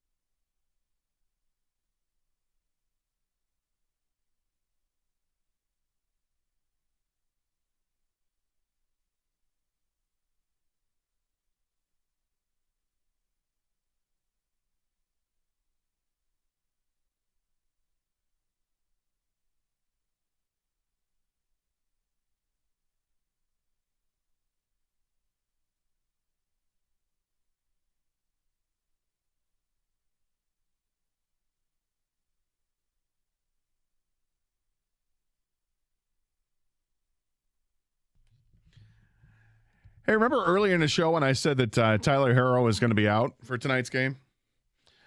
Strike that. Apparently, Adrian Wojnarowski says that he is going to try to play tonight. All hands on deck, man. You're down 3-1 in the series. You don't want to go down and lose the series. Yeah, going down 4-1 would be rough, man. Yeah. Well, if you're a player and you're hurt, you want to give it everything you can, right? You don't want to be thought of as the reason that you weren't able to advance is because you couldn't play. No, but I think earlier, obviously they were winning and they advanced to the finals, so he was taking his time from injury, of course, but also you don't want to mess up what's been going on. Even if you're a really good player, hey, they've been doing really well without me, right? So I really will take my time. But now when you're down 3-1, like you said, with all hands on deck, maybe it's desperation mode. I don't know if this is a good idea. I'm of course, thinking the doctors have cleared him completely because you don't want to re-injure it for one game where you're in a 3-1 deficit and it looks like it's unlikely to come back and win. So, but if he can take a hit on that hand and it won't further injure it or re-injure it, yeah, then go for it. But he also hasn't played in a couple months, and just to jump right into NBA Finals when every shot counts, it's going to be rough. That's a lot to ask. Yeah, I mean, I certainly wouldn't expect him to step in and be the Tyler Harrow that you saw before the injury. I wouldn't expect that. I don't think you're going to get some sort of Walt Frazier moment from him either, but maybe there's something that gives the team a little bit of a lift. That at the very least, can you hope that there's some kind of emotional lift that can give you a little bit more spirit in the game tonight, because they've looked tired in this series going down 3-1. We thought that they would be maybe the series wouldn't be closer, but that the games would be closer, that they would look better at this point. Jimmy Butler would be Jimmy playoffs again. Where's Jimmy playoffs? We'll see. I'm excited for the game tonight. It's a 3-1 deficit the Heat has in front of them, but I don't think they're done yet. And with there's lots of time between games, both in the NBA and the NHL. They're doing that, which is strange to me. But hey, you want to have the healthiest team you can have, I guess. So we'll see what happens there. You had something happen this morning that when you told me about it, I'm like, whoa, that seems strange. Yeah, I wonder how you would react. I told you about it. This morning, I had already left for work, but I got an alert on my phone because I have one of those cameras on my doorbell. And my wife also let me know. It was about 7:45 a.m. We had a solicitor. I don't know what he was selling or anything because she didn't answer the door. And he didn't, leave a note or anything like that, or a flyer. At 7:45 a.m., I thought, this is insane. Is this normal? This can't be normal, right? Like, I don't know what the rules are on this, if there are any rules, if subdivisions can have rules or city ordinances, right. And it's not like we're the first house in the sub. Like, when did he start, Well, 7:45 a.m.? I think that each neighborhood or each city has its own ordinances and their own rules when it comes to specifically solicitations, when it comes to construction. Some of them have ordinances when it relates to landscaping and outdoor yard work with power tools or whatever. I know that we famously told a story a couple of years ago during the pandemic when I had some woman come up to my house on a Sunday afternoon complaining that it was all just too much. And I said, what's too much? This, all this. I'm like, what? She goes, the noise, all this. Because I had landscapers at the house. It was literally like 2 years ago to the day, because I think it was around Father's Day. And I said, well, I'm sorry, but they're not the only ones out in the neighborhood that are working today. And, frankly, it's the pandemic. And I think I'd show a little restraint here with the people that are trying to make a living. I'm okay with it. But I found out later on that, in my neighborhood, it's fine. But in others, it's not. They have ordinances that say you can't work on a Sunday, or that you can't start construction on a house until 8:30, which I knew that was the case with in my neighborhood. It was, I believe, 8:30. Any contractors that came over to my house wouldn't start until 8:30. That if there's major construction outside on the streets from the government, that maybe that can start a little bit earlier. But this was what time for you? 7:45 a.m. That seems way way early. And you're right. You weren't the first house that they stopped at. It couldn't have been, right? Couldn't have been. He had a backpack on, like an iPad. Unless the person was not a solicitor. That's what If they were, looking for some house to scam, I don't know. Yeah, like a scammer. Yeah, like this is, I don't know. I have no idea because we didn't answer the door. Like I said, didn't leave a flyer or anything, but it just seemed like this is crazy. Is this what it's come to? Is this the first one? I don't, is it maybe because it's summertime, they can start earlier? I have no idea. They feel like people are home, or the kids are home. That's nuts. That's too to me. early. That's way too early. That seems way And I'm too not like, I don't want to make a big deal out of nothing, but also No, I'm like, and- man, people are sleeping. Right. But, I'm on that Nextdoor app, right? So I don't know if you are in your community or not, but you don't want to be the Karen, right? That's complaining about something Exactly. that you can easily, the easy thing to say is then don't answer the door, right? Which I agree, don't answer the door, but I don't even want to have the doorbell ring before 8:30. That seems like it's way too early. Like, if you don't want to be bothered by a solicitor, fair enough. But to be bothered at a certain time in the morning, I think that's different. I think that's borderline outrageous. Should we at have 7:45. hours for the solicitors? Like, is it Yes. 9 to 5? Right? Yeah. Because and I even a late solicitor. Like, what if you're outside with your kids playing or doing yard work, whatever, and it's 6:37? Should you be bothered then? Like, I respect everyone's got to earn a living. I understand that. So I don't even I'm not jerks to them or anything. I'm just saying, I appreciate it. No, I feel like there'd be different hours in the summertime, right? Because you got daylight. And if you're assuming that people are working a 9 to 5 day, not everybody does, of course, but the majority of people would work a 9 to 5 day, that you allow for a couple hours past that for solicitors to come to your door because that's the time when somebody might be home. I could see that going to like 7, but yeah, to limit it at some point, you're like, all right, enough's enough. And you don't have to answer the door. If you're having dinner with the family, you don't have to answer the door. And that's another, perhaps a big reason why people say, no, you don't allow people to come by and ring a doorbell after 6 o'clock if they're soliciting. I don't know, 248-539-9797 is the telephone number. Do you feel strongly about this? Do you have any kind of crazy ordinances in your neighborhood? Is it out of line to have somebody come by your house before 8 o'clock in the morning and, try to pitch you on something as a solicitor? 248-539-9797 is a telephone number. I got this ticket text right now. This wasn't a solicitor, King. You were being scoped out. Do you buy into any of that? I mean, I know people are running scams all the time. Do you think that was part of it? And what are they scoping out? If I'm home? Yeah. If I'm awake? Or? Yeah, I could see it if you're home. But everyone's got, not everyone. A lot of people, and mine's obvious if you look at the doorbell, have cameras on their doorbells now. Yeah, but if not everybody has them connected to their cell phones and something, because you can answer that at any point, right? If somebody rings a doorbell, do you get an alert on your phone? Yeah. And so you can answer it. And if you don't, is that just something they put a check on to that address and say, okay, well, cool, we'll come by this house later on because nobody's here, nobody's answering the door?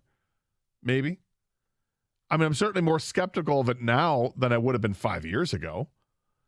Now it feels like it's lawless out there, Hearing all these stories about people with the porch pirates and that, but fortunately we have so many homes these days are equipped with the cameras that they alert you for this. But yeah, curious to see what people think. 248-539-9797. This is 97.1 The Ticket.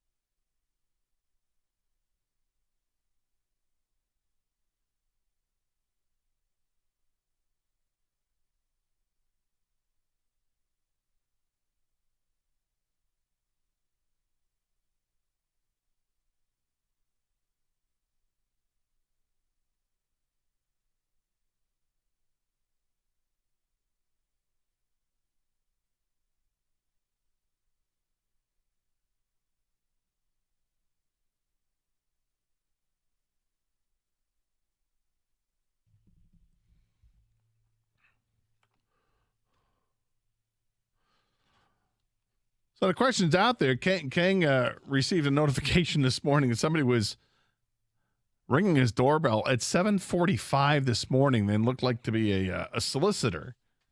Is that too early for people to be ringing a doorbell? I'll tell you what. If somebody rang my doorbell at 7:45, I'm answering the door, or at least I'll look through the people at the very least. Now I'll get out and I'm typically at 7:45. I'm probably trying to get back to sleep and get another 15 minutes worth of sleep from between the dog being let out and me waking up for good. So I'd be pissed if somebody rang my doorbell that early and it was, hey, we'd like you to contribute to, blank, or hey, I'm here from DTE, or because I don't think they come out that early. How old are your windows? Right, yeah. Hey, I was just looking at your windows and saw that you could do. I'm like, you seriously, I would probably say something to them too. I would say it's too early for you to be here. I wouldn't be a jerk about it. I would just say, honestly, it's too early. You can't come out here. Hey, I'm good with my windows, thanks, but don't ever come here again. That's early in the morning. Do you like your gutters? No, I don't. Actually. I'm not a big fan. Let's go to the phones and pick up Brian, who's next up here, 97 the ticket. Hey, Brian.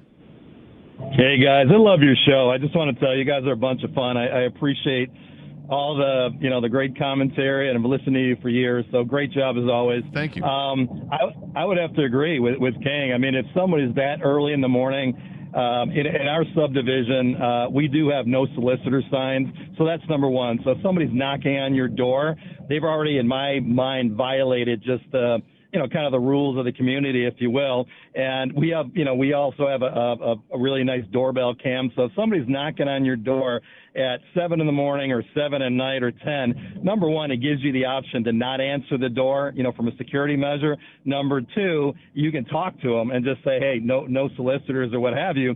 But kind of jokingly, but I did this. So we have Brinks, right, or ADT. I think it's ADT. So we have ADT and, house protected by ADT. So I also added a very discreet little sticker last fall that says, protected by Glock. And guess what? Oh. So far, so good. Everything's good. We have no solicitors anymore whatsoever. Nobody comes by the house with that one. But nobody's trick-or-treating at your house either. Nobody's trick-or-treating at your house either, Brian. No kid. Yeah, no one comes over at all. We've noticed that. Yeah. We my wife loves keeping all the chocolate now. She can't imagine why kids don't stop by. But one little discreet sticker, it seems to do the job. So, Kang, you might want to think about that, or make sure the app on your camera, you can have that two-way conversation, and those people are being recorded. Thanks, Brian. Appreciate it. Friends and family going to Brian's house less and less now. It's an aggressive sticker. Where do you buy that at? It's an aggressive. Is that from Etsy? It's knitting. It's odd. Okay. Who knew that yarn could spell out such a statement? Should have my mom knit one, like a little blanket that says, hang it right by. This house like protected by Glock. Yeah. Would you like a cookie, son? Yeah. Home sweet home. Dan Barino should die of gonorrhea and rot in hell. Would you like a cookie, son? Yeah, just like that. Deb is next up here, 97 the ticket. Hey, Deb. Hey, calling in from Royal Oak. Yeah. I love you guys. Thank you. So this is a little bit different, but back on the someone stalking you, King. I living in Warren at the time, had a young daughter, had my mom over for dinner, doorbell rings, Christmas time. I go to the door, and there's two guys standing there with candles lit, start singing a Christmas carol. I'm like, oh, my gosh, I didn't even know people did this anymore. Now, this is probably 15 years ago. So my mom comes up to the door. The three of us are like three stupid idiots standing at the door with these guys singing to us. And they, finish their song or two, walk away. I shut the front door. About an hour later, we leave. All three of us leave to go return a movie. Now, you know how old this was, all right, or how long ago this was. So we go to return a movie. We come back, and 20 minutes later, maybe half hour later, and there are cops everywhere around my house surrounding it. Every neighbor is out, and I'm like, what the hell?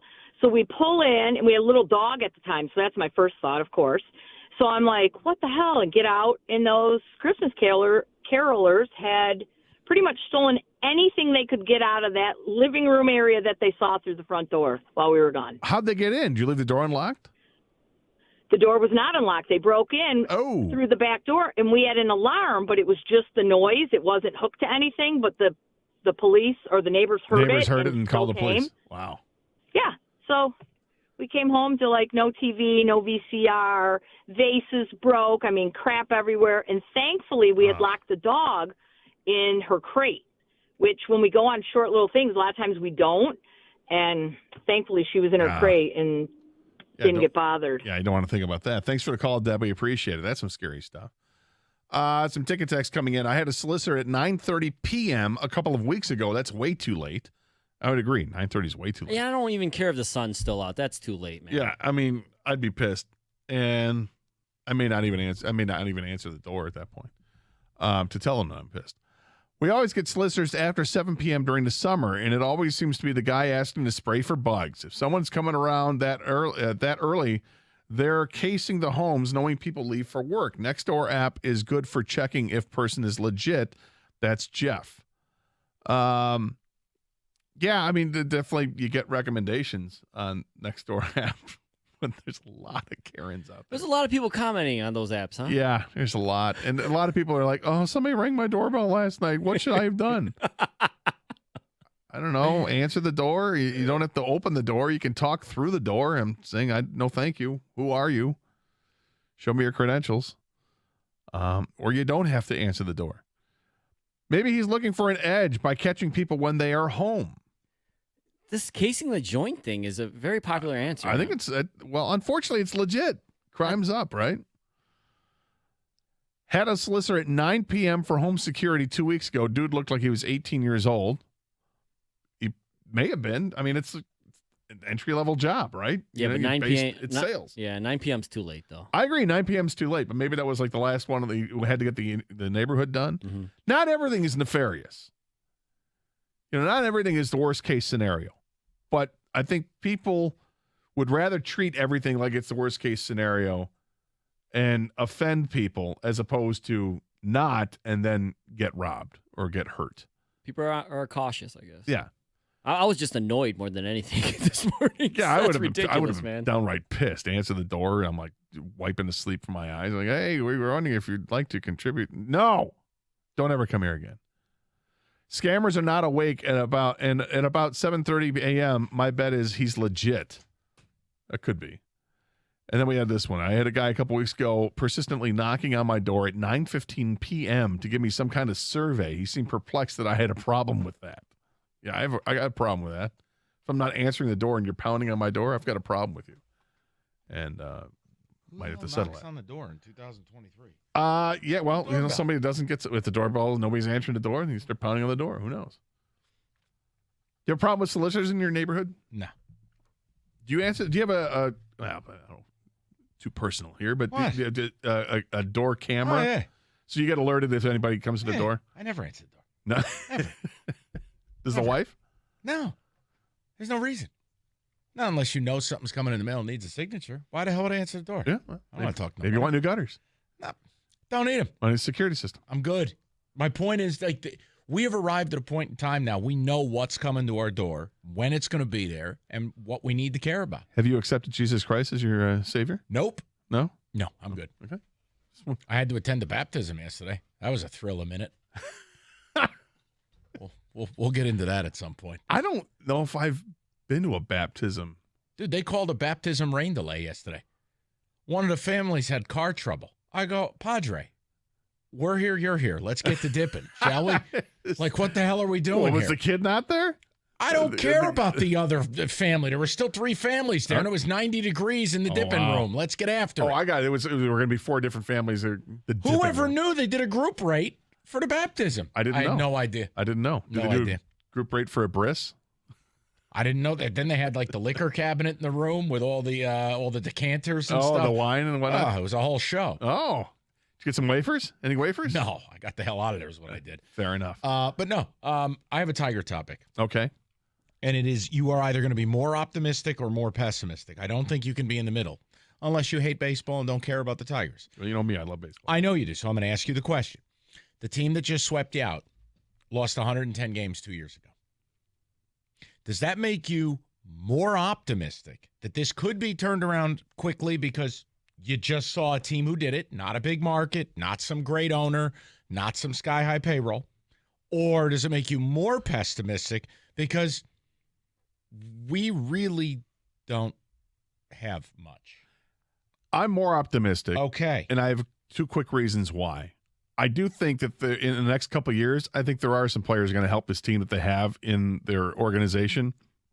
Let's hope that Casey Mize and Matt Manning and Tarek School can come back and pitch some semblance of pitching. That's part of it. It's part of what I'm going to present. Is if Colt Keith is there, Jace Young is there. If you're optimistic, I can tell you, look, your pitching is good enough to be competitive. Doesn't mean you're dominant. No. But there is this lineup.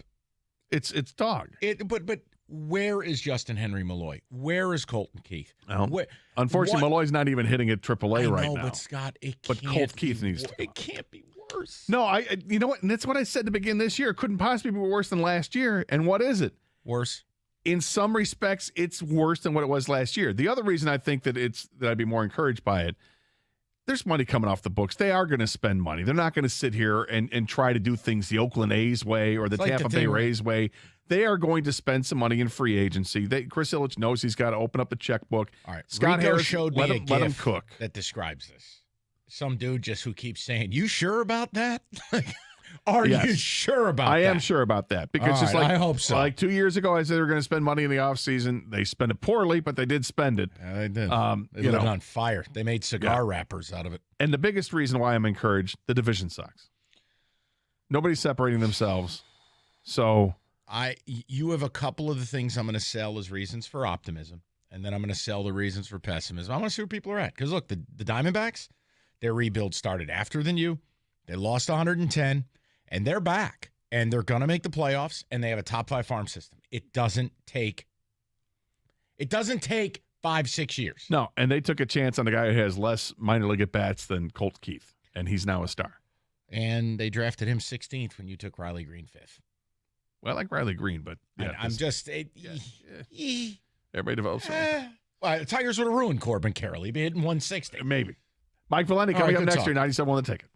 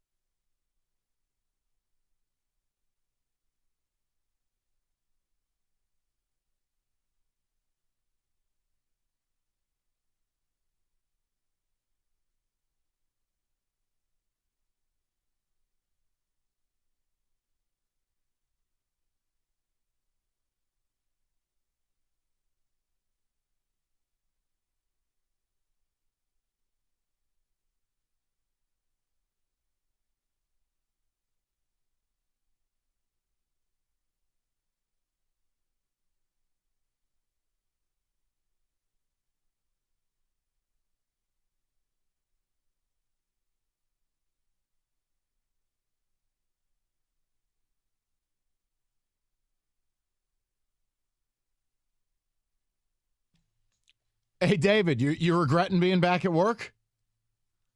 Yes, it is. The best moment, Kenny, is I look over. You're laughing as you always do when we play that stupid thing. David has his hand on his face the whole song, and he's going, why am I back here? I'm a pastor. I'm a marital counselor. I'm a husband, a father, a spiritual leader. And now I am back playing songs about Costa, who was talking about his clown car. With the response from the song itself. Right. Well, you're back. I hope your vacation was blessed. You're back. Rico in Roswell, New Mexico. Man, that's an adventure that he's on right now. Listen, the UFO news has been hot and heavy. Rico now investigating fallen alien pilots. We will hopefully talk with Rico tomorrow. I want to start with something. And it is a question about our baseball team. And it's not some ad hominem attack. I'm asking a question. Because the team who swept you this weekend, it either makes you more optimistic that this can get turned around and quick, as they're a living embodiment of it, or it makes you more pessimistic that it's a team that started a rebuild after you did and is back eons faster than you will be. Look, the Arizona Diamondbacks 2 years ago went 52-110. They lost 110 games. They won 74 last year, and they are on pace to win 95 plus this year and make the playoffs. And do it, and some of you won't value this, but with a young, exciting baseball team. I've always mentioned Corbin Carroll on this show. Did you enjoy the show he put on? I mean, that is a Mike Trout-like player, potentially. They have a top 5 farm system. I won't recite all of their prospects, but they're loaded. They got a young, exciting team at the major league level. So you either believe it can get turned around. Here's living proof of it. That's not some major baseball market. That's not some great ownership group. That's not a team with a $300 million payroll. And they were god-awful in 2020 and 21. Okay? Or it makes you more pessimistic because they started the rebuild well after you did. They've bounced back way faster. You're at the bottom of the chili pot. They're the ones serving the chili. They are rolling. And if they want to go all in, they've got more assets to acquire, more studs than the Tigers have had in a decade. Maybe more. So I just want to know which way it goes. There's nothing I can talk to you about with this team who's lost 9 in a row on that level. But it's interesting when you look at it because I admit, look, Scotty Harris took over a brutal rebuild. And my only frustration right now is the refusal to not call up some of the kids. Not because they're saviors, not because any of them are Corbin Carroll, but because they just couldn't possibly be any worse than the nonsense that you have here. I mean, every night you're playing Baez, Torkelson, and Miguel Cabrera, you are basically sending up 3 free outs. Torkelson is arguably the single worst first baseman from an OPS perspective in the entire league. Cabrera and Baez might be the worst overall players. That's before we get to this infatuation with Ibanez nobody can understand, et cetera, et cetera, et cetera. So I want to know what side you're on. Now, for me, here's what I'm going to sell you. I'm optimistic it can be turned around because here's what the Tigers do have. They can pitch. Not only who you have, but who you have seemingly developing these guys in Chris Fetter allows me a baseline of saying, okay, Tiger pitching will always outperform the pedigree. That even if they bring somebody up I don't know a lot about or they don't have prospect pedigree, I got a shot. We get into the rotational pieces. Whether Matt Manning is great or not, whether Mize is great or not, whether Scooble's great or not, whether anybody they put out there ever is ace caliber, it doesn't matter. There will be a baseline. And in this league, it is far harder to find pitching than it is to find hitting. I can be optimistic because here's the other thing I've said. It's a bit of a rallying cry. Anytime you guys have called and asked me about what can the Tigers trade and what do you want, I have said, I am not accepting a single pitching prospect back. Anyone I trade with in an Alex Lang discussion, in a hopeful Eduardo Rodriguez discussion, any discussions I have, if I'm Scott Harris, the only thing I'm accepting back are positional players and positional player prospects. Because I would argue if the Tigers could get a few bats here, that this thing could turn around way quicker than it seems. You know, the bullpen pitching way over its skis for a while. Don't you feel like they do that every year a little bit? This is a welfare, bargain bin, lethal weapon 3 bullpen. It's pitched pretty damn well this year. All right, of course you're going to have some regression. But I'm making the point that if ownership does the right thing and spends, and if Scott Harris makes a couple of deals where you get a prospect like, I don't know, Isaac Paredes, who you dealt for a nothing burger in Austin Meadows, well, all of a sudden, couple prospects come up from your system, couple prospects via trade, 2 free agent bats, and this looks a lot different, right? Now, on paper, that makes sense. My problem is the Detroit Tigers, in my 20 years in this city, have never developed a high-level bat. Ever. Castellanos got better when he left. Granderson was a faux celebrity, faux star. The last all-star you raised from your own was what, Travis Fryman? I want to know if you're more optimistic because a team that lost 110 games came in here and showed you it can be done quick, or you're more pessimistic because that just happened and you go, my God, we are eons from that. We do not have a Ketel Marte. We do not have a Pavin Smith. We do not have Corbin Carroll. We do not have a Lourdes Gurriel. We don't have these pieces. And again, not all those guys are equal. Not all those guys are stars. But the D-backs, much like the Reds, are fun to watch. I brought up the Reds last week. It's depressing. They spend $65,000 in the international market. They land Ellie De La Cruz. The Tigers, I mean, what? We go out and sign Frank Rizzo from the Marlins. Guy's hitting 110 in AAA. I want the team to be watchable. I want the team to be exciting. And if you're asking me, well, aren't you still going to bitch and moan if they lose? Well, yes.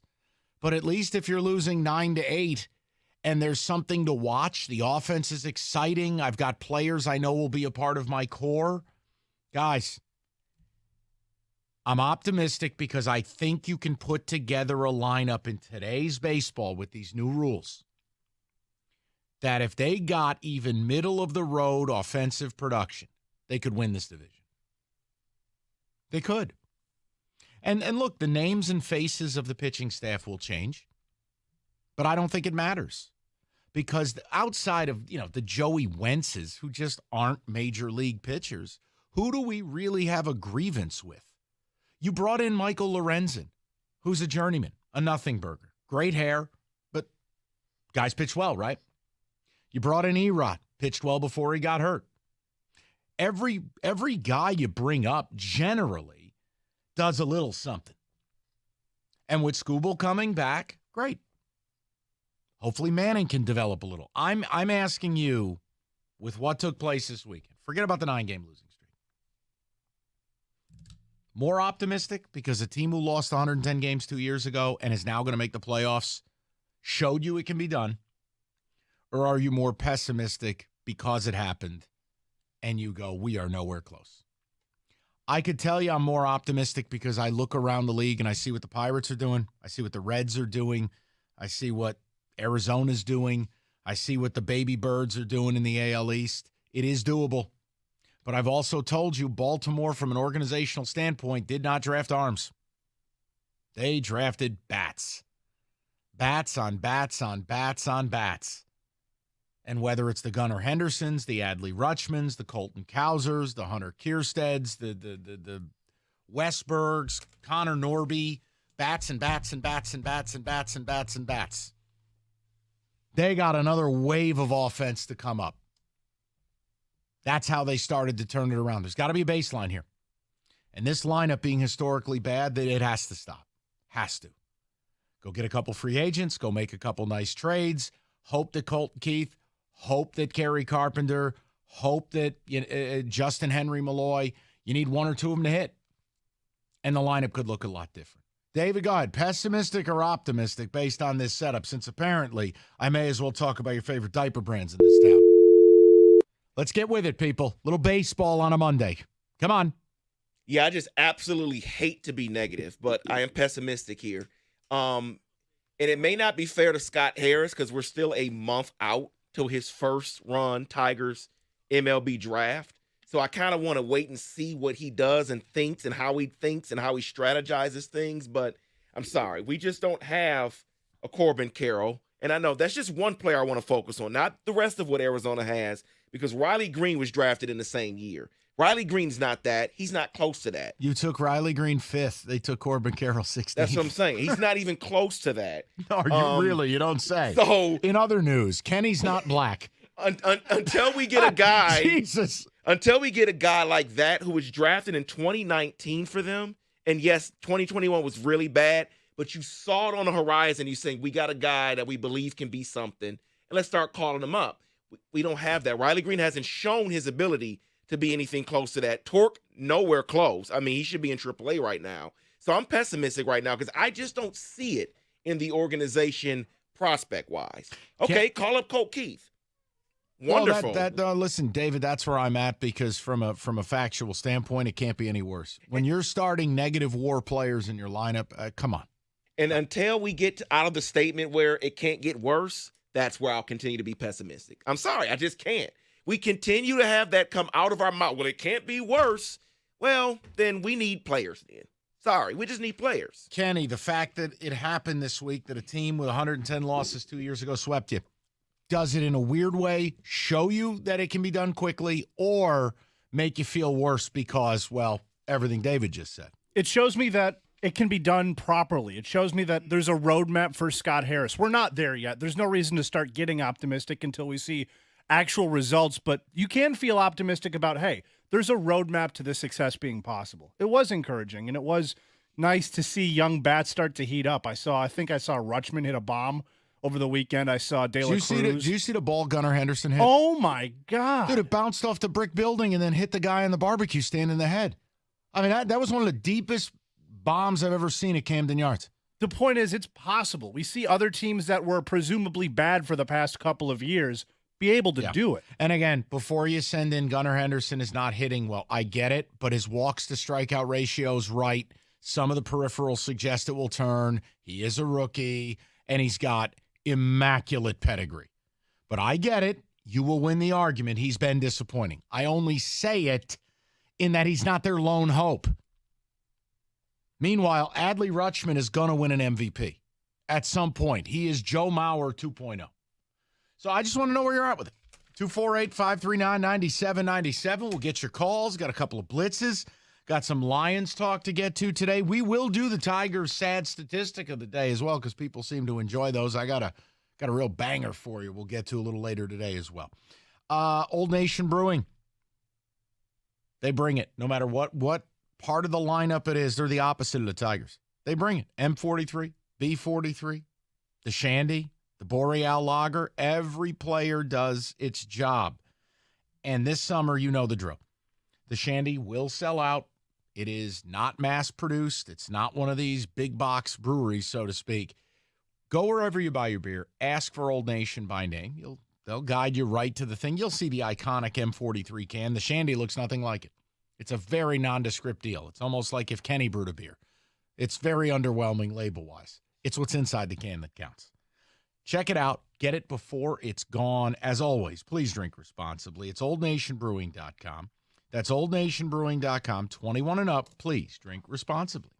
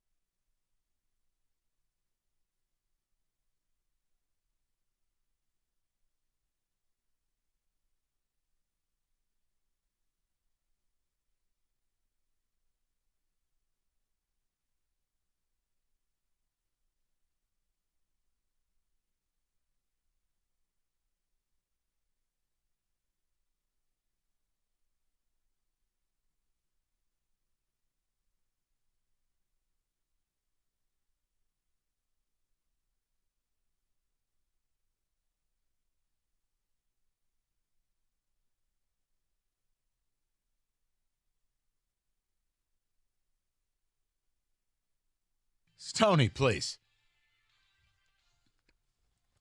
Hatchet Man, let's get it started. Rico's out in Area 51. We're solo today. Hit me. What do the people have to? What do they got to say about the spin to start the show here? Oh my gosh, that's What? Rob. I got a lot of new treats for you. Don't worry. While you were gone, I said it. The best thing that happened to you is you weren't here today where Rico did the Zion Williamson reading. Only way that got better to have a pastor read that.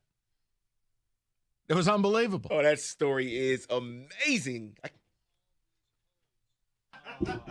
I told you, we got a grab bag. Go ahead. Is it possible the Tigers know their prospects aren't good and displaying them at the major league level only hurts their trade value? No, guys, honestly, everyone scouts everyone's prospects. Everyone has this entire dossier about every player in baseball. You're not hiding your prospects. You're not able to, if they suck and if they're just no damn good, the other teams already know. The only way to, in that case, if what you're saying was true, then the only way to redeem them would be to bring them up. Look, Kerry Carpenter couldn't hit on his rehab assignment. He comes up and goes 8 for 12.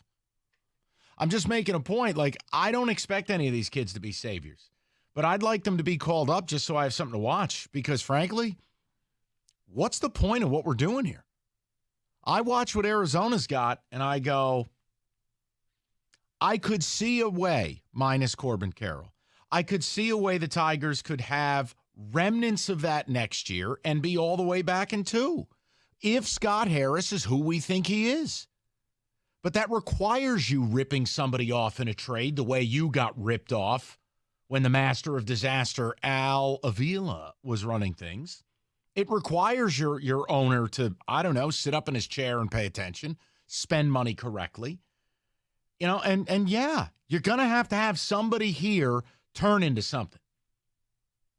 And I know he's still young, but my patience is just about out with Torkelson.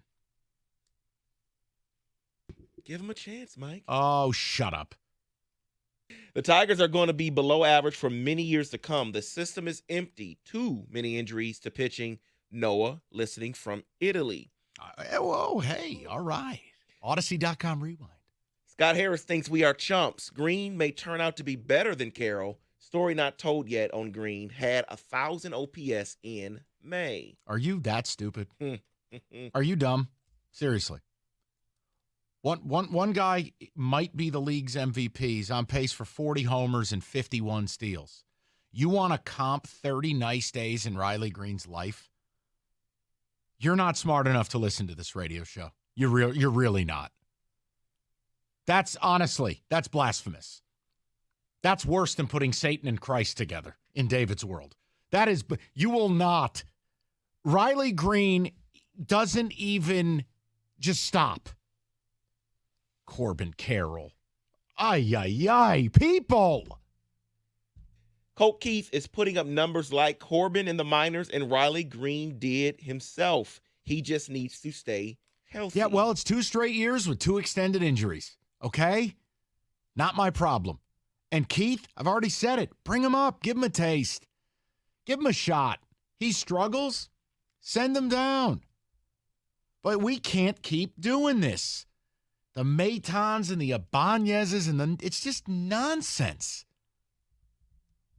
If Rico finds an actual space alien, can he check to see if he can hit a baseball from Honestly, Ryan? Right. Tigers has set up the intergalactic international program. Let's go to Zach, 97.1. What's up, Zach? How you doing, Mike? Good, well, I Z. listen to you guys every day on the Odyssey app down here in Cincinnati. Love you guys. Thank you, brother. Hey, you getting any Reds games, being that they're one of the most exciting teams in baseball? That is what I called about. So I'm a diehard Tiger fan. I've been a Tiger fan my entire life. And Saturday, I had a chance to watch them on the MLB Network or the Reds. And I got to be honest, I chose the Reds. Smart move. Look at the amount of young, and by the way, Zach, you know this being that you live in Cincinnati.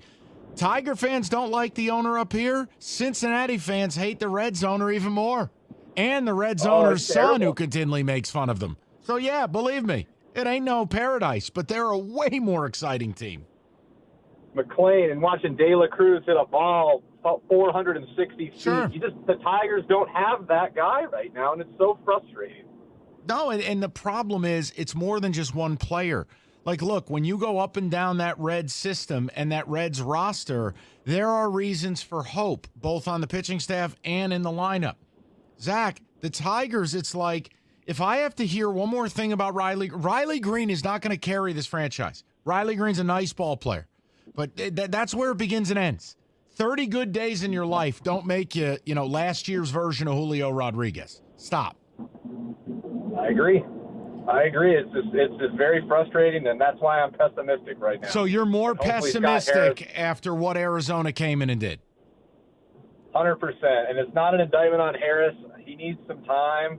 It's just the whole Al Avila, the whole situation that they're currently in just leaves me so pessimistic right now. Yeah. No, Zach, I get it. I mean, I opted for – I think there can be a reason for optimism if we believe Scott Harris is the right man for the job, because it shouldn't take that long. And the evidence of that is the team that just came in and did what they did. But I get it if you're pessimistic. I do. Because until or unless look, this trade deadline is going to tell me a lot of what I need to know about Scott Harris. Good GMs are able to mine for talent. And Alex Lang's going to be worth a lot. Yes, I understand he had a meltdown this weekend. I get it. Okay, he's not Mariano Rivera. It's okay. Let's go to Larry, 97.1. Larry, what's going on, buddy? Hi, Mike. I have to admit I'm very pessimistic about this team.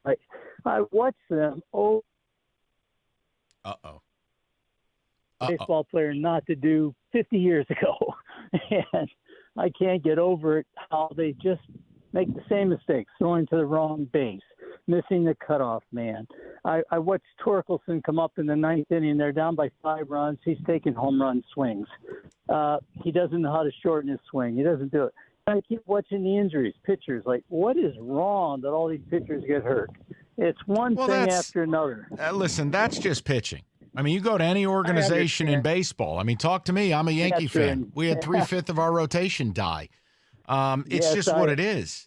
Look, the Torkelson thing, I'm just at a point. I mean, he is a bad baseball player. There's just no other way around it, Lair.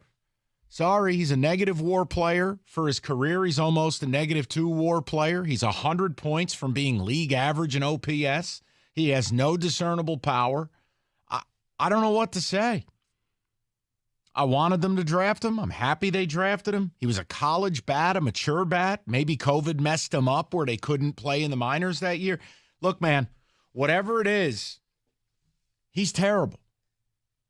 From an OPS standpoint, he might be the second worst first baseman in all of baseball. Okay? Now, if you want to tell me he's still young, okay.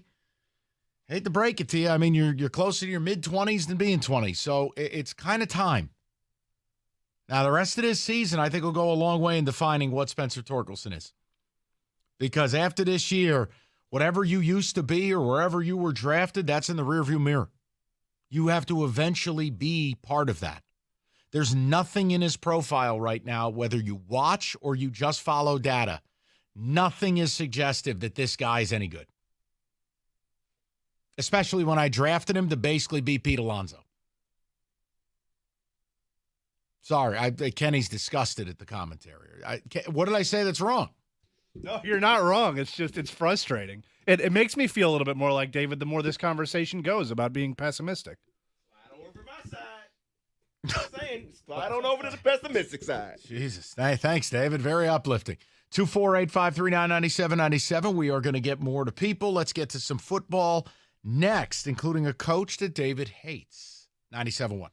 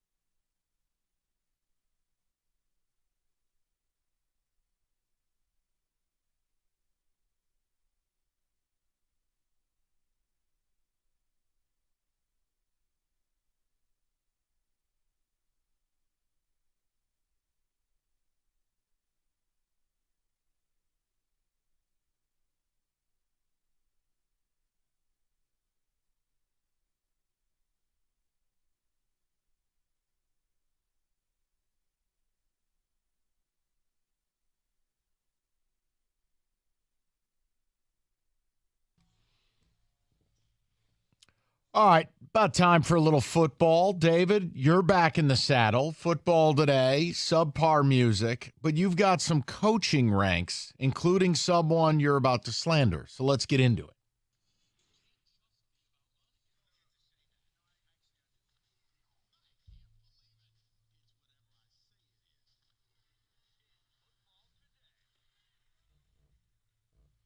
Yeah, bro. I do have some coaching rankings here. Let's start here. Where is it from? It is from 33rd team. They have ranked the head coaching. This is via Ross Tucker. So Okay. Ross Tucker has All done right. the rankings. So someone at least a name we Correct. know. All right. So let's start with the back end here at 32. We have Gannon, who, of course, 1 year. So Yeah, we're here's not what I'd gonna like know. to do. Do me a favor. Leave out all rookie coaches. Okay. I'm not interested. I just give me the singular worst veteran coach in the league. McDaniels at 29. It's fair. He bombed out in Denver. You have another shot again here in Vegas. I certainly was not impressed. Do you have any issue with it? I don't. I don't have any issue with that one. At 25, I think I'm gonna have a small issue. What? Robert Saleh. It's tough. Defensively, he's done the right things. The Jets' defense is good. How much of this do you pin on the fact that he's stuck with Zach Wilson? Now, look, he gets Aaron Rodgers. David, it'll be very simple. They either win a hell of a lot of games and they make the playoffs and he's one of the top 12 or 13 coaches on that list next year, or he's fired. That's how that's going to work. I think that's a little rough on him, to be honest. Okay, and then at 21 and 22, you have two coaches that coach teams that continue to fail in the playoffs. Okay. 21 would be McCarthy for the Cowboys. He should be lower. I think Mike McCarthy is one of the most overrated coaches in league history. And number 22, Sean McDermott for the Buffalo Bills. You know what? In a lot of ways, Saleh and McDermott are the same to me. In that, yes, McDermott has had more success, but him as a defensive-minded coach getting worked in the playoffs, including willfully, without a gun to your head, employing Leslie Frazier, only to get worked again in the playoffs. I got to tell you, it's kind of show or go for him too, and he's a good coach. They've done a nice job. But, David, at a certain point, if he ain't going to get you over the hump, you got to find somebody who will. Well, then right above them at 20 would be Brandon Staley. Now, I understand what Mike Way too McCarthy high. has done. He's won a Super Bowl, though. Brandon Staley is way too high. He has done some of the dumbest you-know-what I've ever seen. Go back and look at his decision in the Cleveland game last year. Go back and look at the decision to play Mike Williams in a meaningless game and get him hurt, and then you don't have him in the playoffs. Then you blow a 21-point lead in the wild card round. David, that to me, Staley is way overrated. Then we get closer to the top 15. You got Arthur Smith at 18. I think Smith did one of the 10 best jobs in the league. He did, exactly. He had nothing, but he designed Tennessee's run scheme all those years. He brought it to Atlanta, and no matter what, they had, Pete Algiers at running back, and they had Desmond Ridder, or they would be in every game. You couldn't stop them from running the ball. I think Arthur Smith did a hell of a nice job. Matt LaFleur at 17 for the Packers. And then Detroit's very own Dan Campbell at number 16. I'm good with it. I think Dan Campbell gets more hype than he probably deserves, but I'm fine with him being, quote, middle of the road, and now he's got to prove it. We may think certain things about him, but he has to now back up those thoughts.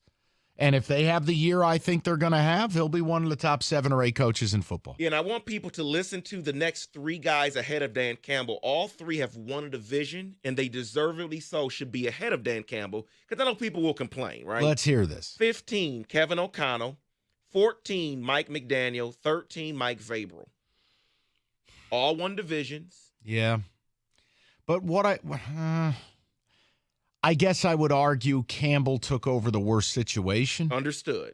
But factually, if you're going to get into the top half, you have to have a resume of some form. So I'm okay with that. And Mike McDaniel still has to prove it, by the way. I'm not saying that he's all going to be funny? above him. You know what's funny, David? The minute he doesn't win, this quirky little routine, look at me, I went to Yale, I'm smarter than everybody, and I'm a jokester, that's going to wear right out Look how quick it almost happened to Campbell. You are right about I that. like the guy, but I'm telling you, you don't win big, you don't win playoff games this year, that's going to wear out in a hurry. Yeah, him doing halftime shows at a Miami Heat playoff game. Right. Not so much if you don't win. All the press conference stuff, better win. And just outside of the top 10 at 12, you have Zach Taylor for the Bengals. And 11, you have John Harbaugh for the Ravens. See, I think Harbaugh is criminally underrated. I mean, he's been there so long. They've developed a program, a culture. All they do is win. I understand last year, losing Lamar for the season did, in fact, cost them a playoff spot. Let's be fair. But overall, if I ask you for who the most consistent AFC team is in the last 20 years of football, 15 years of football, it's not the Bengals, it's not the Chiefs, it's not the Bills, it's Baltimore Ravens. I just feel like with John Harbaugh, that's steak and potatoes. You know what you're getting out of it. I'd put him higher, personally. Yeah, I think there are two guys out of the next three that I'm going to name that he should have been named ahead of. One is Doug Peterson at number 10, Pete Carroll at 9, and number 8, John Harbaugh should definitely be ahead of him, and that's Brian Daboll for the Giants because it's just 1 year. Daboll's overrated. Listen, I like Daboll. He did a hell of a nice job last year. You want to earn that ranking? Come right back this year and make the playoffs again. I don't think the Giants will. I think he'll be lower in those ratings next year. So I'll give you 7 and 6, but I want to get into the top 5 list. Sure. Meat and potatoes. Number 7, Sean McVay. Number 6, Kyle Shanahan for the 49ers. So the meat and potatoes here in the top 5. Nick Sirianni for the Eagles. Sean Payton at number 4 for the Denver Broncos. Number 3, Mike Tomlin. Number 2, Bill Belichick. Number 1, Andy Reid. Is Belichick the one you were going to slander? But he should not be at number 2 still. State your case. I just think that I know this is going to seem like a homerish opinion. Mike Tomlin, to me, should be currently, he had a team last year that should have been under at least 7 wins last year, and they still won 10 games last year. Mike Tomlin has consistently shown that he can keep his team in the playoff hunt. Nick Sirianni has taken his team to the Super Bowl, for God's sakes. Bill Belichick has done nothing since Brady. So knock him down a peg. Here's the problem. Here's what would support your cause. Bill Belichick thought it was a good idea when Josh McDaniels left town to have Matt Patricia run his offense. Yep. As a defensive guy. Think about that. I think that alone takes you from being 2 to 3. But, I mean, David, he's still one of the 5 best in the game, no? No, that's what I'm saying. Nick Sirianni would be... How many coaches would you take ahead of Bill Belichick currently, right now? Maybe 4. So he's still top 5. He'd be 5th for me. But hey, look, this will be a big year for him. If they're underwhelming again and middling and you're kind of like, what are they doing? Yeah, David, it would be fair to say, you know what? He's probably toast. They have to make a move forward, and nothing they've done has made a lot of sense. I know one thing I would do, and I don't know if you agree with it, but because he hasn't coached in a year, I think I just want to put Sean Payton back a little bit within the top 10. Let me see him again. Yeah, I wouldn't have a problem with it. And let's be fair, didn't we view Sean Payton as a bit of an underachiever all those years in New Orleans? Yes. Now, I know they got robbed the 1 year against the Rams, but there were a lot of years you had Drew Brees, you had a hell of a good team, you had an elite home field advantage, and they really didn't get a lot done. In fairness. I believe they won both regular season in the year that Tampa Bay won. They won both regular season games against the Buccaneers and then lost the key game in the playoffs. Correct. Like, you can't do that. No, it's not optimal. You just can't do that. Yeah, I'm okay with you saying, hey, Peyton's got to earn his way back a little bit. What was the most egregious one on there for you, Belichick? I think actually John Harbaugh. Yeah, that was mine. Yeah. I think he's criminally underrated. He's fabulous. He should be in that top 10. I can't believe you don't put him in the top 10. But there you have it. Those are the Ross Tucker head coach rankings.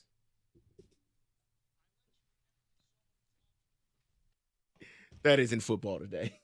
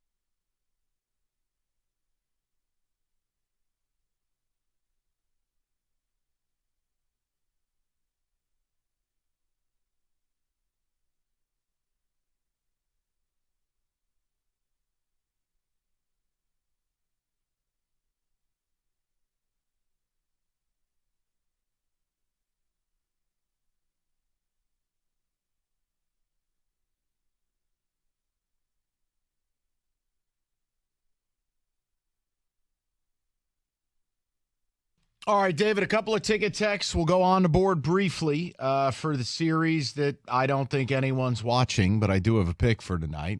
You just hate to see it. The poor Heat. You just hate to see it. Lions conversation, top of the hour. David, what do you have? One of the greatest coaches of all time is Bill Belichick. The other is Mike Tomlin. Tomlin is 3 where he belongs. Okay, cool. Yeah, but hold on.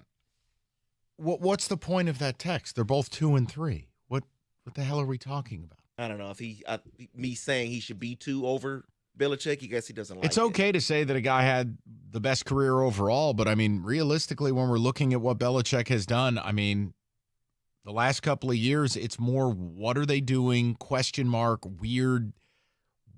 I don't, guys. It's okay to say maybe it's over. That's not criminal. Someone says, I love when fans love to bring up the team's injuries as if no other team has injuries. The Rays have several pitchers on the IL. Right. They still win. Yeah, I don't want to be mean, but there's a percentage of every fan base out there, and I think it does vary team to team what percentage it is. But every fan base has a percentage of dumbass fans who look at things in this bubble where it's only us. They like playing the victim. Oh, my God, we lost Riley and Eduardo. And it's like, yeah, and? I mean, other teams out there are 10, 12, 15 games over 500 and missing 3-4 starters. Guys, you have a bad franchise. You have a bad organization. And if you think all of a sudden that this losing streak is solely because of Riley Green or solely because of Erod, then you're clueless. I told you the whole way leading up to this, you were winning games you had no business winning, and that the math said you were at least 5 games worse. Facts. It's like a team that wins every close game in football in the first half of the season. They will lose them in the second half. There are just certain laws in sports that you rarely get away with avoiding. Go ahead, David, and then we'll go on the board. Someone says, I am absolutely optimistic about the future of the Tigers.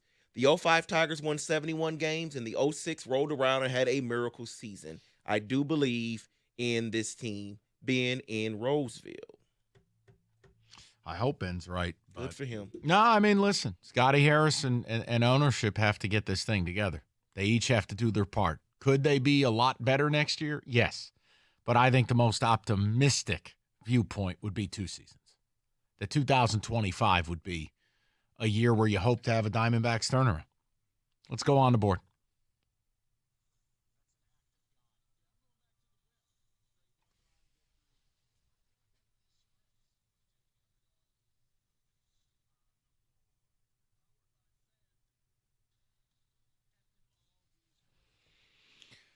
All right.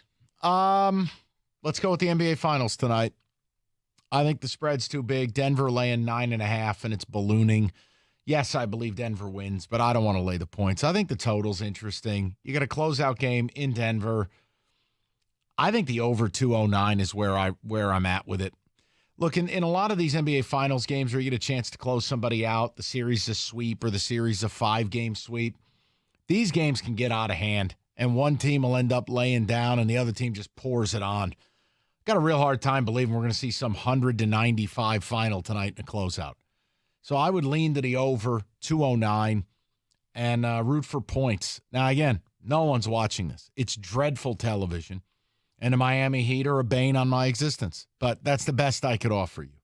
Kenny, our Panthers let us down, and they were injuring people, throwing bottles on the ice like a bunch of trash. Get your fans in order, will you please? Yeah, not a great That look was for bad. South Florida. That was bad. That was very bad. Florida guy went Florida guy. Yeah, that was reminiscent of the Dallas series where they were chucking popcorn on the goalie and White Claws onto the ice or whatever it was. It's embarrassing. Very embarrassing. Carry on. But I am looking at the next game here, and it's a closeout potentially for Vegas. That's a big moment for Florida to win that game or even to perform. And the guy who's shown up consistently in big moments this playoffs, Matthew Tkachuk, anytime goal scorer plus 160. I will have probably Florida money line tomorrow, depending Really? on what that looks like. You think they bounce back? I do. I do think they bounce back. I think playoff Bobrovsky's a real thing. And in order for that series to go Florida's way, we need to see playoff Bobrovsky. Okay, and again, he only got chased the one game. It was a disaster, an outlier. Didn't love one of the goals the other night. They battled back. All right, I'm surprised. Now, the Kachuk thing doesn't surprise me. Plus 160, why not? Sure. But man, Florida. If they can pull it off tonight, Boy, or if tomorrow, they answer the bell tonight, no, you're right. then they go back home crowd, South Florida. Anything can happen. Lots of meth. All right. David, what do you got? Yeah, I have a Nuggets win tonight, so this is what I'm going to do. Nuggets minus 8.5. Jokic over 9.5 assists. KCP over 1.5 made threes. And Jokic over 12.5 rebounds. He does get a triple-double tonight, so I'm going, that is plus 850. Hey, fun note. Ish Smith has played in the league 13 years. How many teams has he played for? He's currently on the Nuggets. Yeah, I believe it's like 14 teams. 13 years, 13 teams. Okay, it's 13 Tonight he 13. might get a ring. Good for It's a him. good story. He Good wasn't for him. bad as a Piston. It just, Piston fans were idiots about it. Oh, my God, he's going to start for... No, he's not. Yeah, there's like 4 or 5 former Pistons. The other former Piston is... Bruce Brown. Yeah, but there's a guy that never played for the Pistons but got paid by the Pistons this year, DeAndre Jordan. Oh. He never played for the Pistons, never suited up. This is like a Detroit Pistons title party tonight for Denver. Yes, it is. They got 4 of them. It's a lot. Man, Jesus. Too bad we couldn't keep Okay, just a couple of them. No, stop. Just Bruce Brown. All right, I'll live with that. He was a good defensive player in his time here. That's fine. All right, that's on the board. Lions talk next.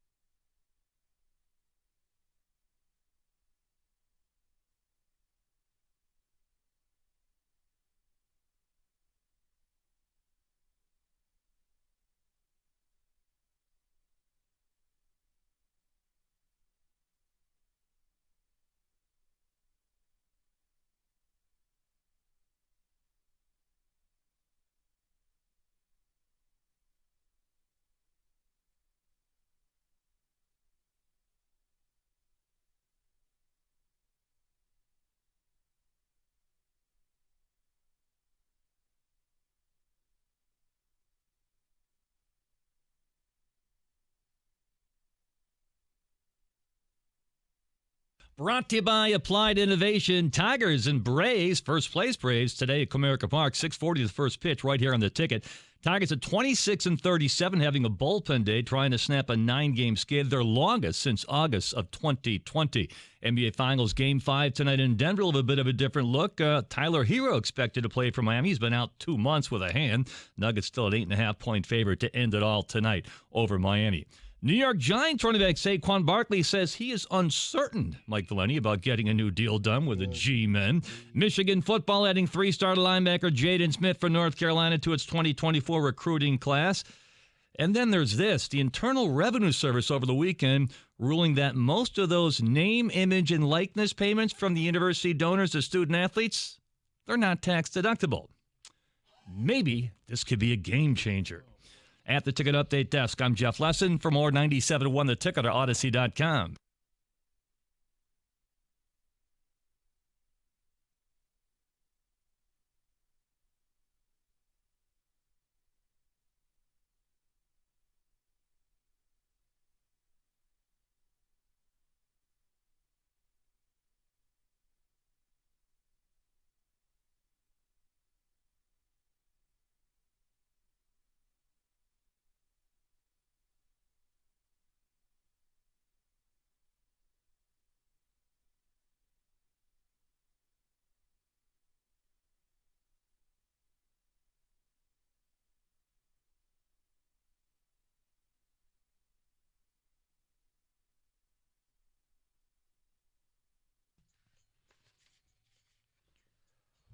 Three o'clock, nice to have you. If you want to hear Tiger talk, and not anything mean, it was a question that you're either optimistic or pessimistic about. Odyssey.com Rewind is there for you. We started the show with a little baseball. I want to talk a little Lions here, and it's just something interesting, and I'd be lying to you if I didn't think of it. And I listened to Jim Costa this morning, who was with Stoney, and they kind of touched on a similar topic I was going to do. And I go, all right, well, let me at least run it by people. And obviously, a lot was made about the Lions using the number 12 overall pick on a running back. There are still people, it doesn't even matter if Jahmyr Gibbs is good. They're still going to be upset they used that pick there. And I can't tell them they're wrong. I can just tell them that I at least am willing to move forward with it. I'm not going to I'm not watching the team. But this Dalvin Cook thing and this Saquon Barkley thing are every reason why you don't take a running back at 12. You don't. Now, certain teams, certain years, you'll just say, okay, I'll live with it. I think the Lions are one. I do. But work with me. Right now we're watching. Dalvin Cook is available for simply money. And Saquon Barkley is doing everything in his power to get out of New York. He is now threatening to hold out the entire season. Well, the Giants aren't going to cave and pay him like Christian McCaffrey. So it would only leave them one thing they would do, which is trade him. They're not going to have a guy sit there and not play. The point I'm making is that even when it works out, Saquon taken at number 2, Dalvin Cook taken, I forget, somewhere like 20th. Neither guy is getting a second contract with the team that took him. Because why, David? We don't pay running backs. Thank you, sir. Good to have you back. Minnesota said no thank you and cut him. Couldn't find a trade partner. And why would that be, David? Because no one's paying running backs. Thank you, sir. And Saquon Barkley, the Giants tried to give a deal to. Saquon thought he was too good for it. And now Saquon's under a franchise tag, which has crippled the Giants' salary cap. And now the Giants are entering OTAs and are about a month from training camp, and their star has no intention on showing up. So your reward, even when it works with the running back you selected high, is you're either going to cut him, end up in a bloody dispute, or make a stupid contract like, say, the Panthers did with McCaffrey or Titans did for Derrick Henry. Okay? So here's my question. Does watching what your future could play out as, Or maybe to a lesser extent, seeing a guy like Dalvin Cook on the open market where you could have got him for nothing. Does it give you any buyer's remorse using the 12th pick on Jahmyr Gibbs? Now understand, Gibbs has not played a game. Also understand factually, I love Jahmyr Gibbs. I'll never love taking a player there at 12. I only could make sense of it because it was pretty clear your GM did not like this draft. And a lot of GMs in football did not like this draft. It was a bad draft up high. So I can make sense of what they did, but I'll never tell you it's a great idea to do what they did. The point I'm making is, as I watch the drama unfold, whether it be what Minnesota did, what the Giants are having to do, it does give me a little pause and go, wow, if it even works out, let's say Gibbs is a star, guys. Let's say Gibbs is really, really good. Hell, let's say he's Dalvin Cook. Well, here's how it ends. And why is that? We don't pay running backs. Am I wrong when all this came out, David, that that's the first thing I thought of? Outside of it being a fun show bit? Am I wrong? Does any of it matter? I mean, realistically, if Jahmyr Gibbs doesn't re-sign here and he leads us to playoff wins or, heaven forbid, a Super Bowl, none of it will matter. We agree on that, right? Correct. But in the meantime, does it give you any pause post-haste? And you went, wow, we really took a running back 12th overall. No, it didn't, because the way I see it and the way with the value of running backs, the way I see it, it's just, use them up. So get what you can before the second contract. And I know that's never a way to look at it because you're using a first-round pick on a player. You want to re-sign him. You want to give him an extension after 5 years. You do. But their value is, okay, just use them up. Get what the Lions need to do. You're right. Get playoff wins. Go to the NFC Championship game. Whatever you need to do with that while he's cheap, do it. But does seeing it, and maybe I'm asking more of the people. I mean, David, your team did use a first-round pick on a running back as well, Najee Harris. He's not going to last. Well, here's my point. It's playing out right in front of us that you are going to use this guy for 4 to 5 years, and it's over. Seeing the reality of it with Dalvin Cook and Saquon Barkley, and I obviously don't think the Steelers are going to pay Najee Harris in another year or two, does it give you pause? And if it doesn't, that's okay. I just wondered if watching the news unfold this weekend, if you looked at it and went, you know what? I love the player. I'm excited to watch him this fall. But, man, that's pretty screwed up what we did. Yeah, here's what I'll say, because I think the Saquon and my running back it's the same situation where they're drafted because they were good, of course, but they're also drafted because they needed to be the offense. That quarterback and Ben Roethlisberger at the end and Daniel Jones cannot lead an offense. They need a running game. So in a way, it's, you use them up, see what you can get, and then we go from there. Now, I do understand where fans will say, look, then we wasted a first-round pick. I understand that. No, but completely. I'm saying, what does Jahmyr Gibbs need to do in order for you to not look back and go, we effed up? Maybe that's the question for you, the listener. What has to transpire the next couple years in order for you to not look back and go, man, we made a mistake there? Because realistically, we all agree Jahmyr Gibbs can't be anything other than a star. Jahmyr Gibbs can't just be, Jahmyr Gibbs can't be solid. You use a first-round pick on a back. Look, it's one thing if it's pick 32 and you've won the Super Bowl and you want to use a luxury selection like the Chiefs did. When you take a player number 12 overall, or look, for instance, the New York Giants selection of Saquon Barkley at number 2 worked in that he was good. However, the pick was a complete disaster because it has led to nothing. And the end game of it is a bloody dispute where this player killed our salary cap and is now going to hold out. The selection of Dalvin Cook. He was good, but it's a failure because the team didn't win anything. And he didn't sign a second deal. And they couldn't trade him. They had to let him walk away. So ask yourself, what beyond Gibbs having to be a star has to transpire for this draft pick to be viewed with no regrets? I'll be honest. It would have to be an appearance in the NFC title game. It'd have to be a couple of division titles. It would have to be this team really being, guys, we could go to the Super Bowl this year. And look, if you fall short in the NFC title game, like, bleep happens. But I understand it's not all on Gibbs. I understand that.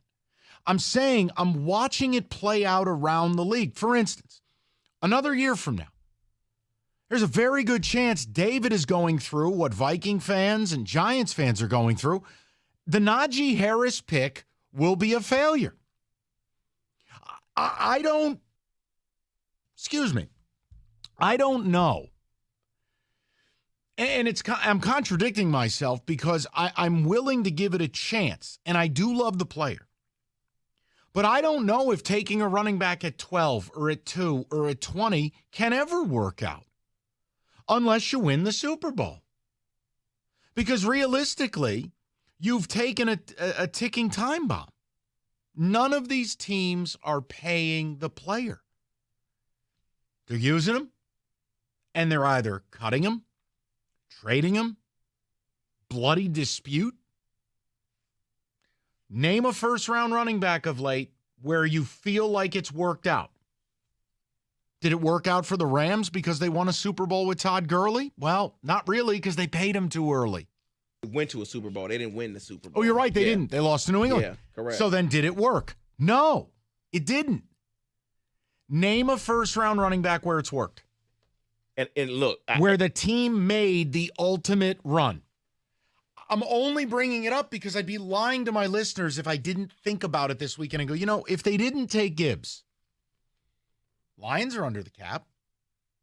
Dalvin Cook, although he looks earmarked for Miami, would he relish the opportunity to bust Minnesota's ass twice a year behind a dominant O-line and a perfect complement to David Montgomery? And the Lions could overpay. Not that I'd want to do it. My point is it's just money. And the number 12 pick could have been, guy's pick, I don't know, Jackson Smith and Jigba. It could have been a corner, whatever. Is that wrong of me? Am I letting my personal bias of how I feel about Saquon Barkley distort your team? Like, I want the Giants to cut Saquon Barkley. I don't want to deal with it. I'm okay if you go, Mike, come on. You're a little too close to it. And I'll state it for the record again. I love Jahmyr Gibbs. I love the player. I understand the Lions had an unbelievable grade on him, and I am willing to give it a chance. But I would be lying to you if I said that the events of the past week with the running back position, along with me pondering when is the last time a first-round running back drafted high actually netted the team a Lombardi trophy. See, and I want to cut it at the knees before it starts. Contribute and help them win, because Clyde Edwards-Helaire cannot be that guy. Yes, he was drafted in the first round, but he was not the reason why they won the Super Bowl. I think he was inactive for the Super Bowl. So let's not do that, people. Okay, it was not Clyde Edwards-Helaire. You have to go way back to find a running back that was drafted in the first round that contributed to a Super Bowl. And you can't say Leonard Fournette. He was drafted by the Jacksonville Jaguars. Thank you. Now, did it almost work? Did they make the AFC title game? Did they almost get there? Yes. But it's hard for me, you sit here and you go, every reason I tell my listeners why I never want to use that pick on a back is still true. Yet, I don't have a choice, but I have to give it a shot, right? Like, I have to root for this to work. But make no mistake, if the Lions are able to cross the finish line and do the unthinkable, they'll be the first one to use a first-round pick on a back that I can think of. And I'm not sitting here telling you I've done 25 years of research. I'm sure somebody will have something. But it's a tough bar to clear when you use a first-round pick on a back. I think that's the lesson. 248-539-9797. We'll get with your phone calls next. 97.1. Hungry Howie's 50th anniversary, celebrating 50 years of flavor, and they've been serving Metro Detroit, 50 years and doing it right. In-house dough made daily, 100% real mozzarella, 8 different flavors of their famous flavored crust, and you understand they have special items, including the 73 Classic, $9.99 for 73 slices of cut pepperoni, and Kenny has counted. He has done the quality control check. It is true. Look, special menu items all summer long as they celebrate their 50th anniversary, and the mix and match, $6.99. So make it your way. Any night of the week you don't feel like cooking. It's Hungry Howie's. Limited time only. Restrictions may apply. It's Hungry Howie's.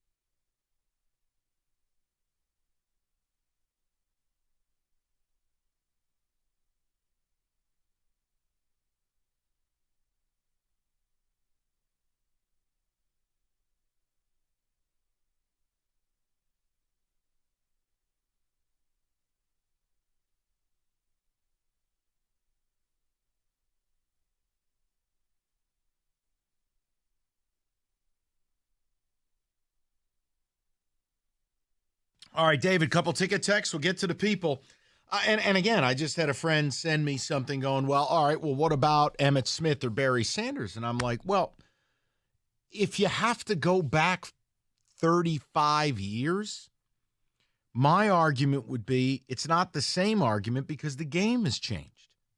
You could take a running back in the first round, give him 350 carries, then pay him big dollars. The game has changed. And my argument with Barry Sanders is for all of Barry's greatness, and he is a splendor. He's the best running back I've ever seen in my life. He netted one playoff win. My argument to you is in today's game, running backs do not affect winning. They don't.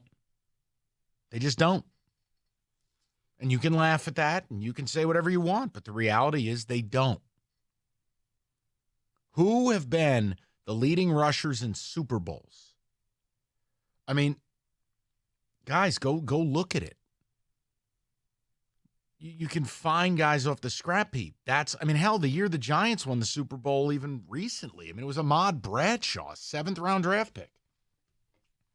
Guy had plastic ankles. Mike, you are going to be amazed at the name I went back and found for a first-round running back that contributed to a championship team. Jim Thorpe. No, it was his rookie year.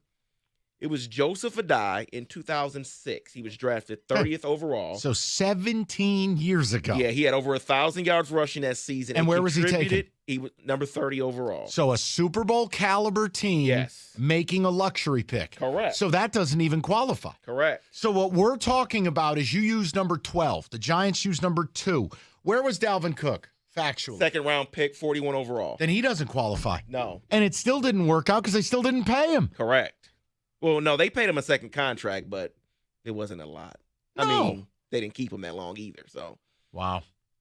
So what would Jahmyr Gibbs need to do to justify the pick? Or you're just okay with it. And you go, look, it was the right pick. They love the player. It's what we're doing. And I'm fine with that, too. There's no yelling here. This isn't a hill I'm dying on. You want me to go to the people? We'll go to the people. Let's go to Billy, 97.1. Billy, what's going on, buddy? Hey, gentlemen. How we doing? Good, Bill. Hey, just wanted to bring up a point from this morning. When they asked Schefter about the pick, it was like you could hear him smelling the fart through the phone. When they asked him about Gibbs, he said, well, has he signed the contract yet? Do you know what they're going to pay him? He was saying 4 years. He said off the top of his head, maybe $17, $19 million on that rookie contract. So even a non-draft expert kind of had what appeared to be a sour taste about it. Well, I got to be honest with you. I felt bad for the morning show because Schefter sounded like he was on the toilet. I don't know what was going on in that interview. They asked him about Chase Young, and he's like, well, if they get an offer they like, they'll move him. And it's like, Adam, you're an insider. Are you hearing anything? Are you awake? Is there toilet paper to your left? What? Talk to us. I felt bad for Costa and Stoney. That was brutal. Yeah, but with Gibbs, there's a lot of things that he can do. But like you said, with the way everything's about a general manager's point of view right now, it has to be taken into account that this could go poorly, like you said, within that window. There's not a chance that I see him. And if he's great, then what does that mean? Because he's doing both positions, so how's he going to get paid? Even more so. So it's kind of a double-edged sword. If he is that player, then it becomes even worse because he's doing two different things. Yeah, I mean, if he's great, you either have to sign a horrific deal or let him go. Or you get into a bloody dispute. I hate to say it like that. I mean, if he's Debo light, then where are we at? Well, different player. I get where you're going from a versatility standpoint, but Billy, I mean, Debo's a freight train.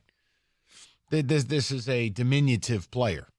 I mean, Debo's like 6'2", 220. That's just a different NAN. Debo started squawking about not wanting to run the ball. It's a very difficult thing because it's become normalized now to pay a receiver $25 million, but you don't pay it back.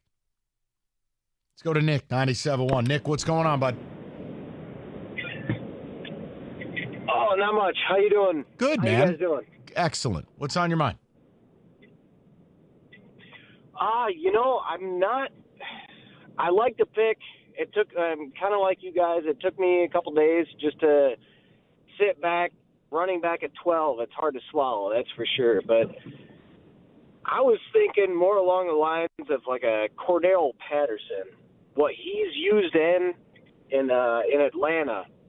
If we can get a couple years of that, maybe a little more, 1,200, 1,300 yards from scrimmage, a couple touchdowns, But you don't. Hold on. But Nick, wait a minute. If no disrespect, now Cordarrelle has carved out an interesting path. He was originally a draft bust whose best skill was a kick returner. He's had this late career, renaissance where he was in the backfield, I think, in New England for 10 minutes. Then Chicago did it. Now Atlanta's used it. But overall, Nick, if Jahmyr Gibbs turns into Cordarrelle Patterson, that's a horrific use of the 12th pick overall. Horrific. I'm just saying, starting out like that. I mean, what do you guys realistically see him doing, like stats wise? What he should be doing? I mean, from what I've been reading and hearing, he's been in the slot. I mean, granted, it's very early in the offseason program. In an ideal world here, I'll be honest. In an ideal world, you'd see 200 carries and 50, 60 receptions. So 260 touches a year over 5 years, and then you throw him in a garbage can. Respectfully, of course. That's it. There's no scenario I pay him. And you're seeing it play out league-wide. So that's why I just brought it up. No, I get that.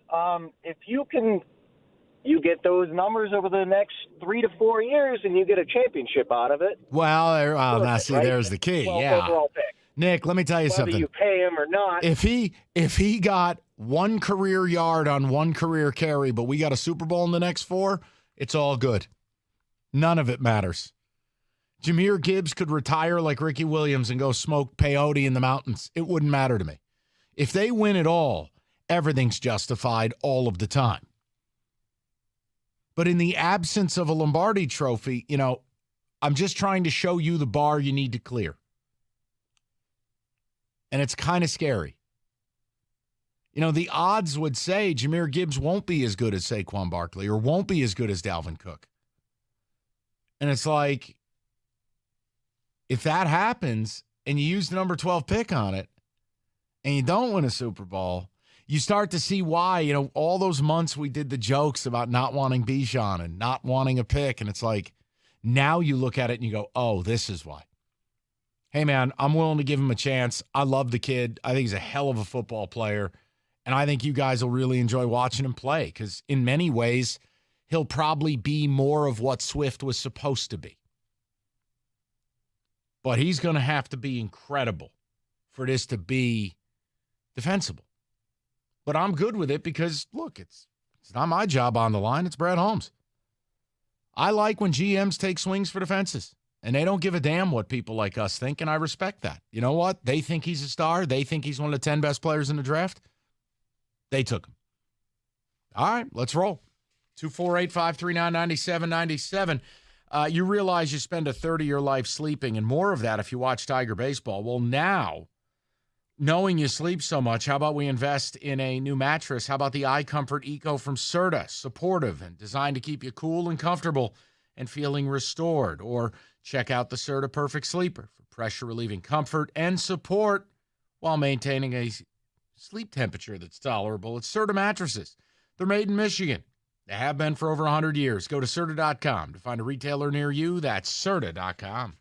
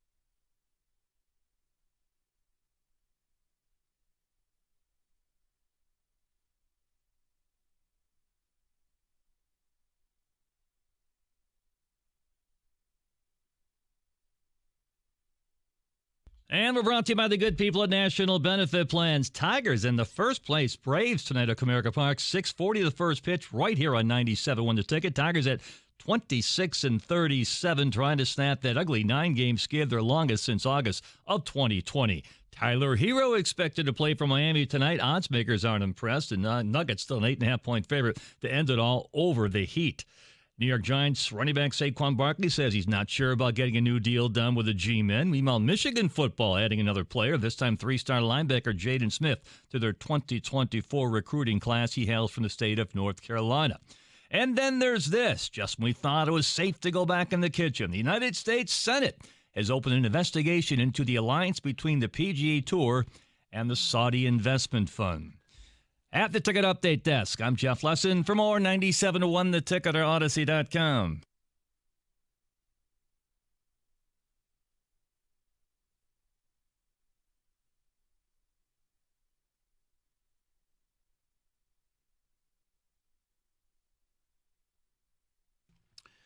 All right, we're going to get to your phone calls here. We'll get a little football today in the mix. Top of the hour, I've got some audio you're going to want to hear. I don't know if I should term it as funny, because it kind of is, but I don't know if I'm allowed to laugh at it, but we're just going to roll with it, because all I'll tell you is if it happened to any of the three of us, there's no way we're finishing the broadcast.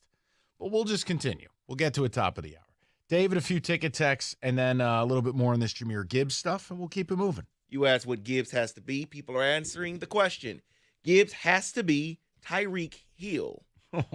Okay. All righty. All right. I only asked it if you're just joining the show. It's simple. Dalvin Cook released by the Vikings. Giants in a blood war with Barkley. This idea of this is why we don't draft running backs high. It's why we don't pay running backs. And I just said, does what's going on in the NFL at the position give you any pause now that the afterglow of the draft is gone and we're hurtling towards camp? It's like, geez, I'd be lying if I said it didn't. You know I didn't love what they did. I do love the player, and I'm going to trust Brad Holmes until he gives me a reason not to. But, guys, reality is, even if this works, you got 4 years to make it right. Because by year 5, at best, you're in a blood war contractually. At worst, well, we won't go there. Gibbs needs league average of 12 to 15 touchdowns with 50-plus catches for 2 to 3 seasons, or I say it was a waste. That is from Chris. Yeah, but at what quotient does the team success play a role? I mean, Saquon Barkley set Giants records. They didn't win anything. The pick of Saquon Barkley was a complete failure. Period. And now the Giants may end up releasing him. It's a failure. See, this is the whole point. What first-round running backs have netted a Lombardi trophy? Someone says the Lions need to make a Super Bowl appearance on Gibbs' rookie deal for it to say it worked for me. All right. And you know what? I guess I would agree. Gibbs has to get 10 touchdowns and 1,000 yards to be worth it by year 2. Jack in Rochester. See, I guess people are just going on the numbers routine, and for me, it still comes down to this team has to win something. Yeah, just make the playoffs and win a playoff game. And he's got to be a driving force of it. Yeah. Let's go to Jay in Detroit, 97.1. What's up, Jay? Yep, yeah, that's cool. Okay, then. We'll go over to Rocco, 97.1. What's up, Rocco? Hey, Mike, how are you? Good, buddy. What's on your mind? Well, I guess I'm following your logic. I mean, what skill position besides quarterback would you actually take? I mean, I think receiver, tight end, those positions, I mean, if they don't do anything in their rookie contract, they're not worth re-signing. You know, they said he's got to be Barry Sanders or Emmitt Smith. Yeah, those guys didn't win anything. No. I was bringing up, though, look, when you go back through first-round running back selections, not many have worked out. So it's just setting up a context because of the headlines that have gone around the last 3-4 days since I last talked to everybody. Right, I got you. But is he going to be cheaper than Dalvin Cook? On his rookie deal? Yeah, I mean, what do we all believe here, guys? I mean, Dalvin's not going to go to Miami for $10. I still got to believe Dalvin's going to get some form of 2 or 3 year guarantee, right? Maybe. Yeah, so 2 are you years. better off? So are you better off taking that, betting on the rookie contract, rather than paying the exorbitant amount for a 2 or 3 year deal? Yeah, I guess that's what it listen, comes down to. Rocco, you're right. It's the lesser of two evils. I'll just make the point, both decisions are wrong. The real way to do it is to never take a running back in the first round, ever, and to never pay for one in free agency. Unfortunately, the Lions did both this offseason, and I still believe they're going to win this division. I think they're in a unique spot. So time's going to tell on this one, and I hope I'm not wrong, because I want to have fun with football, and I want to win games. I'm tired. This baseball team, this hockey team, this basketball team, it stressed me out. I want to win games. I feel like the Lions made picks that are going to make them tangibly better. Yes, they paid a running back in free agency that I wouldn't have done. I wouldn't have done it. But it doesn't mean they're not going to be better. But over the long haul in NFL history, as you're seeing, it's the whole crux of the topic, guys. You're seeing it play out in other towns where they thought they were doing the right thing too. And it blew up in their face. Let's go to Joey, 97.1. Joey, what's going on, boss? How are you? Good, fellas. How you doing? Excellent. All right, two names come to mind. Mark Ingram and Derrick Henry. Ingram came the year after they won the Super Bowl and probably would have won the Super Bowl if it wasn't for the Vikings tearing their heart out on the catch. And then Henry plays for a quarterback that's a wide receiver. So they'll never make it. But my point is what number 12 overall pick wins a Super Bowl, period? Can you name me one that solely has won a Super Bowl? Not unless you want me. I can't do it live on the air, and I admit it to you, Joey. I can't come up with that top of my head. And if you're going to distill it down to number 12 overall specifically, hell, I'll just give you the win on the argument as it is. Very specific. No, I mean, if Joey wants that, then guess what? Joey wins. I can't. Well, no, here's my point. We go from winning 2 games to going 1-6 and winning 8-9 games. I mean, it would be worth it in my eyes if we win a playoff, win a division, and we pick them. I don't need to go to a Super Bowl. I don't need a Super Bowl for it to be a success. Okay, and Joey, guess what? That doesn't mean you're wrong. Like, I want it to work, and you know I like the player. You also know it flies in the face of everything I believe in. But, Joey, look, for me, if the team has wild success over the next 3-4 years, I'll live with it, and it'll be worth it. I have your answer, by the way, Joey. Hold on, Joey. David has dug up a number 12 pick that matters. Let me hear it. Vita Vea. Let me hear it. Vita Vea won. Super Bowl. Tampa Bay Bucks. No, Joey, it's fine. We're just busting balls. Just having fun. But, yeah, I think that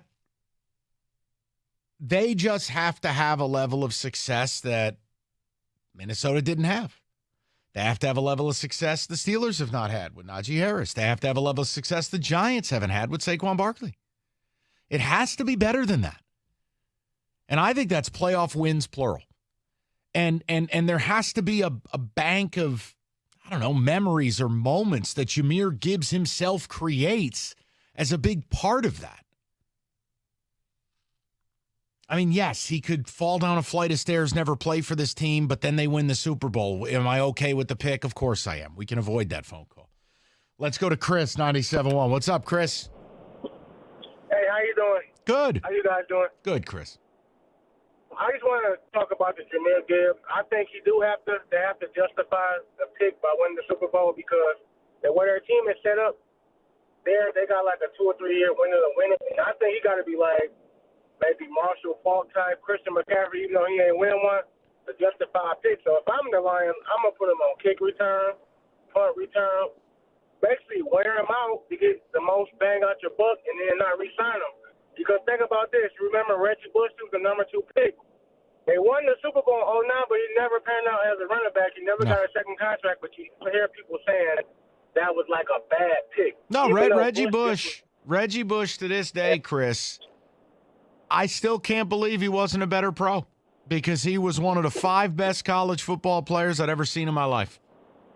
Ever. So I told my brother I was the second coming of Barry Sanders. I thought he was like, no, they all fine. Just real honestly, I'm being serious with you now. I mean, it is 1 and 1A for me in my lifetime of Charles Woodson and Reggie Bush as the top 2 college football players I've ever seen in my life. And I still can't believe that Reggie Bush wasn't better as a pro. It doesn't make sense to me. I can't figure it out. It just didn't happen. What? No, I was looking at number 12 overall picks still. Oh, David, come on. 248-539-9797. We've talked Northville Lumber for a long time. They are the oldest company in the state, largest Trex decking outlet in the country. Nobody stocks more. Nobody sells more. And nobody can sell more because they don't stock more. I mean, it's right in their warehouse down the road. No special orders means no lead times. No lead times mean you're getting the product you need when you need it at the price you want it. You get the projects done. Trex decking, railing, lighting, they have it all. And deck season is here. And if you need someone to build that deck, Northville will introduce you on the spot to a Trex certified pro. All you need to do is make the call. Decide that you want to get a project done. Call Northville Lumber today or go to northvillelumber.com. That's northvillelumber.com.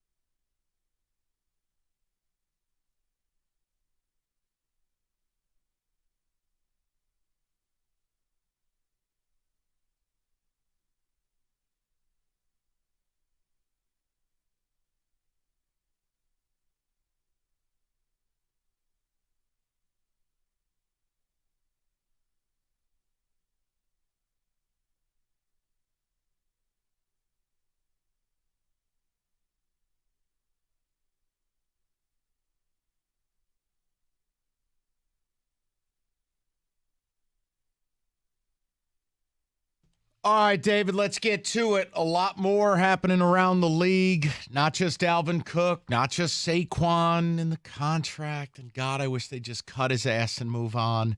Let's do a little football today, shall we?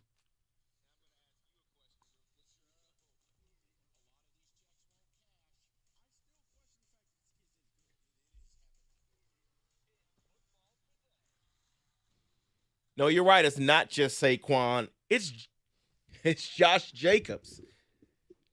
Josh Jacobs is in the news by tweeting out something. Wait, another first-round running back who's mad about his contract? Cookies, what do you think? He says, sometimes it's not about you. We got to do for the ones after us. And then Pro Football Talk. What the hell is he talking about? Simply put this question out there. Well, then is he willing to sacrifice himself where they take the tag away from him and he becomes a free agent? Who cares? I mean, there's my Jacobs. response to any of these running backs crying about money, okay? He wants to sacrifice himself. I want to get everything now so that the future's better. This guy's a regular Kyrie Irving. He's a voice for the voiceless. Josh Jacobs. I got news for you. So I'm sorry I missed that blurb. Yeah, this is a guy who wasn't good enough where they declined his fifth-year option. Right. Had a good year on a contract year. Right, but and now, wants to get paid. Now you're going to lead the new generation, huh? Poor Cookies doesn't even know that's in the system. That truck is It's hilarious. the best. Oh, my gosh. Let's talk about Tyreek Hill for a quick minute in relation to Calvin Johnson, because Tyreek Hill says he wants to get 2,000 yards receiving. He got 1,700 last season, and Tua missed 4 games and another half of a game. Yeah. So can he get there? Calvin Johnson's number, by the way, for people that don't remember, it's 1,964 yards in a 16-game season. You can. I just don't think it's advisable. The reality is you need more balance. And whether it's Jalen Waddle, whether it's guys they drafted, or how about the fact they're going to bring in Dalvin Cook and they need to have a little bit more of a running game. Want to keep your quarterback upright. I just don't think it's advisable to have a record like that. How many times am I going to repeat myself? It's completely understandable there. Whoa. Talk about another receiver. He is on a tour, let's say. I see, Taylor Swift's on one tour. DeAndre Hopkins is on another tour. Yeah, the Help Me, I'm Poor tour. Yeah, he's visiting the Titans, and they are, Hey, can I ask you guys a question? Sure. Hey, remember all the months I told you really don't want D-Hop from things I've been hearing? Hey, if he's so sweet, why are the only teams that want him the ones with bum-ass quarterbacks? I mean, wouldn't the elite quarterbacks want that dude? He put all the elite quarterbacks on his list. Uh-oh. He wants to play with Patrick Mahomes or Josh Allen or, those type, and they're not looking at him. But here's a funny part to it. I actually have Mahomes' comment. Here's the funny part to this, because New England apparently is on the list for him to visit. And Bill Belichick was asked about it, and Bill Belichick answered in a Bill Belichick way. He says, he's not a travel agent, so don't ask me. Leave me alone. That's what Bill Belichick said. Leave me alone. I'm not a travel agent. That was hilarious to hear. Whoa. Here's something that Where does he end up? Right here, right now, guys. Where does DeAndre Hopkins end up in your mind? New England. Yeah. Guy goes from saying, I want to go to, I want to play with Josh Allen and Pat Mahomes. Cutscene, Mac Jones. Mac Jones will be his quarterback. I truly believe that. Big yikes. One thing that you should be and will be excited about, Mike, is one of the jerseys we talked about last season. They said they delayed it because of there was a delay because of the factory couldn't get it and all this stuff, all that delay and the stuff. Well, the creamsicle Tampa Bay jerseys are going to be back this year, and Detroit Lions fans should be happy because they'll be wearing them against them on October 5th. You're damn right. Bruce the Buck is back. Mm-hmm. So that's one game that they'll wear the jerseys. Guaranteed win. Baker's starting, right? And they're going to play like the Steve DeBerg Bucks. That's a win for the Leos. 31-17. Give up a late TD to make it look nice. Lions cover the 6.5. Big W. See, I was going to relate it back to, we talked about the running back with Gibbs. Barry Sanders would eat up the Tampa Bay Buccaneers in those jerseys. Jahmyr Gibbs also eats up the Buccaneers in that game, October 15th. Let's talk about my conspiracy theory for a quick moment here, because it is back. Max Crosby was on the the Voncast with Von Miller, and he was asked. It's must listen. Yeah, he was asked about Thomas Brady. Here's what he said.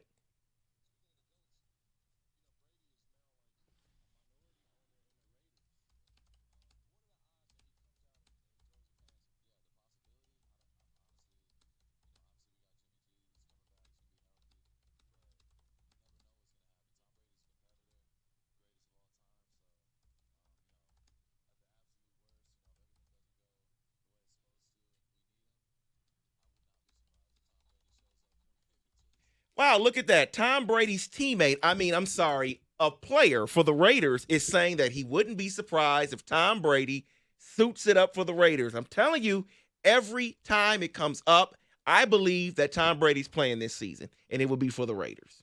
That's what he's doing. And Kenny wants to yell at me about this conspiracy theory. He thinks I'm crazy. You are crazy. For bringing it up every moment. You're crazy, just not for this reason. Because the Garoppolo physical thing, it opens right up to what you're talking about. If Brady comes back, we're all going to sound like cookies. Brady will be coming back. Did you read that story this weekend? Somebody was on his $30 million boat and knocked a drone out of the sky? Yeah, some friend he was with or something was flying a drone, and they wanted to see if he could knock it down first try. Boom, he knocked it down into the water. What a life. Yeah, You know what's funny? Brady's got more money than God, and then you realize you could put a zero behind the value of his boat, and it's still only half the cost of Jeff Bezos' yacht. Oh, I know. That's crazy, isn't it? That's depressing, isn't it? Well, here's what Brady can do with some of his money, and that's maybe invest in the XFL, because according to reports, they lost an estimated $60 million this year. Now, they're not panicking, according to Forbes, because they have an estimated $100 million in 2024 revenue that's on the way. Says the business will be our next WWE. Do you think, and I know, Mike, you probably don't, I think a league has to survive in the spring, right? USFL, XFL. No. XFL came out. They just lost $60 million. I need football in the spring. David. It will never work.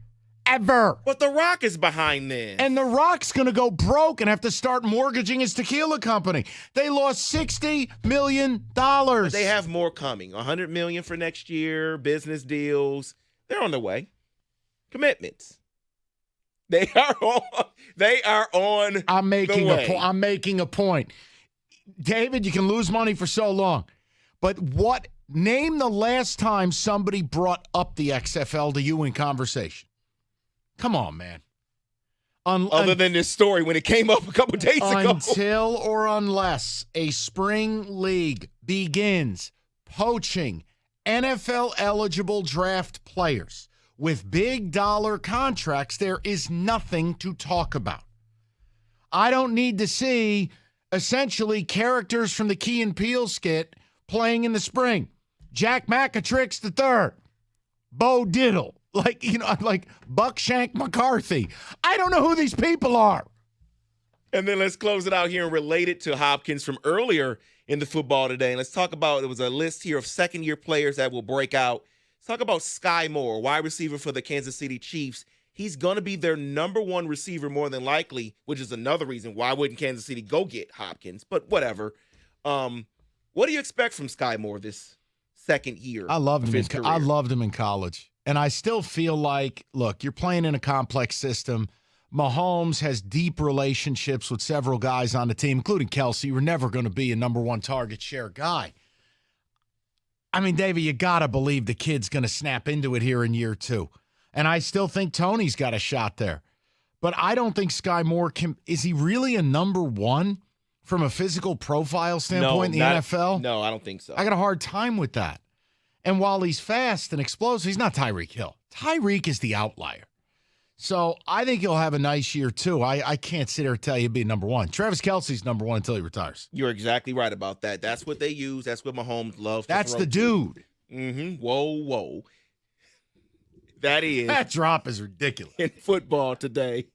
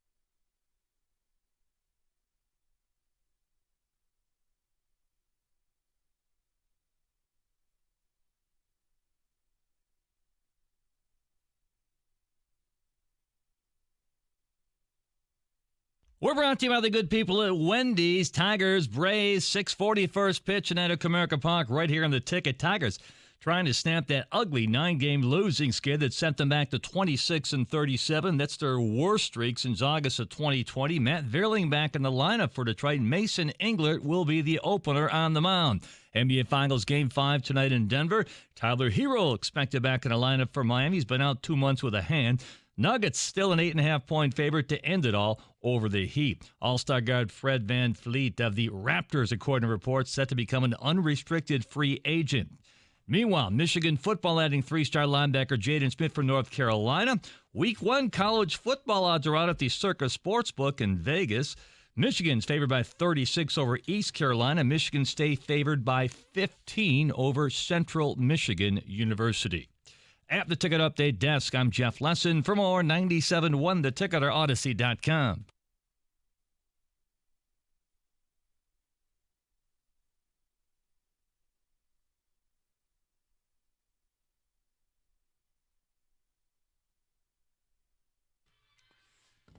Kenny Cott has demanded breaking news at 4 o'clock. I'm here for it. Yes, Kenneth. Well, you said last week you were tired of Javi Baez batting second. So there is an update. He is not batting second. Planet Earth is tired of Javi Baez hitting second. What's the update? You're going to bust my balls hitting leadoff? The update is he is batting cleanup for the Tigers this evening.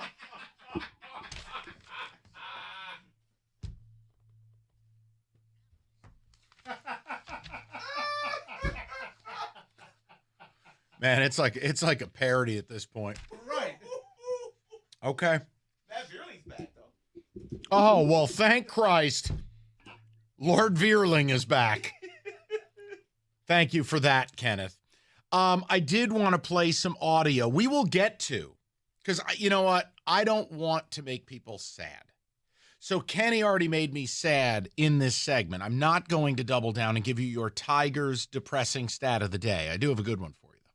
We'll do that at 4:45. Can I have the audio? Because I don't know if I'm allowed to giggle at this.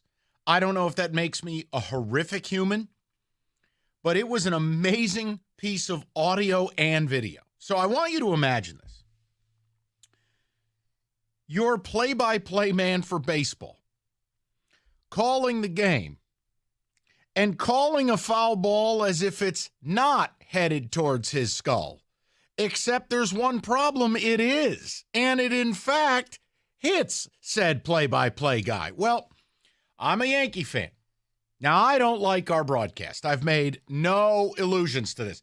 John Sterling and Susan Waldman are a clown car.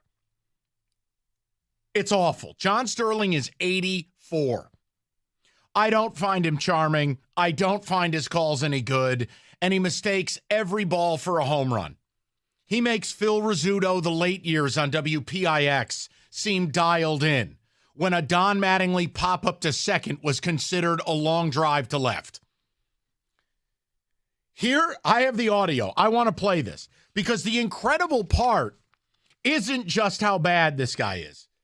It's that he calls it and doesn't break out of it.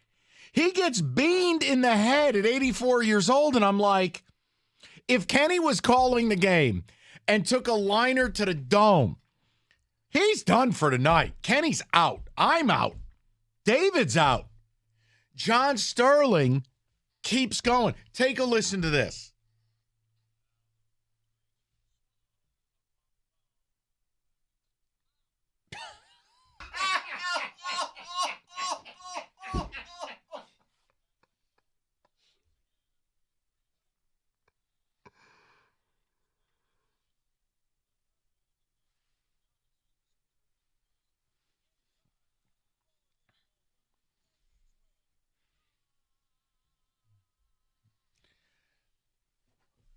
Oh, wait a second.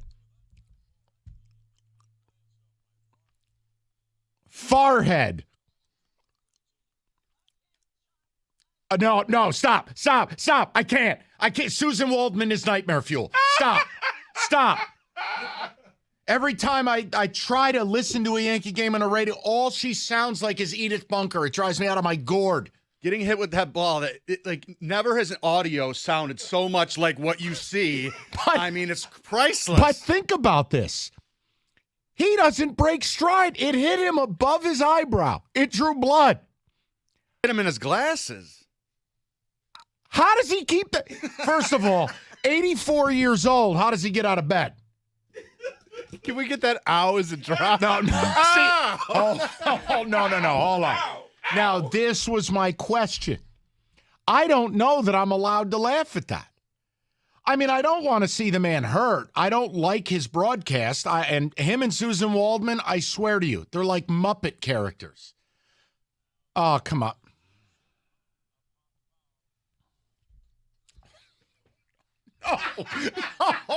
No. The more I hear it, the worse I feel. No. Hold on. Keep all the microphones behind the glass off, because when Roberto laughs, it makes me want to laugh. It's like when someone yawns and then I'm next. No, I don't want to hear your cackle, and I want to see if I can keep it together, because I don't think it's acceptable for me to laugh at that. Guy's 84, for Christ's sakes. I just want to see if I can recreate it. Hold on. No. Now, hold on. Have you seen the video? Yes. No, Roberto. Oh, have you seen the video? Yeah, it's crazy. Okay, if you hadn't, Al, that would take it to a new level for you. Play this one more time. I just know Roberto. I'm pretty sure I won't laugh.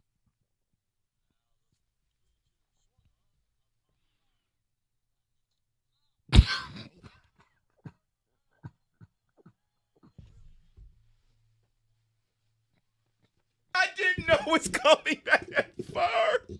Come on, man. You're looking at it. No,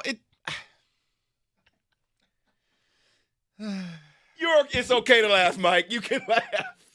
But I will tell you, he's one tough SOB. You're 84 years old, and you take a liner off the lid, and you keep broadcasting in stride. Even like the writers of Brockmire would be like, "Oh, come on, that would never happen." Right, it's impossible. It's totally impossible. I mean, like, it happened in The Natural. Like, Max Mercy almost got killed in the New York Knights booth while he was drawing his cartoons. David, you are the spiritual leader of this program. I need to know, since you have the pipe. Don't put this on me, man. Yeah, I'm putting it on you and your boy, JC. You tell me, is it wrong that I got to giggle? I don't enjoy seeing the man hurt, but I just can't help the audio. The audio's incredible. One more time. Just one more.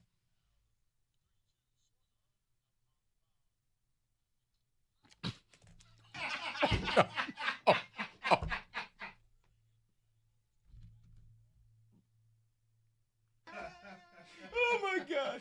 It is okay to laugh. It is I'm going to sanction this, yes. No, I'll leave it to the ticket texters. I don't feel appropriate giggling at that.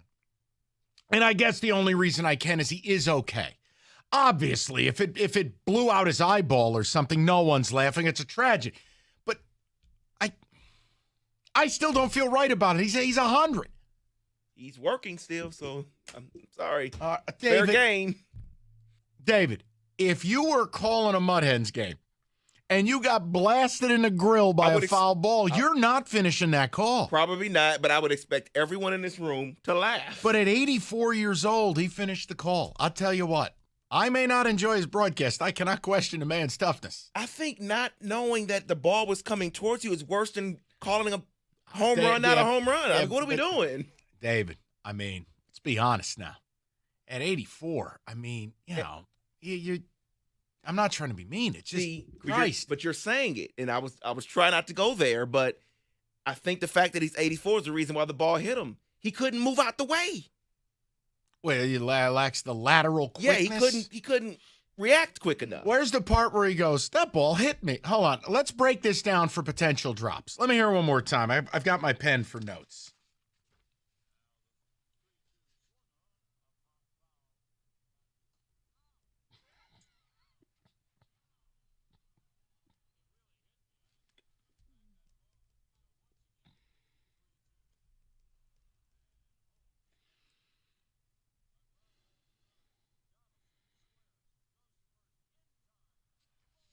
No. All right, we're good. No, I don't good need that. now, I yeah. hate. I might be the only Yankee fan on the planet. I hate that whole. I can't stand it. Now, if you really want to live on the wild side, and then we're moving on. Kenny, have you ever heard Susan Waldman, the day that Roger Clemens came to Yankee Stadium where he was going to sign with the Yankees, and he was a shadowy figure in George Steinbrenner's luxury suite. You want to hear why Susan Waldman is nightmare fuel? I want you to listen to this as you take your last breath on this earth and you head to the afterlife. I want you to be listening to this and tell me you're not headed to hell. Listen.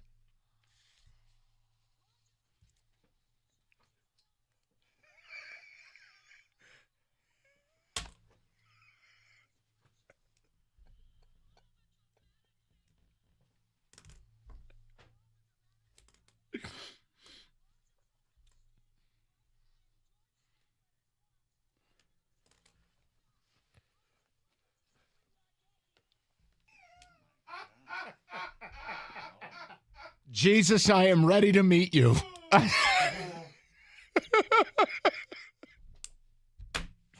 See, you started with sadness. We ended with laughter. There was no way I could do the Tigers' depressing stat of the day following the Baez news, so I gave you that. And I still don't feel okay giggling. I mean, I'm glad he's okay, but Christ, that moment where he goes, ow, ow, and it's like broadcaster voice. He's not even saying ow like a human being. No. So there you go. All right. Everybody satisfied? Christ, I feel terrible. All right. Wow, this is apropos, isn't it? Let me tell you about injury attorney David Feminino. If you get injured in Michigan, get David and get paid. Why do I feel like this? Yeah, I was going to say, why do I feel like this read needs an ow drop? I want to tell you that when you get David for your case, you get communication. You get the best legal team in the state, and when you get David, you don't pay a thing until he wins your case. So if you're injured or you happen to know someone who is, and boy, I think we all do, you need to call David 855-65-CRASH or go to the website, Get David, getpaid.com. That's 855-65-CRASH or go to getdavid, getpaid.com.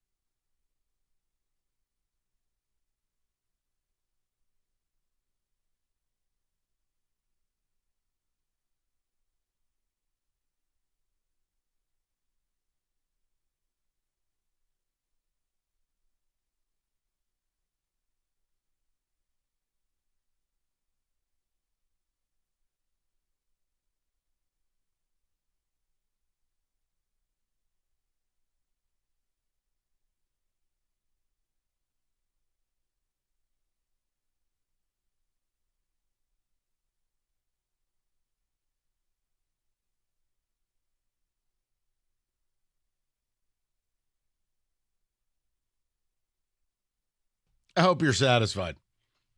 Okay, stop. Come on. Stop. I don't feel right about this now. Come on. And thank goodness he's okay. Christ. I feel terrible he's okay and you guys are giggling. And it's like, come on. Lord knows, I bet you there'll be a damn song about it tomorrow, so I can't wait. All right, now, ticket text, and then I can deliver you the sad Tiger stat of the day if you like, because I got a couple. And if you're just tuning in, if you want actual Tiger talk, we opened the show with it. Gave you a little Lions at 3 o'clock. But this stat of the day thing, it's been like today in UFOs. People have started to enjoy it. Look, we don't get a choice. We just have to embrace it. The team's terrible. They've lost 9 in a row. I got a stat about that. But I got something from Friday that was just debilitating. A debilitating statistic. David, first, the ticket text, if you don't mind. He was saying ow in broadcast before I'm dying. That is from Andrew. That's what I'm saying. Like, how did he not hurl an F-bomb? I'm cracking up. Don't know which is better, the announcers ow or cookies whoa. Brian and Monroe. Oh, my gosh. Hey, Mike, at least he didn't say that ball is gone before it his stone. Guy is a clown, he says. Listen, you don't realize how lucky you are to have Dan Dickerson, all right? I live in a world of John Sterling. Someone says he's alive, which means you can laugh. It is fair game. No, I think we have to add a qualifier to it. He is alive and unharmed. He's fine. They put a Band-Aid on him. He's okay. But no, you can't. I don't feel right laughing about it. I really don't. It's got to be one of the funniest things I've ever heard. LOL, he was a trooper, though. The lady sounded crazier. LOL. Oh, dude, Susan Waldman is terrible. There's really just no other way around it. Absolutely terrible. All I can picture is the teacher from The Waterboy getting hit in the head with the ball. Hilarious. Come on, guys. Jesus. All right. Now, do we have our production? And we're going to do this as long as I can keep producing them. For the sad Tiger stat of the day.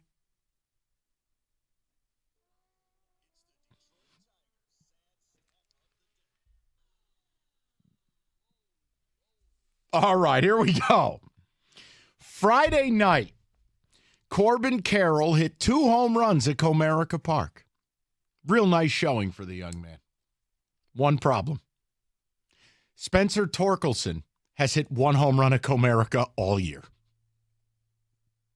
Corbin Carroll had 2 home runs and 4 at-bats.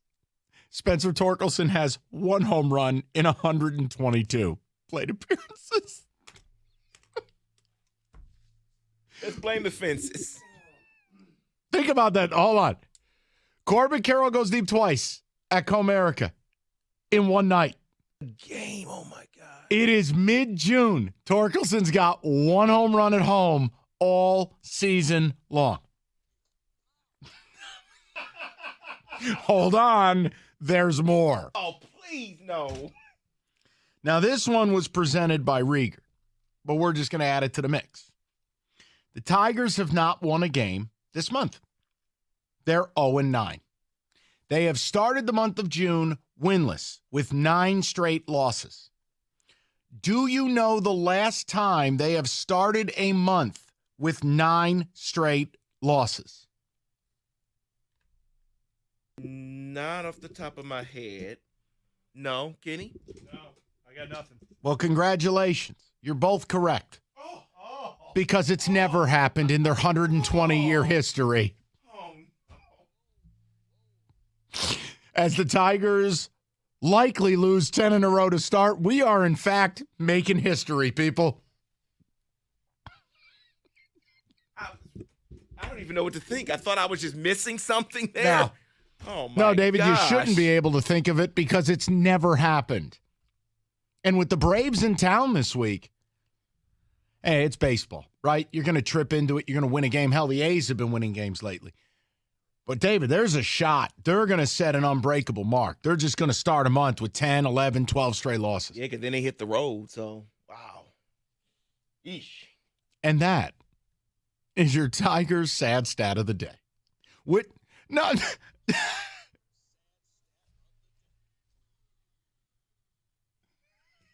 So bad.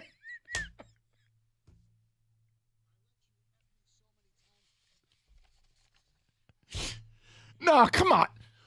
Which one of those is worse in your mind? I think it's the 0 for 9 to start the month.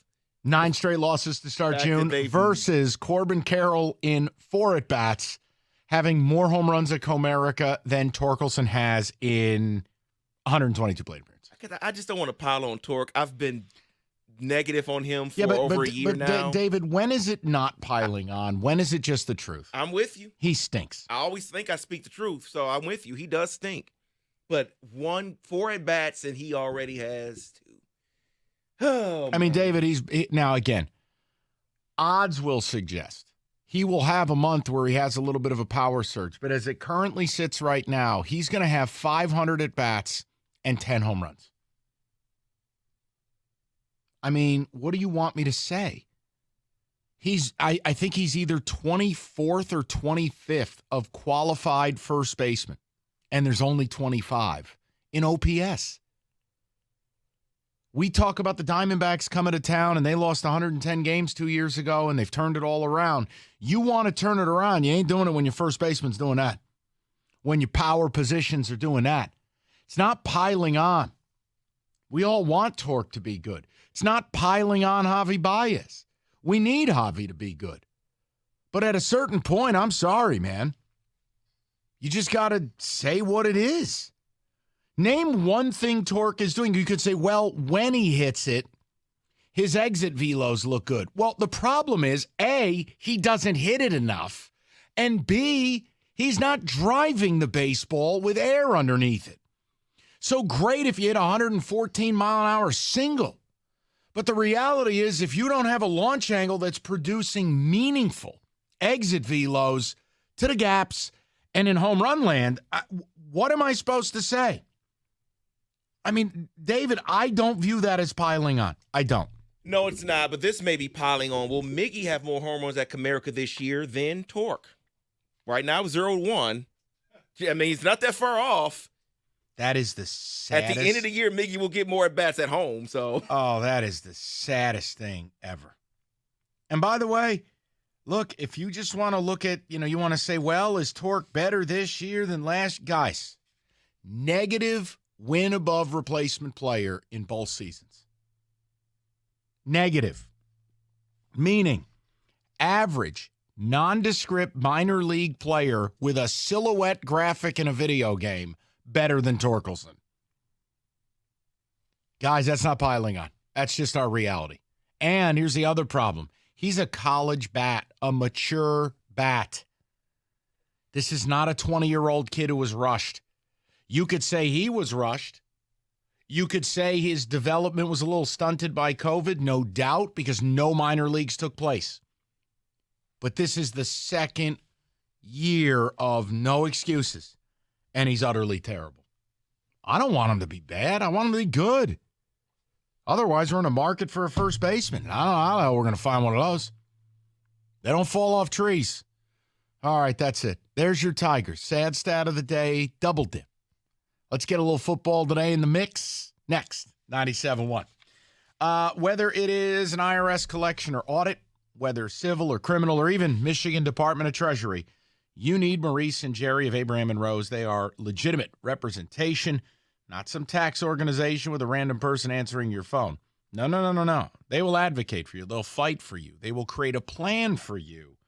And while the IRS will attack your peace of mind and hit your wallet, you will have local lawyers standing behind you to create a plan to save your money. Visit abrahamandrose.com today. Call 248-539-5040. That's 248-539-5040, and you will never have to personally deal with the IRS again.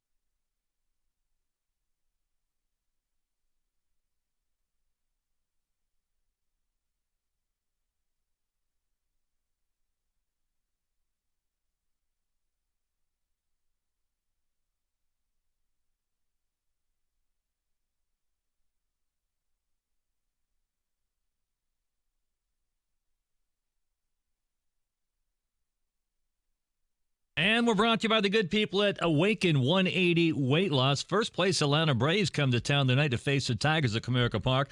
Right here on 97.1 The Ticket. First pitch at 6:40. Tigers at 26-37. They're going to have a bullpen today starting with Mason Englert as the opener, trying to snap their longest losing skid since 2020 of 9 games. Matt Vierling back in the lineup for Detroit. NBA Finals Game 5 tonight in Denver. Tyler Hero expected back from Miami, who trails 3-1. Oddsmakers not impressed. Nuggets still favored by 8.5. All-star guard Fred VanVleet of the Raptors set to become an unrestricted free agent, according to reports. Michigan football adds a 3-star linebacker, Jaden Smith from North Carolina, to its 2024 recruiting class. At the Ticket Update Desk, I'm Jeff Lesson. For more, 97.1 The Ticket or Odyssey.com.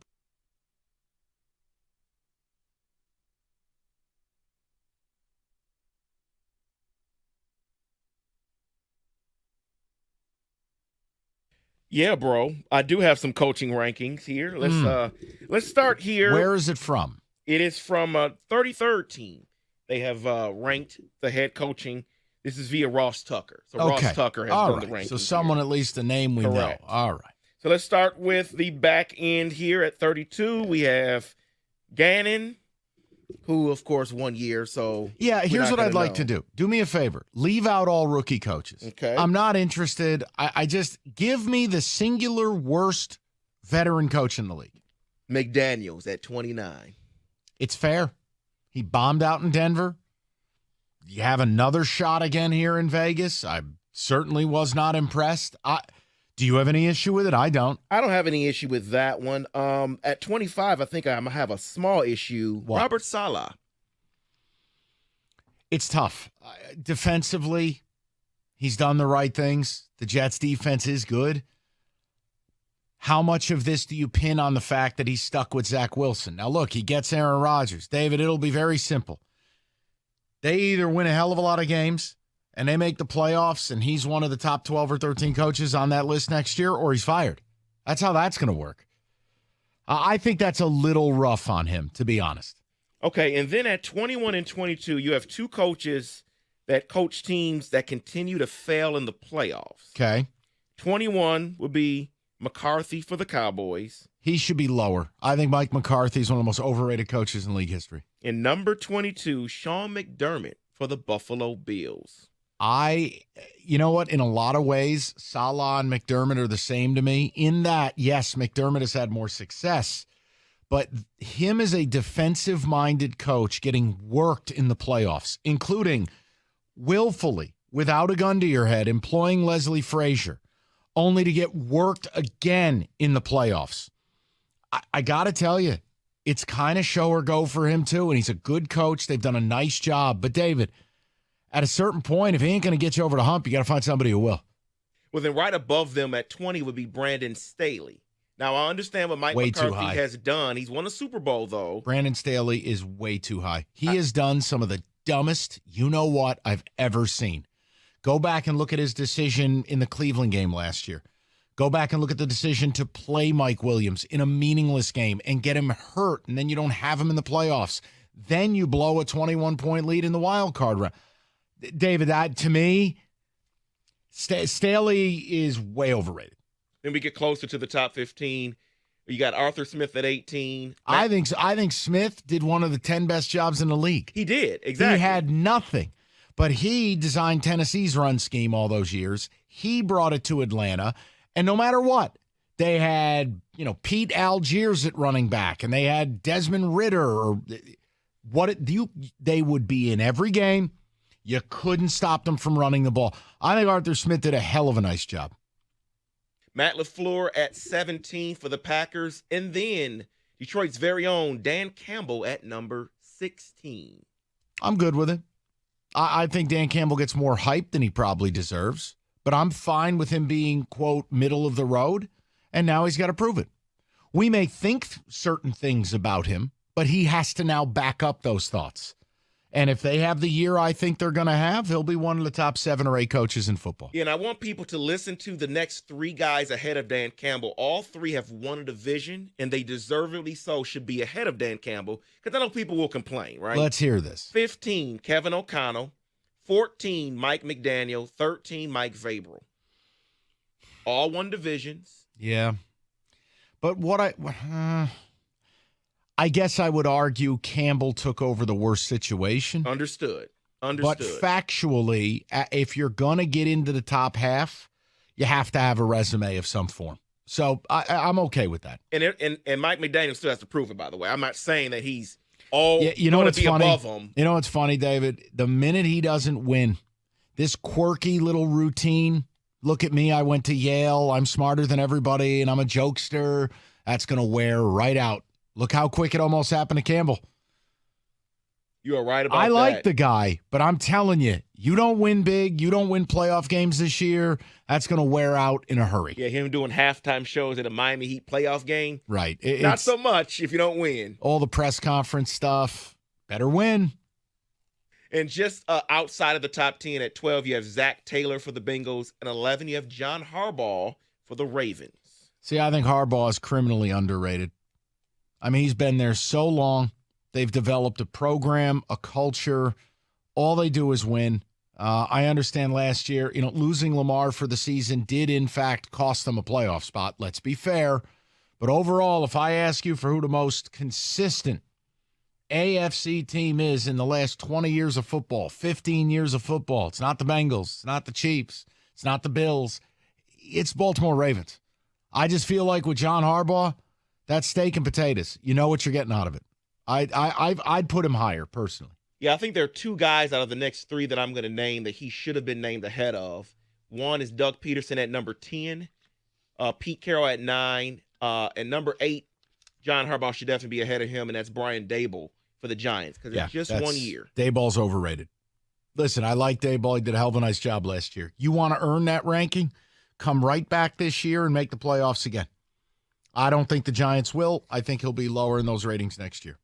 So I'll give you 7 and 6, but I want to get into the top 5 list. Sure. Meat and potatoes. Number 7, Sean McVay. Number 6, Kyle Shanahan for the 49ers. So the meat and potatoes here in the top 5.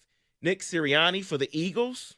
Sean Payton at number 4 for the Denver Broncos. Number 3, Mike Tomlin. Number 2, Bill Belichick. Number 1, Andy Reid. Is Belichick the one you were going to slander? But he should not be at number 2 still. State your case. I just think that I know this is going to seem like a homerish opinion.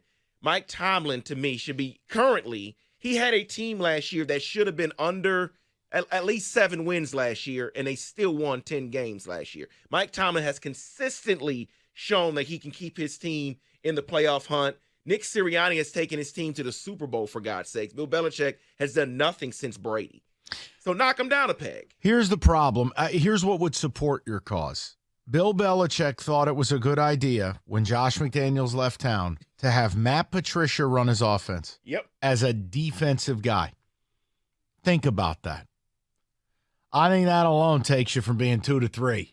But, I mean, David, he's still one of the 5 best in the game, no? No, that's what I'm saying. Nick Sirianni will be... How many coaches would you take ahead of Bill Belichick currently, right now? Maybe 4. So he's still top 5. He's 5th for me. But... Hey, look, this will be a big year for him. If they're underwhelming again and middling and you're kind of like, what are they doing? Yeah, David, it would be fair to say, you know what? He's probably toast. They have to make a move forward, and nothing they've done has made a lot of sense. I know one thing I would do, and I don't know if you agree with it, but because he hasn't coached in a year, I think I just want to put Sean Payton back a little bit within the top 10. Let me see him again. Yeah, I wouldn't have a problem with it. And let's be fair, didn't we view Sean Payton as a bit of an underachiever all those years in New Orleans? Yes. Now, I know they got robbed the 1 year against the Rams, but there were a lot of years you had Drew Brees, you had a hell of a good team, you had an elite home field advantage, and they really didn't get a lot done. In fairness. I believe they won both regular season in the year that Tampa Bay won. They won both regular season games against the Buccaneers and then lost the key game in the playoffs. Correct. Like, you can't do that. No, it's not optimal. You just can't do that. Yeah, I'm okay with you saying, hey, Peyton's got to earn his way back a little bit. What was the most egregious one on there for you, Belichick? I think actually John Harbaugh. Yeah, that was mine. Yeah. I think he's criminally underrated. He's fabulous. He should be in that top 10. I can't believe you don't put him in the top 10. But there you have it. Those are the Ross Tucker head coach rankings.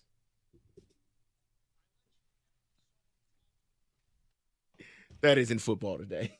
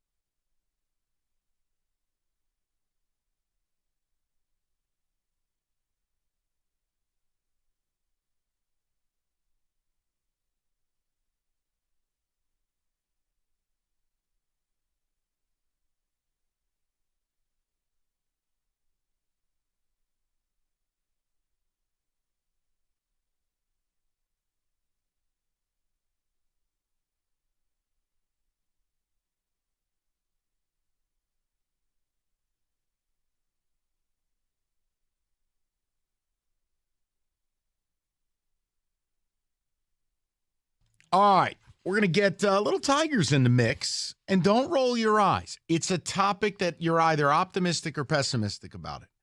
But this weekend series against the D-backs, I think it is intriguing. I'll explain. I'll tell you what. You give me a couple of minutes at 5. You hate it, you do what you got to do. I'm going to take a risk because I think it's interesting. And I do think you can turn this around. I do think it can be done quickly because the team that just beat your ass, they did it. Now, it could also be viewed in a pessimistic nature because, well, that just happened, and we don't feel like we're close. I'll explain. If you want Lions coverage, we did talk about it at 3 o'clock with the running back situation across the league, the headlines, and kind of looking back and going, wow, we took a running back 12 overall. Super scary.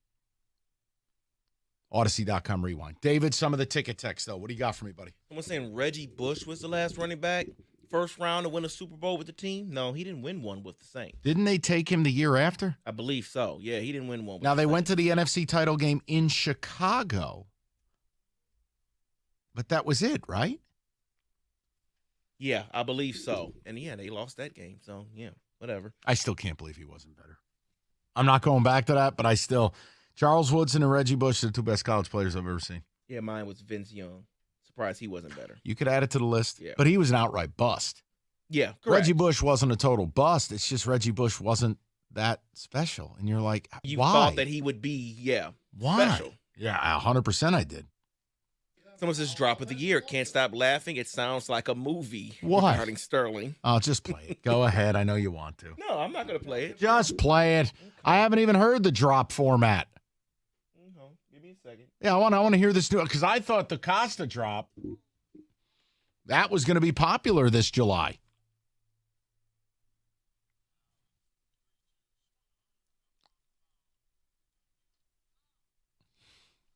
Come on, that's not a drop. That's a full audio clip. Okay, that's a drop. That's not right. Come on. And yes, he's okay, everybody. Everyone calm down. He is okay. Someone says the last running back to win with their team has to be Marshall Faulk. That's going back a ways, man. That is 30 years ago. Not quite. I mean, well, hold on. Wait a minute. He was early 90s with the Colts, right? 94? Oh, you're right. Sound about right? He didn't even win it with his original team. That's 30 years ago, You're and then right. they took Edgerrin James. Now, did Edgerrin James do it? He did? Yeah, he was still on that team. I don't remember. Joseph Adai was on that team. I looked it up earlier. I think I'm right about that. How many career runs over 40 yards did Edgerrin James have? I have to look that up. I'm not One. sure about that. One. He was not a. No, big I mean, he was play. a 6 or 7 yard slasher, but he never broke him loose. He's a hell of a good player. But I'm rooting for Jahmyr Gibbs. I have moved past, the principal violation of you can't take a running back at 12. But when you start looking at it, these running backs drafted high do not win with the team they are drafted by. They just don't. And you're seeing it right now. Dalvin Cook, gone. Saquon Barkley, gonna be gone. Giants ain't winning the Super Bowl this year. It gives you pause. That's all the topic was about. Kenny, this one, I'm going to read this one for you because Marlon from Walled Lake needs a little clarity. He says, I swear to God, when I heard the breaking news song and they said Javi batting cleanup, I literally swerved, laughing so hard I almost hit a car. That has to be a joke, right? No, it's not. No, sadly not a joke. You asked for him not to be second anymore, so congratulations. Well, hold on. Let me ask this question. Do we have the Rieger audio of him asking A.J. Hinch the question? The morning show did this briefly, and then they got interrupted by the news, and I don't know if they continued with it, whatever. The point is, A.J. kind of took offense to the question about doing different stuff, and he did. All right, here, take a listen to this, and then I'll ask you a question.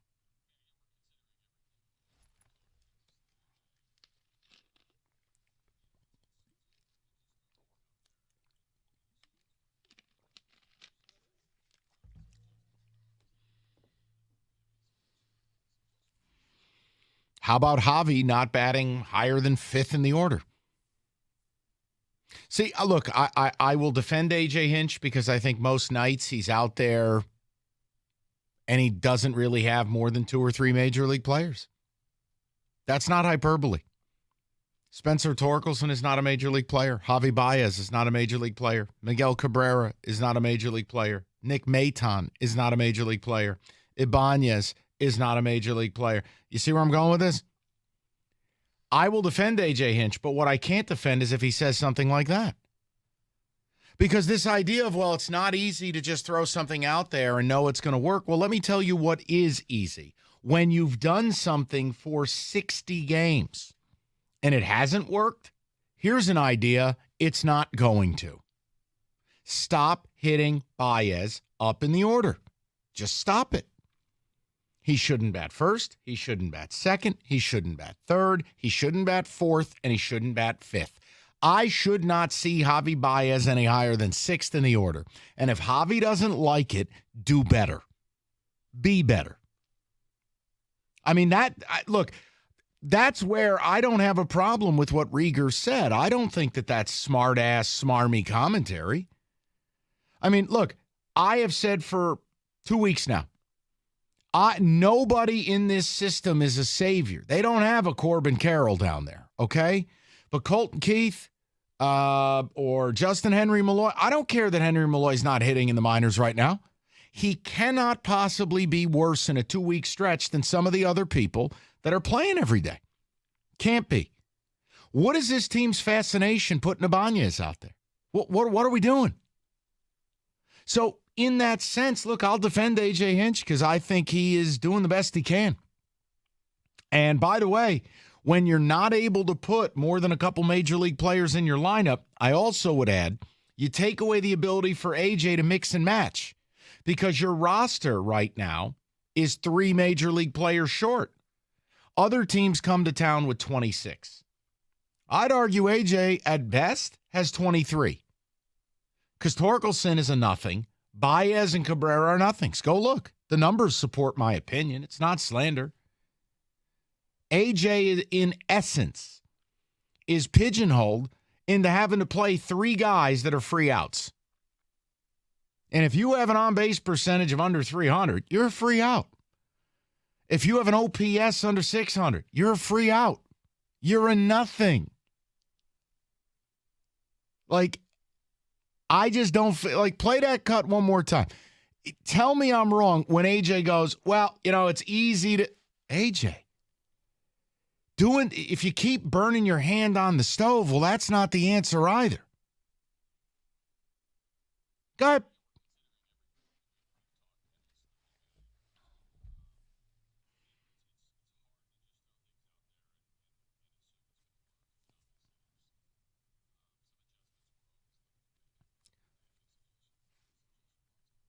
All right, right here. Who can argue with what I just said? I dare you. Javi shouldn't hit higher than 6th in the order. Argue it. I won't get a single call. Will I? Look, if you just think I'm a gas bag and I don't know what I'm talking about, that's fine. You want to throw out the numbers I'm using? That's fine too. Argue it. If AJ's going to sit there and say we have endless conversations, do any of those feature we can't bat Baez high in the order? How is Javi Baez bouncing between hitting 2nd, 3rd, or 4th? How? On what planet? Maybe the planet Rico's on currently. I mean, how? Am I wrong? Oh, I don't think you're wrong. And secondly, how are my suggestions off base where I go, well, you can't prove Keith or Malloy will be better? No, but I can tell you what you're doing won't be. It's not going to change. When I have 600, 800, 1,000 data points, a.k.a. at-bats on some of these guys, you are what you are. Now, I'll try a more optimistic topic at the top of the hour, but I wondered if I'd get any reaction to that audio. Feel free to call in, guys. I mean, it's nothing I'm going to yell about. 248-539-9797. Baez hitting cleanup tonight. What a world, huh? Good God. All right, summer's here. Everyone's driving all over the place, road trips. Go to Moran Buick GMC to make sure you are set if you want a new vehicle. A 2023 GMC Acadia, flexible 3rd-row seating, makes room for everyone and everything. And if you need service on that current vehicle, no problem. MoranExpress.com. The Certified Service Center has everything you need. You get that service appointment, you get the free loaner vehicle, you get the freedom to go about your day and do what you got to do. They'll tell you when your car's ready. Scheduling is fast and easy at MoranExpress.com. Stop on in. Moran Buick GMC, where you always get the best price period. It's on Telegraph, just north of Eureka and Taylor, or at MoranExpress.com. It's Moran Buick GMC. We are professional grade.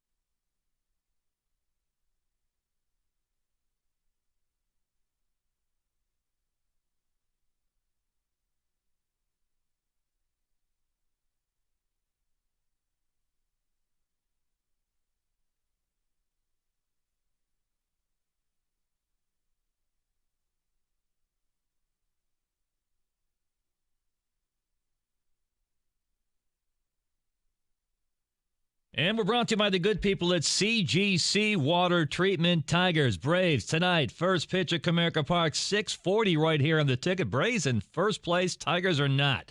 They've lost 9 in a row. The record 26-37, the longest losing skid since August of 2020. But Matt Verling back in the lineup tonight for Detroit.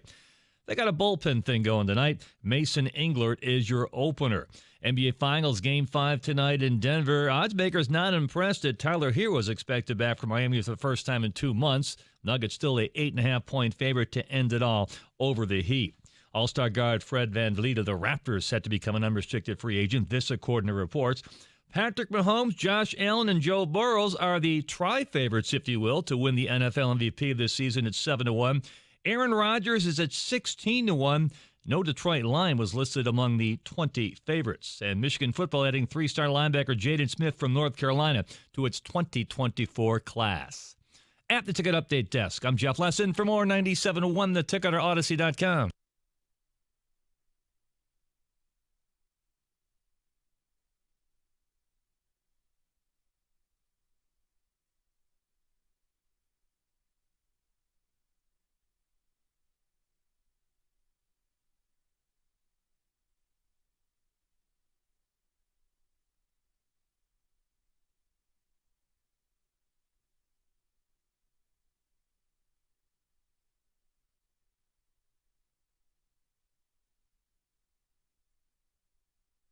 Oh, Jesus, Mary and Joseph, Roberto, come on.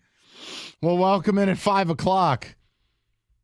I got to be honest, from Kenny humming that tune to that becoming a reality, that was some wondrous stuff.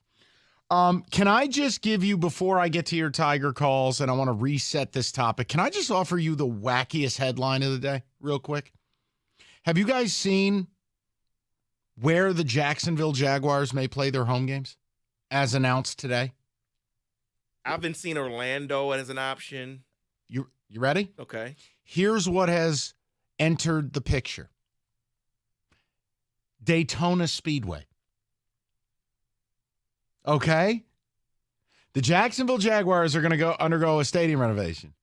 Today, they had a major announcement that Daytona Speedway might be where they host their games at a 101,000-seat stadium, 90 miles south of Jacksonville.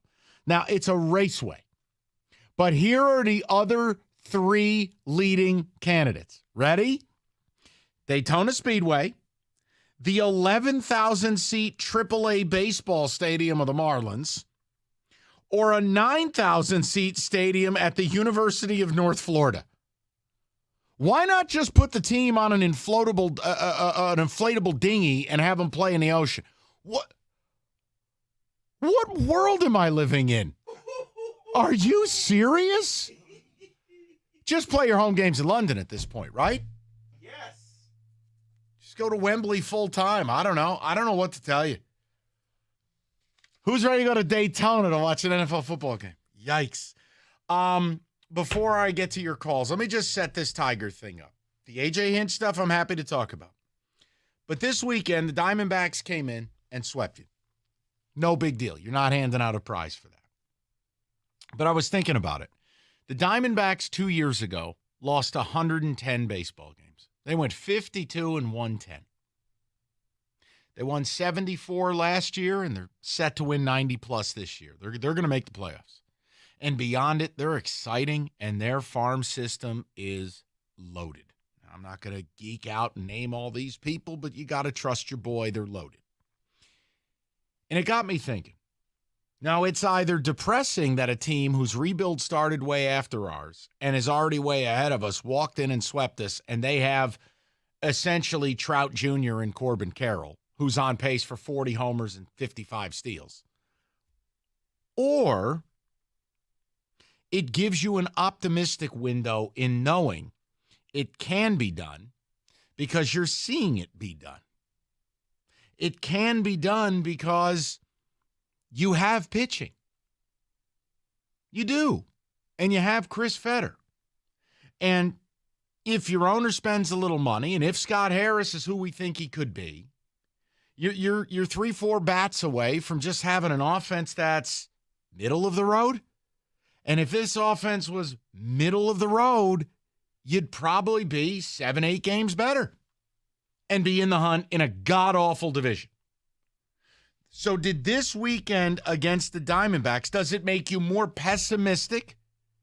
Because, again, they made the playoffs in 19, tore it down, stunk in the COVID year, bottomed out in 21. Last year made a leap forward, and now, well, they're the cat's meow.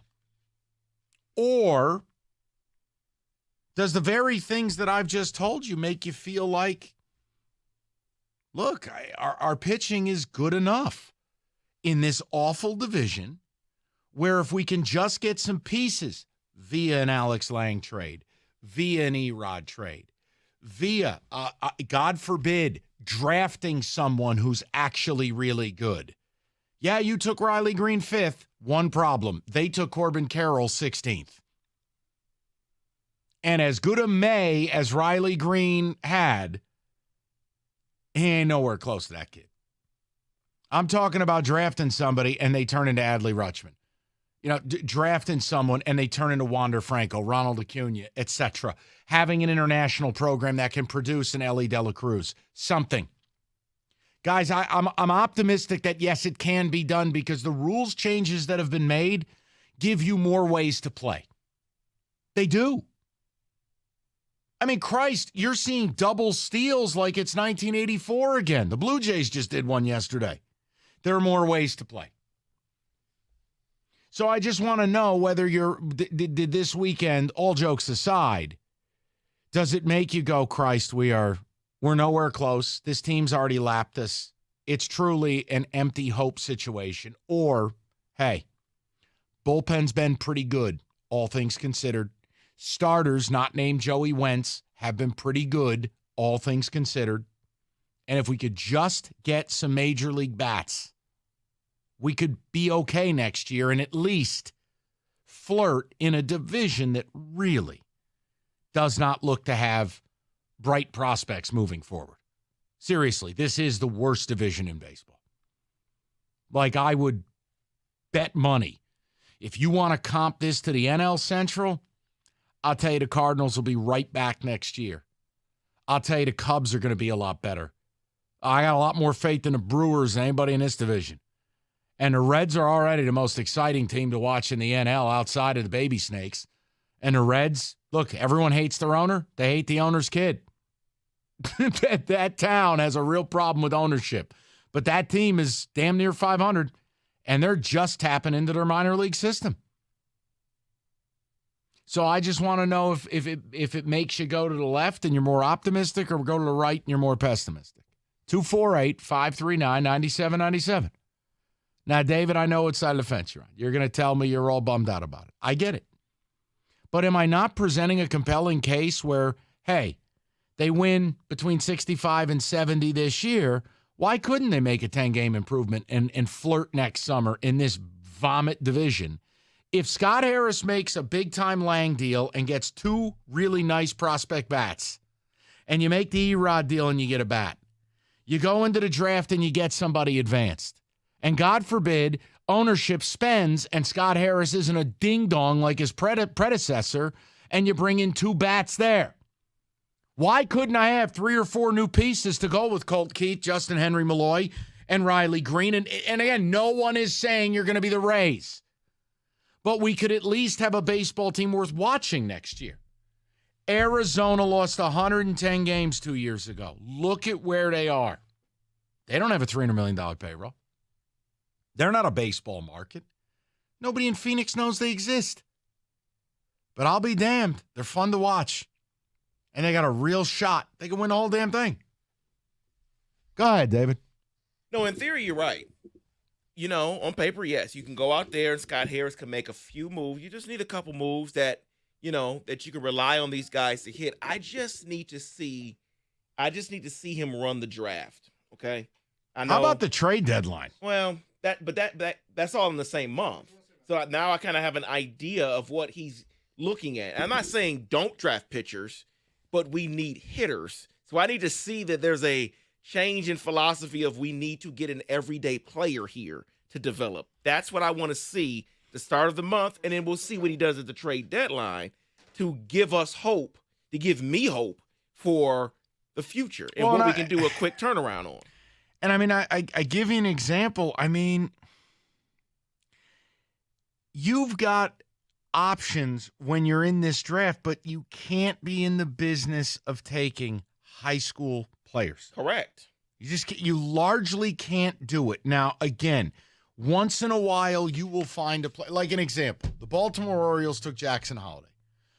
High school bat. However, they took him in the 22 draft.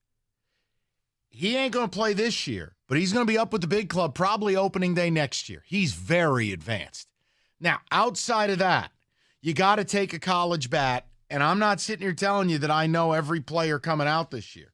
But what I've read is there are 3 or 4 college bats in the top 6 that you could justify in the conversation as player 1-1 in other drafts. You get one of those guys, there is no reason why, if they're advanced, they can't come up next year at some point and help you. See, and that's all I'm looking for is philosophy for that reason. Okay, even if they don't draft him, the conversation is there that we need him. That's what I'm looking for. Yeah. And we have to make smart move at the deadline. I just right now, and it may not be fair to Scott Harris because it's not here yet, but right now I'm pessimistic. That's what I am right now. The pick that's going to kill you for years it's come across the text. Scott Harris had nothing to do with it. Yep. I freaked out when Avila did the most idiotic thing I've ever seen. You took a high school pitcher, number 3 overall. You know who went number 4? Marcello Mayer. He's going to be up with the Sox this year, shortstop. That has come across the text time after time after time of being pessimistic of the team. And it may not, you're right, it's not fair to Harris. He wasn't here for that. That was Avila. No, but the problem is it puts him behind the 8 ball because, look, in the end, that should be something he should be able to tap that resource. And after Mayer, didn't Jordan Lawler go right there? Yes, he did. Diamondbacks? Yes, he well, did. Lawler's going to be up with the big club here probably later this year. Same deal. Yeah, Mayer goes 4. Colton Cowser, I mean, listen, the Orioles don't necessarily need him. They could call him up. Jordan Lawler goes 6. He's going to be up.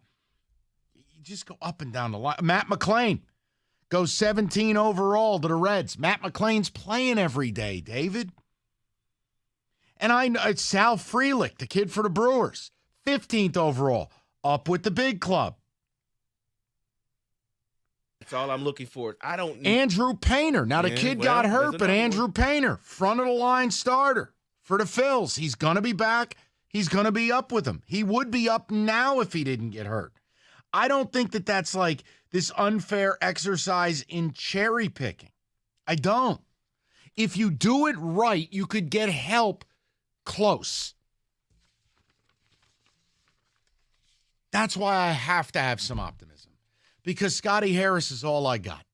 And I got to believe he took the job. Yes, he wanted to run his own team, right? He could have stayed in San Francisco and been the assistant forever. He wanted his own team. I got to believe he will get some budget this offseason. No, we're not signing Ohtani for $600 million. I'm just saying, bring me 2 real bats that are capable of an 800 OPS. You know, go make a trade where I open next season with 2 new faces in the order plus the free agents. Maybe we get a little something done. Your call's next. Don't get stuck without power the next time a storm hits, or wait for that first 100-degree day around here to see that the air conditioner's on the fritz. The team at Mastercraft Heating, Cooling, Plumbing, and Electricals got you covered. $78 air conditioner tune-up. Get your AC in tip-top shape. Save on that energy bill. And Mastercraft has generators in stock as well if you happen to need it. Schedule the AC tune-up today or visit mastercraftheating.com.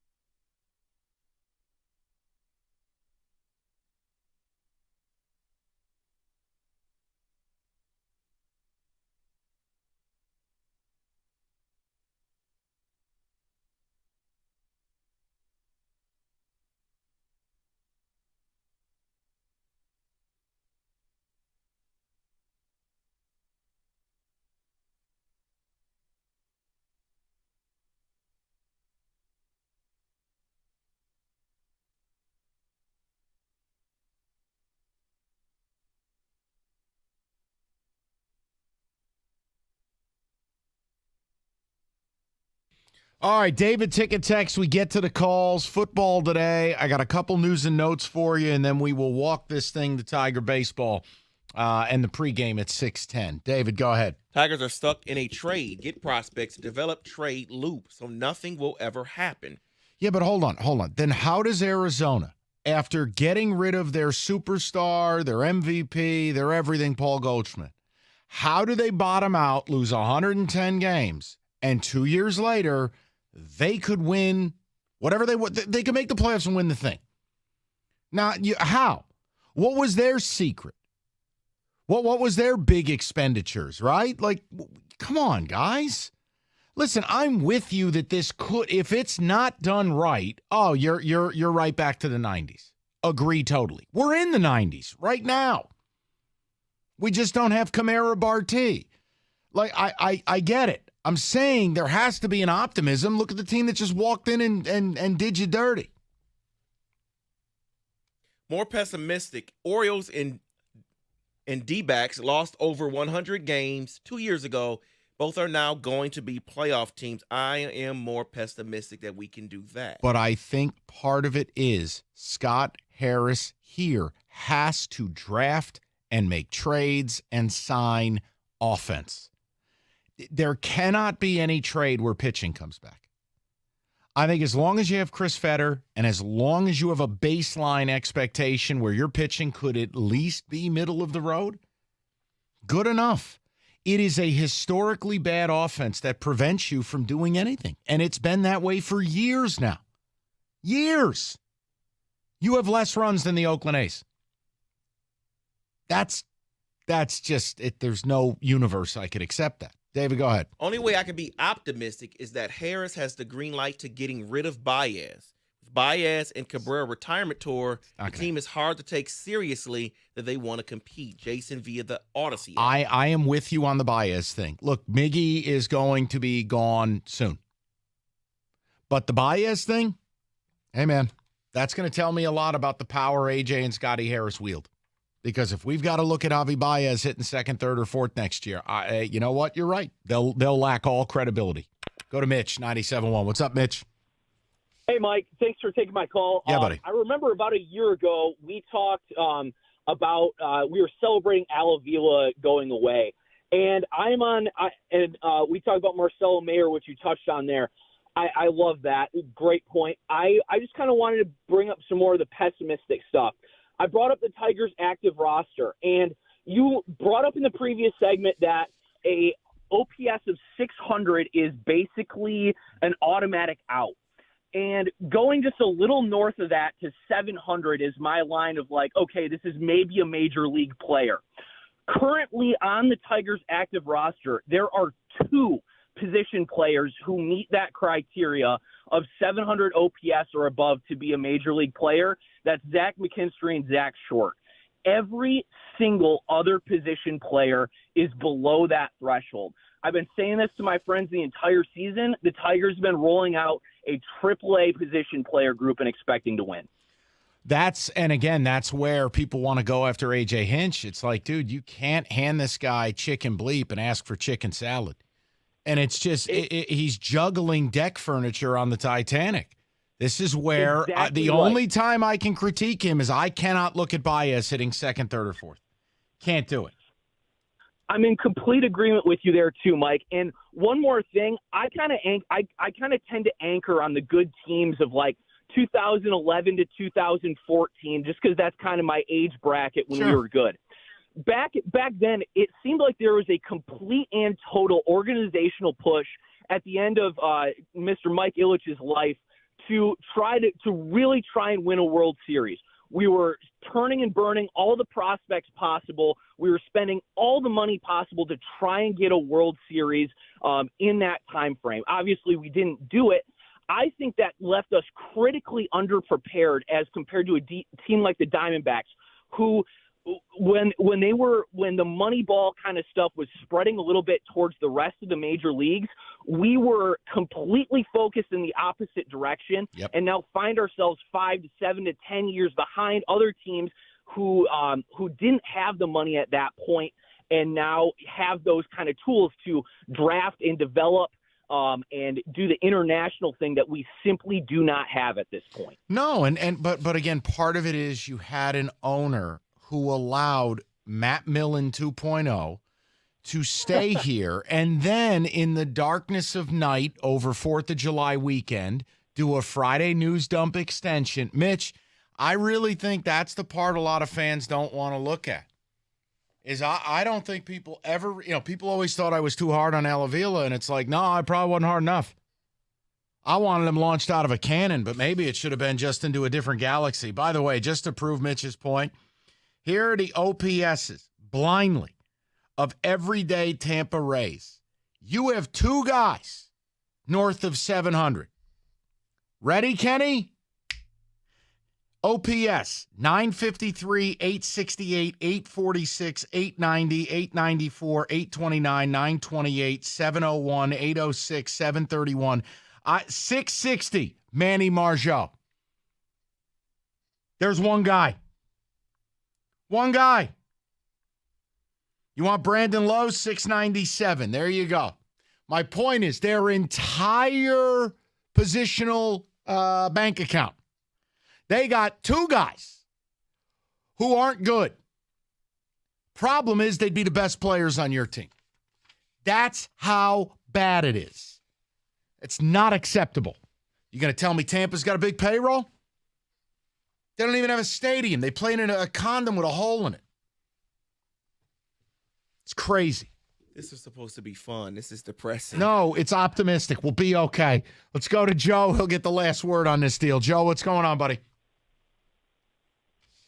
And Joe.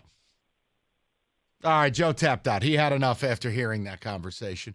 David, any ticket text to round it out, and then we'll get a little football today. Doesn't matter where the Tigers pick, unless they pump resources to better develop the prospects through the minors, they'll never win perennially. They have the worst farm system. Well, that was the reason I always got angry when you get these moronic fans who are like, oh, our farm rank is great. I'm like, guys, it's top heavy. You have three players. Once you call them up, you're a bottom 10 farm. The three players are Riley Green, who don't know if he's any good, had a good May, terrible April, and he was no good last year. So I get 1 month of being a good player. Torkelson's an atrocity, and Casey Mize is dead. Okay? Jackson Jobe has like a back spine problem thing. I mean, what else I got? I got Henry Malloy, who we acquired last year. Great. And Cole Keith. What do you want to sell me on? And just for clarity, it's possible to win and also have a great farm system, right? Arizona, Baltimore, Dodgers, Yankees. The Cardinals did before. Sure it is, David. It kind of goes hand in hand, to be honest with you. But that's the problem that I've had with the organization. They didn't see it that way. They traded off a lot of pieces to win back in the day, but they also did not develop the farm system. David, I think we could distill it to a little bit more of a nuanced point. You had an unsmart person running your team for way too long. I love that. Yeah, we did. That's me Unsmart, That's me being polite. You had an unintelligent human running your franchise for far too long of a time. That's me being polite. 97.1.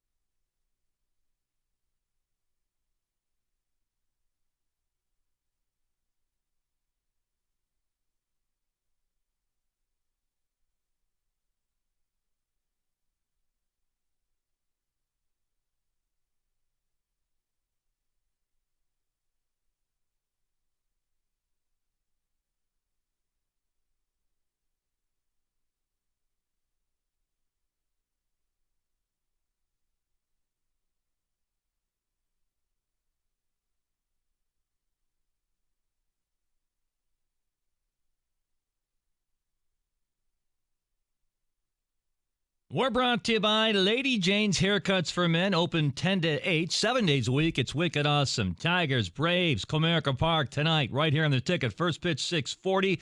Bullpen night for Detroit. Mason Englert is your opener. Matt Vierling back in the lineup for Detroit. NBA Finals, it's Game 5 tonight in Denver. Nuggets still an 8.5-point favorite despite Tyler Hero being activated and expected to play tonight for Miami. He's been out 2 months with a broken hand. Patrick Mahomes, Josh Allen, Joe Burrows are your tri-favorites to win the NFL MVP this year at 7-1 odds. Aaron Rodgers is at 16-1.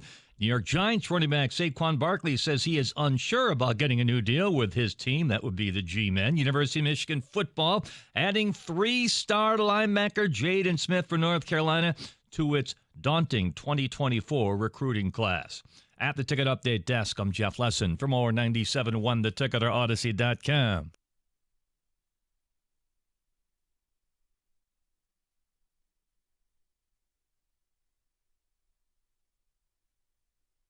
Three o'clock, nice to have you. If you want to hear Tiger talk, and not anything mean, it was a question that you're either optimistic or pessimistic about. Odyssey.com Rewind is there for you. We started the show with a little baseball. I want to talk a little Lions here, and it's just something interesting. And I'd be lying to you if I didn't think of it. And I listened to Jim Costa this morning, who was with Stoney, and they kind of touched on a similar topic I was going to do. And I go, all right, well, let me at least run it by people. And obviously, a lot was made about the Lions using the number 12 overall pick on a running back. There are still people, it doesn't even matter if Jahmyr Gibbs is good. They're still going to be upset they used that pick there. And I can't tell them they're wrong.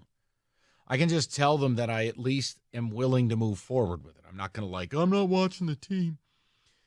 But this Dalvin Cook thing and this Saquon Barkley thing are every reason why you don't take a running back at 12. You don't. Now, certain teams, certain years, you'll just say, okay, I'll live with it. I think the Lions are one. I do. But work with me. Right now we're watching. Dalvin Cook is available for simply money. And Saquon Barkley is doing everything in his power to get out of New York. He is now threatening to hold out the entire season. Well, the Giants aren't going to cave and pay him like Christian McCaffrey. So it would only leave them one thing they would do, which is trade him. They're not going to have a guy sit there and not play. The point I'm making is that even when it works out, Saquon taken at number 2, Dalvin Cook taken, I forget, somewhere like 20th. Neither guy is getting a second contract with the team that took him. Because why, David? We don't pay running backs. Thank you, sir. Good to have you back. Minnesota said no thank you and cut him. Couldn't find a trade partner. And why would that be, David? Because no one's paying running backs. Thank you, sir. And Saquon Barkley, the Giants tried to give a deal to. Saquon thought he was too good for it. And now Saquon's under a franchise tag, which has crippled the Giants' salary cap. And now the Giants are entering OTAs and are about a month from training camp, and their star has no intention on showing up. So your reward, even when it works with the running back you selected high, is you're either going to cut him, end up in a bloody dispute, or make a stupid contract like, say, the Panthers did with McCaffrey or Titans did for Derrick Henry. Okay? So here's my question.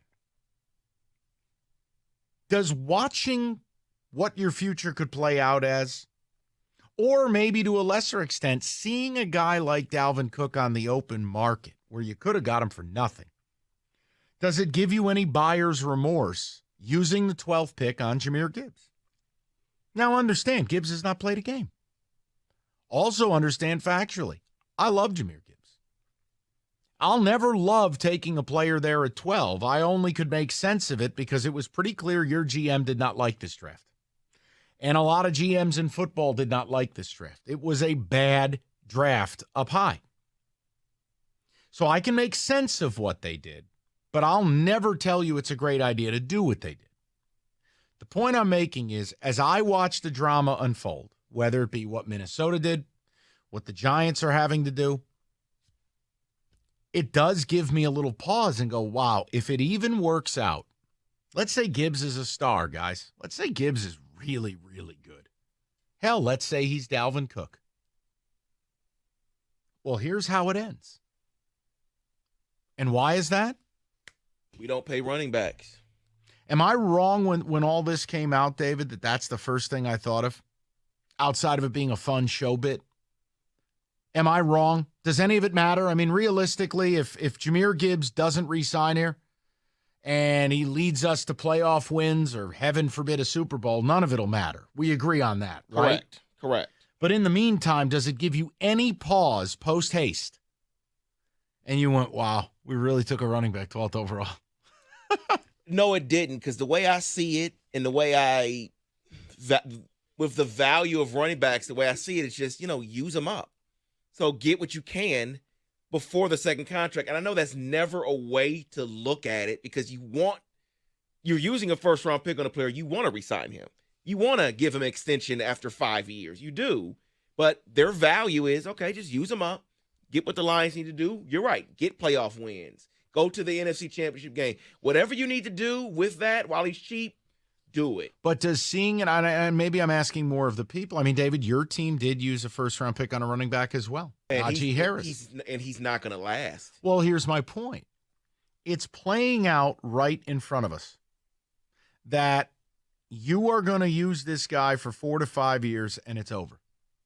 Seeing the reality of it with Dalvin Cook and Saquon Barkley, and I obviously don't think the Steelers are going to pay Najee Harris in another year or two, does it give you pause? And if it doesn't, that's okay. I just wondered if, watching the news unfold this weekend, if you looked at it and went, you know what? I love the player. I'm excited to watch him this fall. But, man, that's pretty screwed up what we did. Yeah, here's what I'll say, because I think the Saquon and my running back it's the same situation where they're drafted because they were good, of course, but they're also drafted because they needed to be the offense. That quarterback and Ben Roethlisberger at the end and Daniel Jones cannot lead an offense. They need a running game. So in a way, it's, you use them up, see what you can get, and then we go from there. Now, I do understand where fans will say, look, then we wasted a first-round pick. I understand that. No, completely. But I'm saying, what does Jahmyr Gibbs need to do in order for you to not look back and go, we effed up? Maybe that's the question for you, the listener.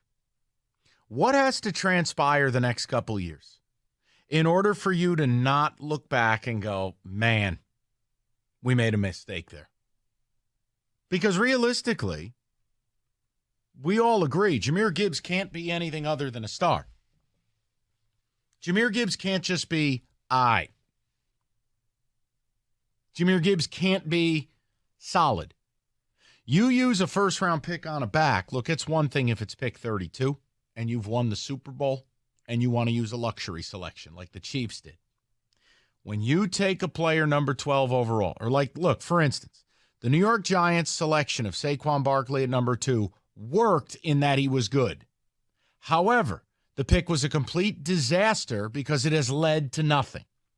And the end game of it is a bloody dispute where this player killed our salary cap and is now going to hold out. The selection of Dalvin Cook. He was good, but it's a failure because the team didn't win anything. And he didn't sign a second deal. And they couldn't trade him. They had to let him walk away. So ask yourself, what beyond Gibbs having to be a star has to transpire for this draft pick to be viewed with no regrets? I'll be honest. It would have to be an appearance in the NFC title game. It'd have to be a couple of division titles. It would have to be this team really being, guys, we could go to the Super Bowl this year. And look, if you fall short in the NFC title game, bleep happens. But I understand it's not all on Gibbs. I understand that.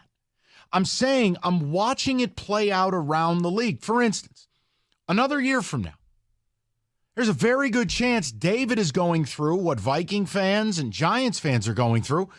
The Najee Harris pick will be a failure. I don't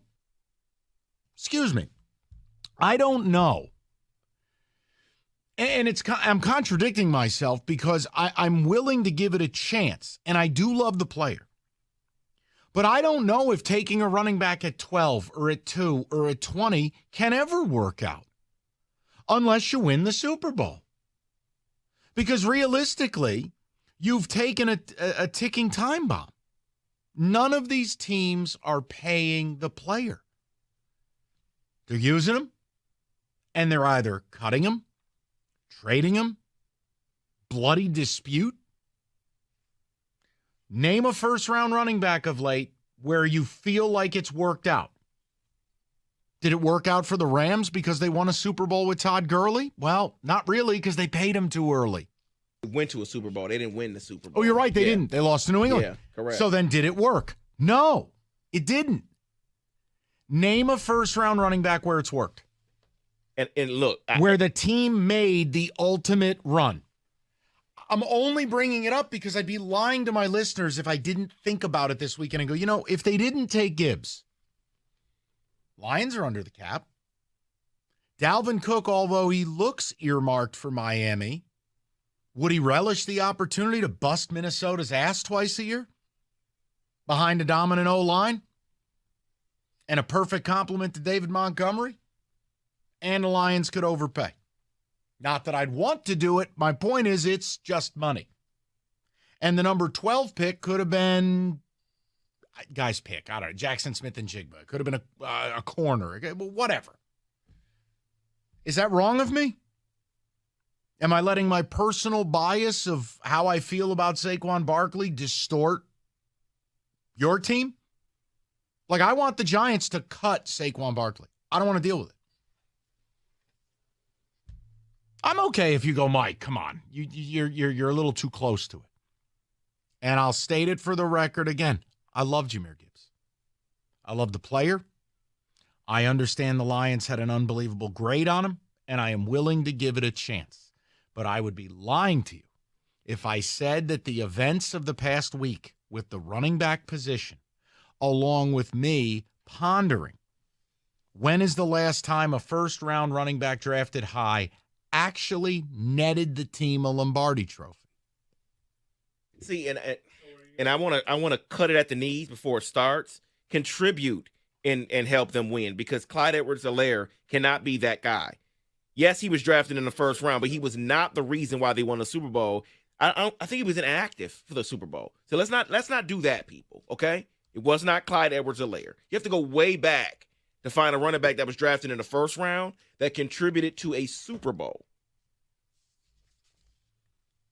And you can't say Leonard Fournette. He was drafted by the Jacksonville Jaguars. Thank you. Now, did it almost work? Did they make the AFC title game? Did they almost get there? Yes. But it's hard for me, you sit here and you go, every reason I tell my listeners why I never want to use that pick on a back is still true. Yet, I don't have a choice, but I have to give it a shot, right? Like, I have to root for this to work. But make no mistake, if the Lions are able to cross the finish line and do the unthinkable, they'll be the first one to use a first-round pick on a back that I can think of. And I'm not sitting here telling you I've done 25 years of research. I'm sure somebody will have something. But it's a tough bar to clear when you use a first-round pick on a back. I think that's the lesson. 248-539-9797. We'll get with your phone calls next.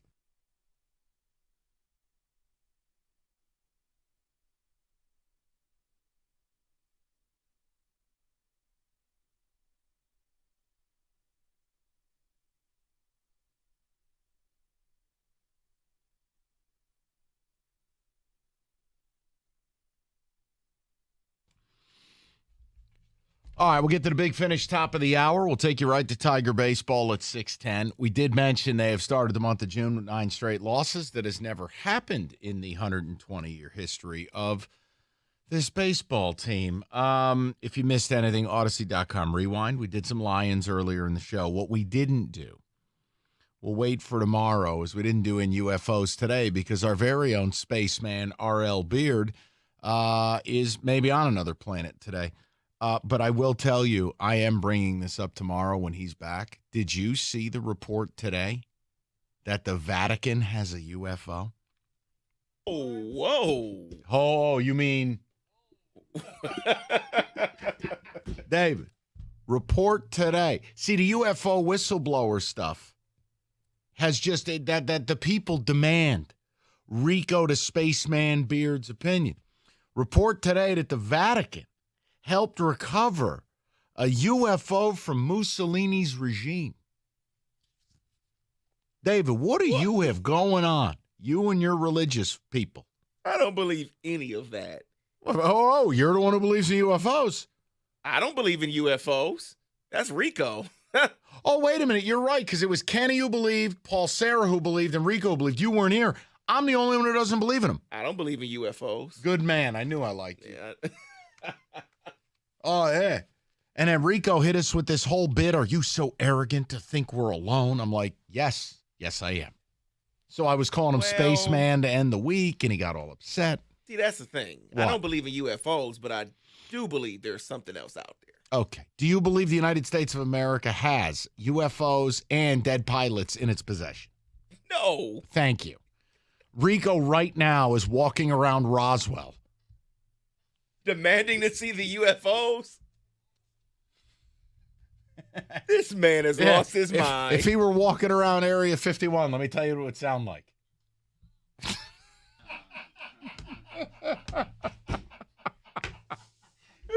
He would play the role of John Sterling. Somebody would get to him.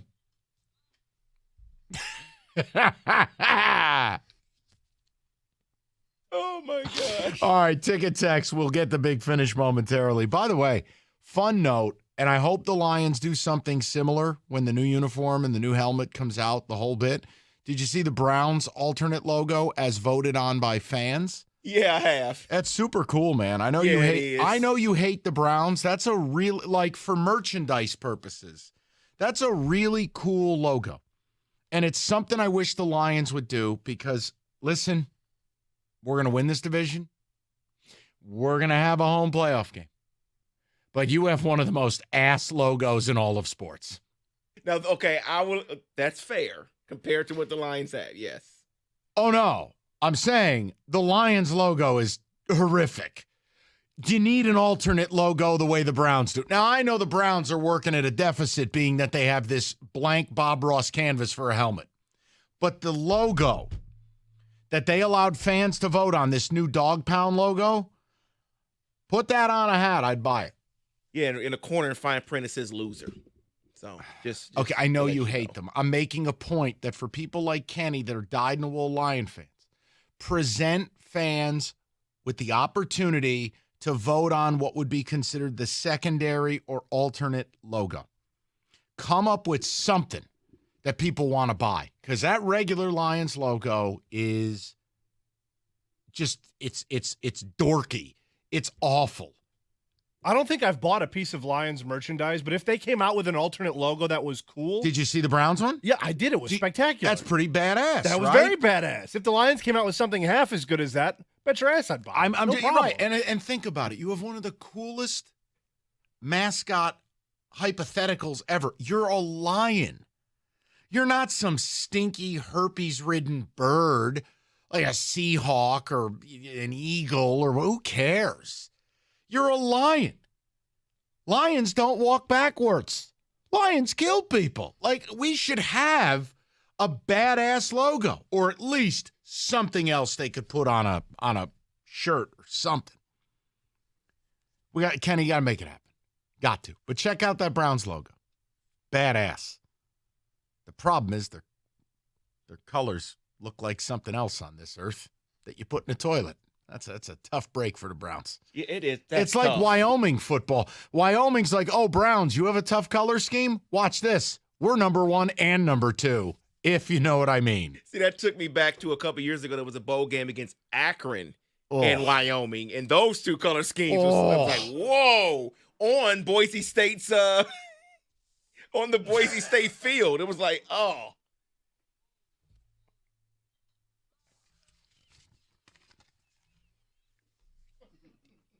I can't help it, but there's something humorous about Rico doing one of his kooky UFO searches and then just getting like hit by a 2x4 over the back of the skull.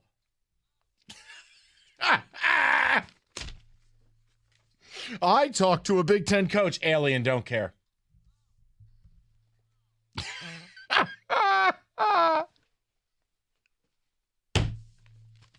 Can we pay for him to try to go to Area 51 just to see what happens? Oh, that'd be great. Yeah, let's send it. Yeah, I'll text him right now.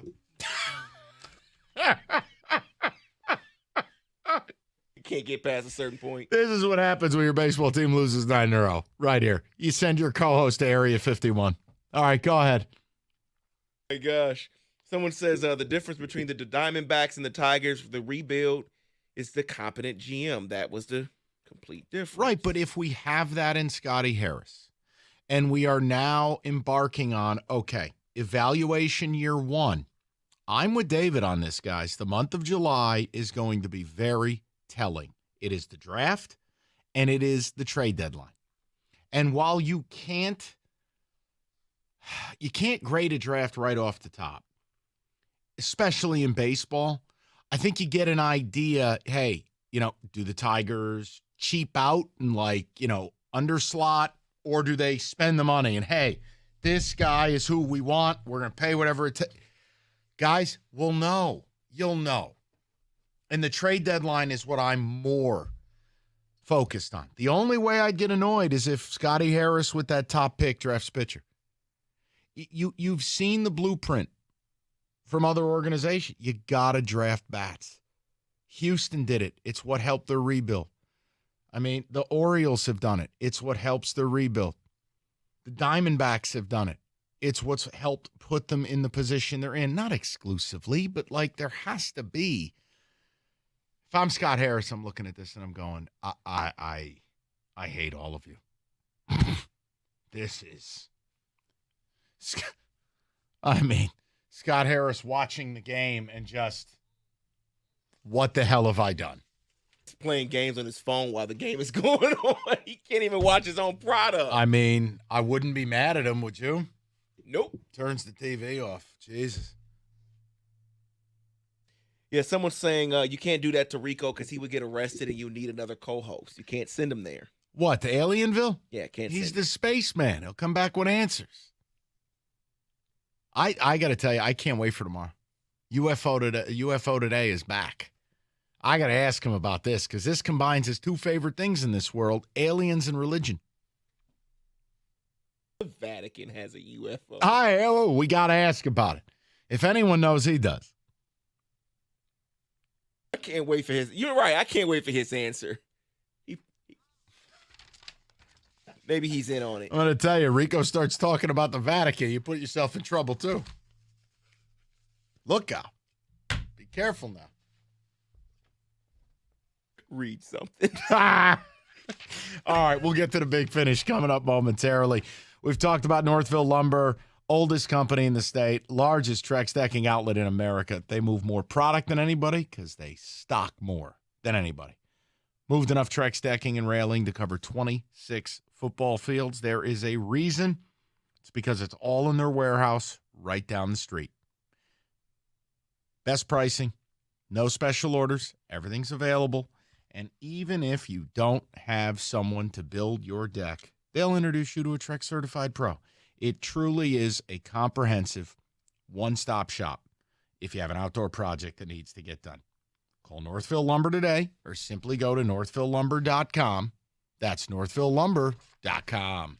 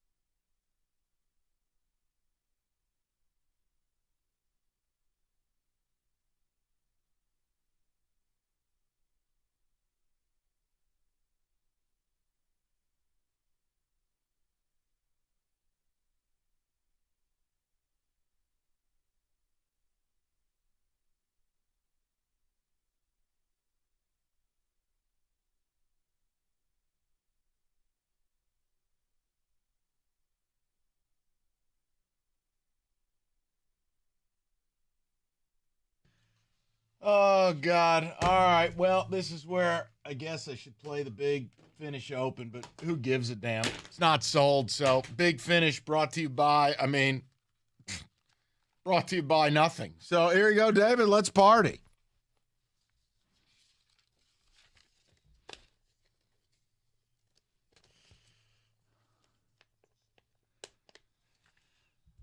Hey, here's a preview of what's going to happen to our sales staff.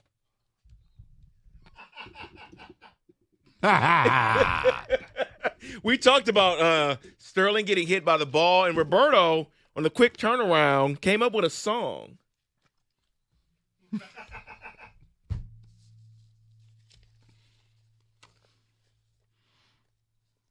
The creative genius of Roberto. Yeah, sounds like the Tuesday sales meeting.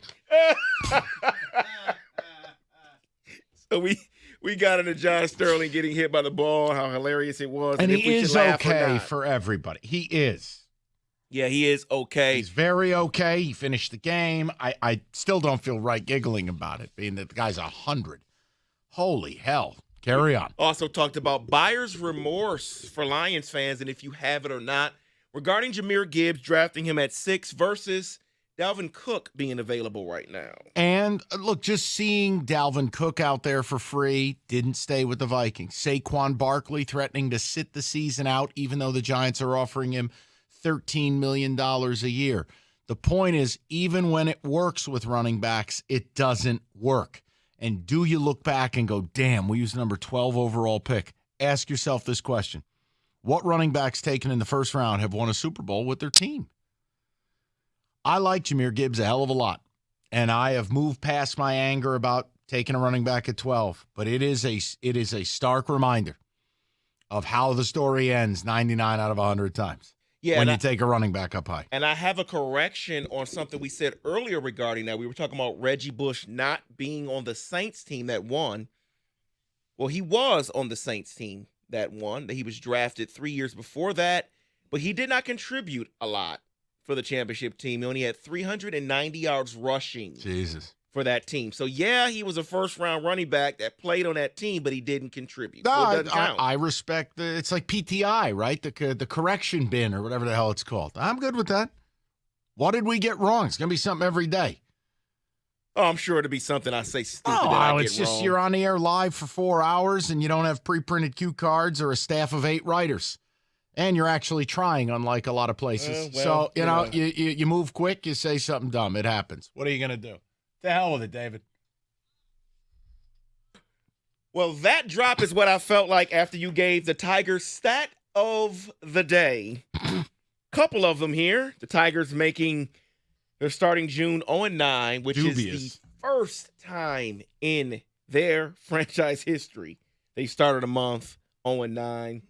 Then you also gave the Corbin Carroll. He had 2 home runs in 4 at-bats.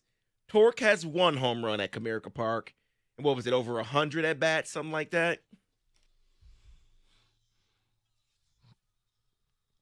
That's what Corbin sounded like. That was me when I went, wait, 4 at-bats, 2 home runs, 121. But Christ, that guy in that video could have more home runs than Torkelson. But in the larger conversation about the Tigers, we did discuss if you feel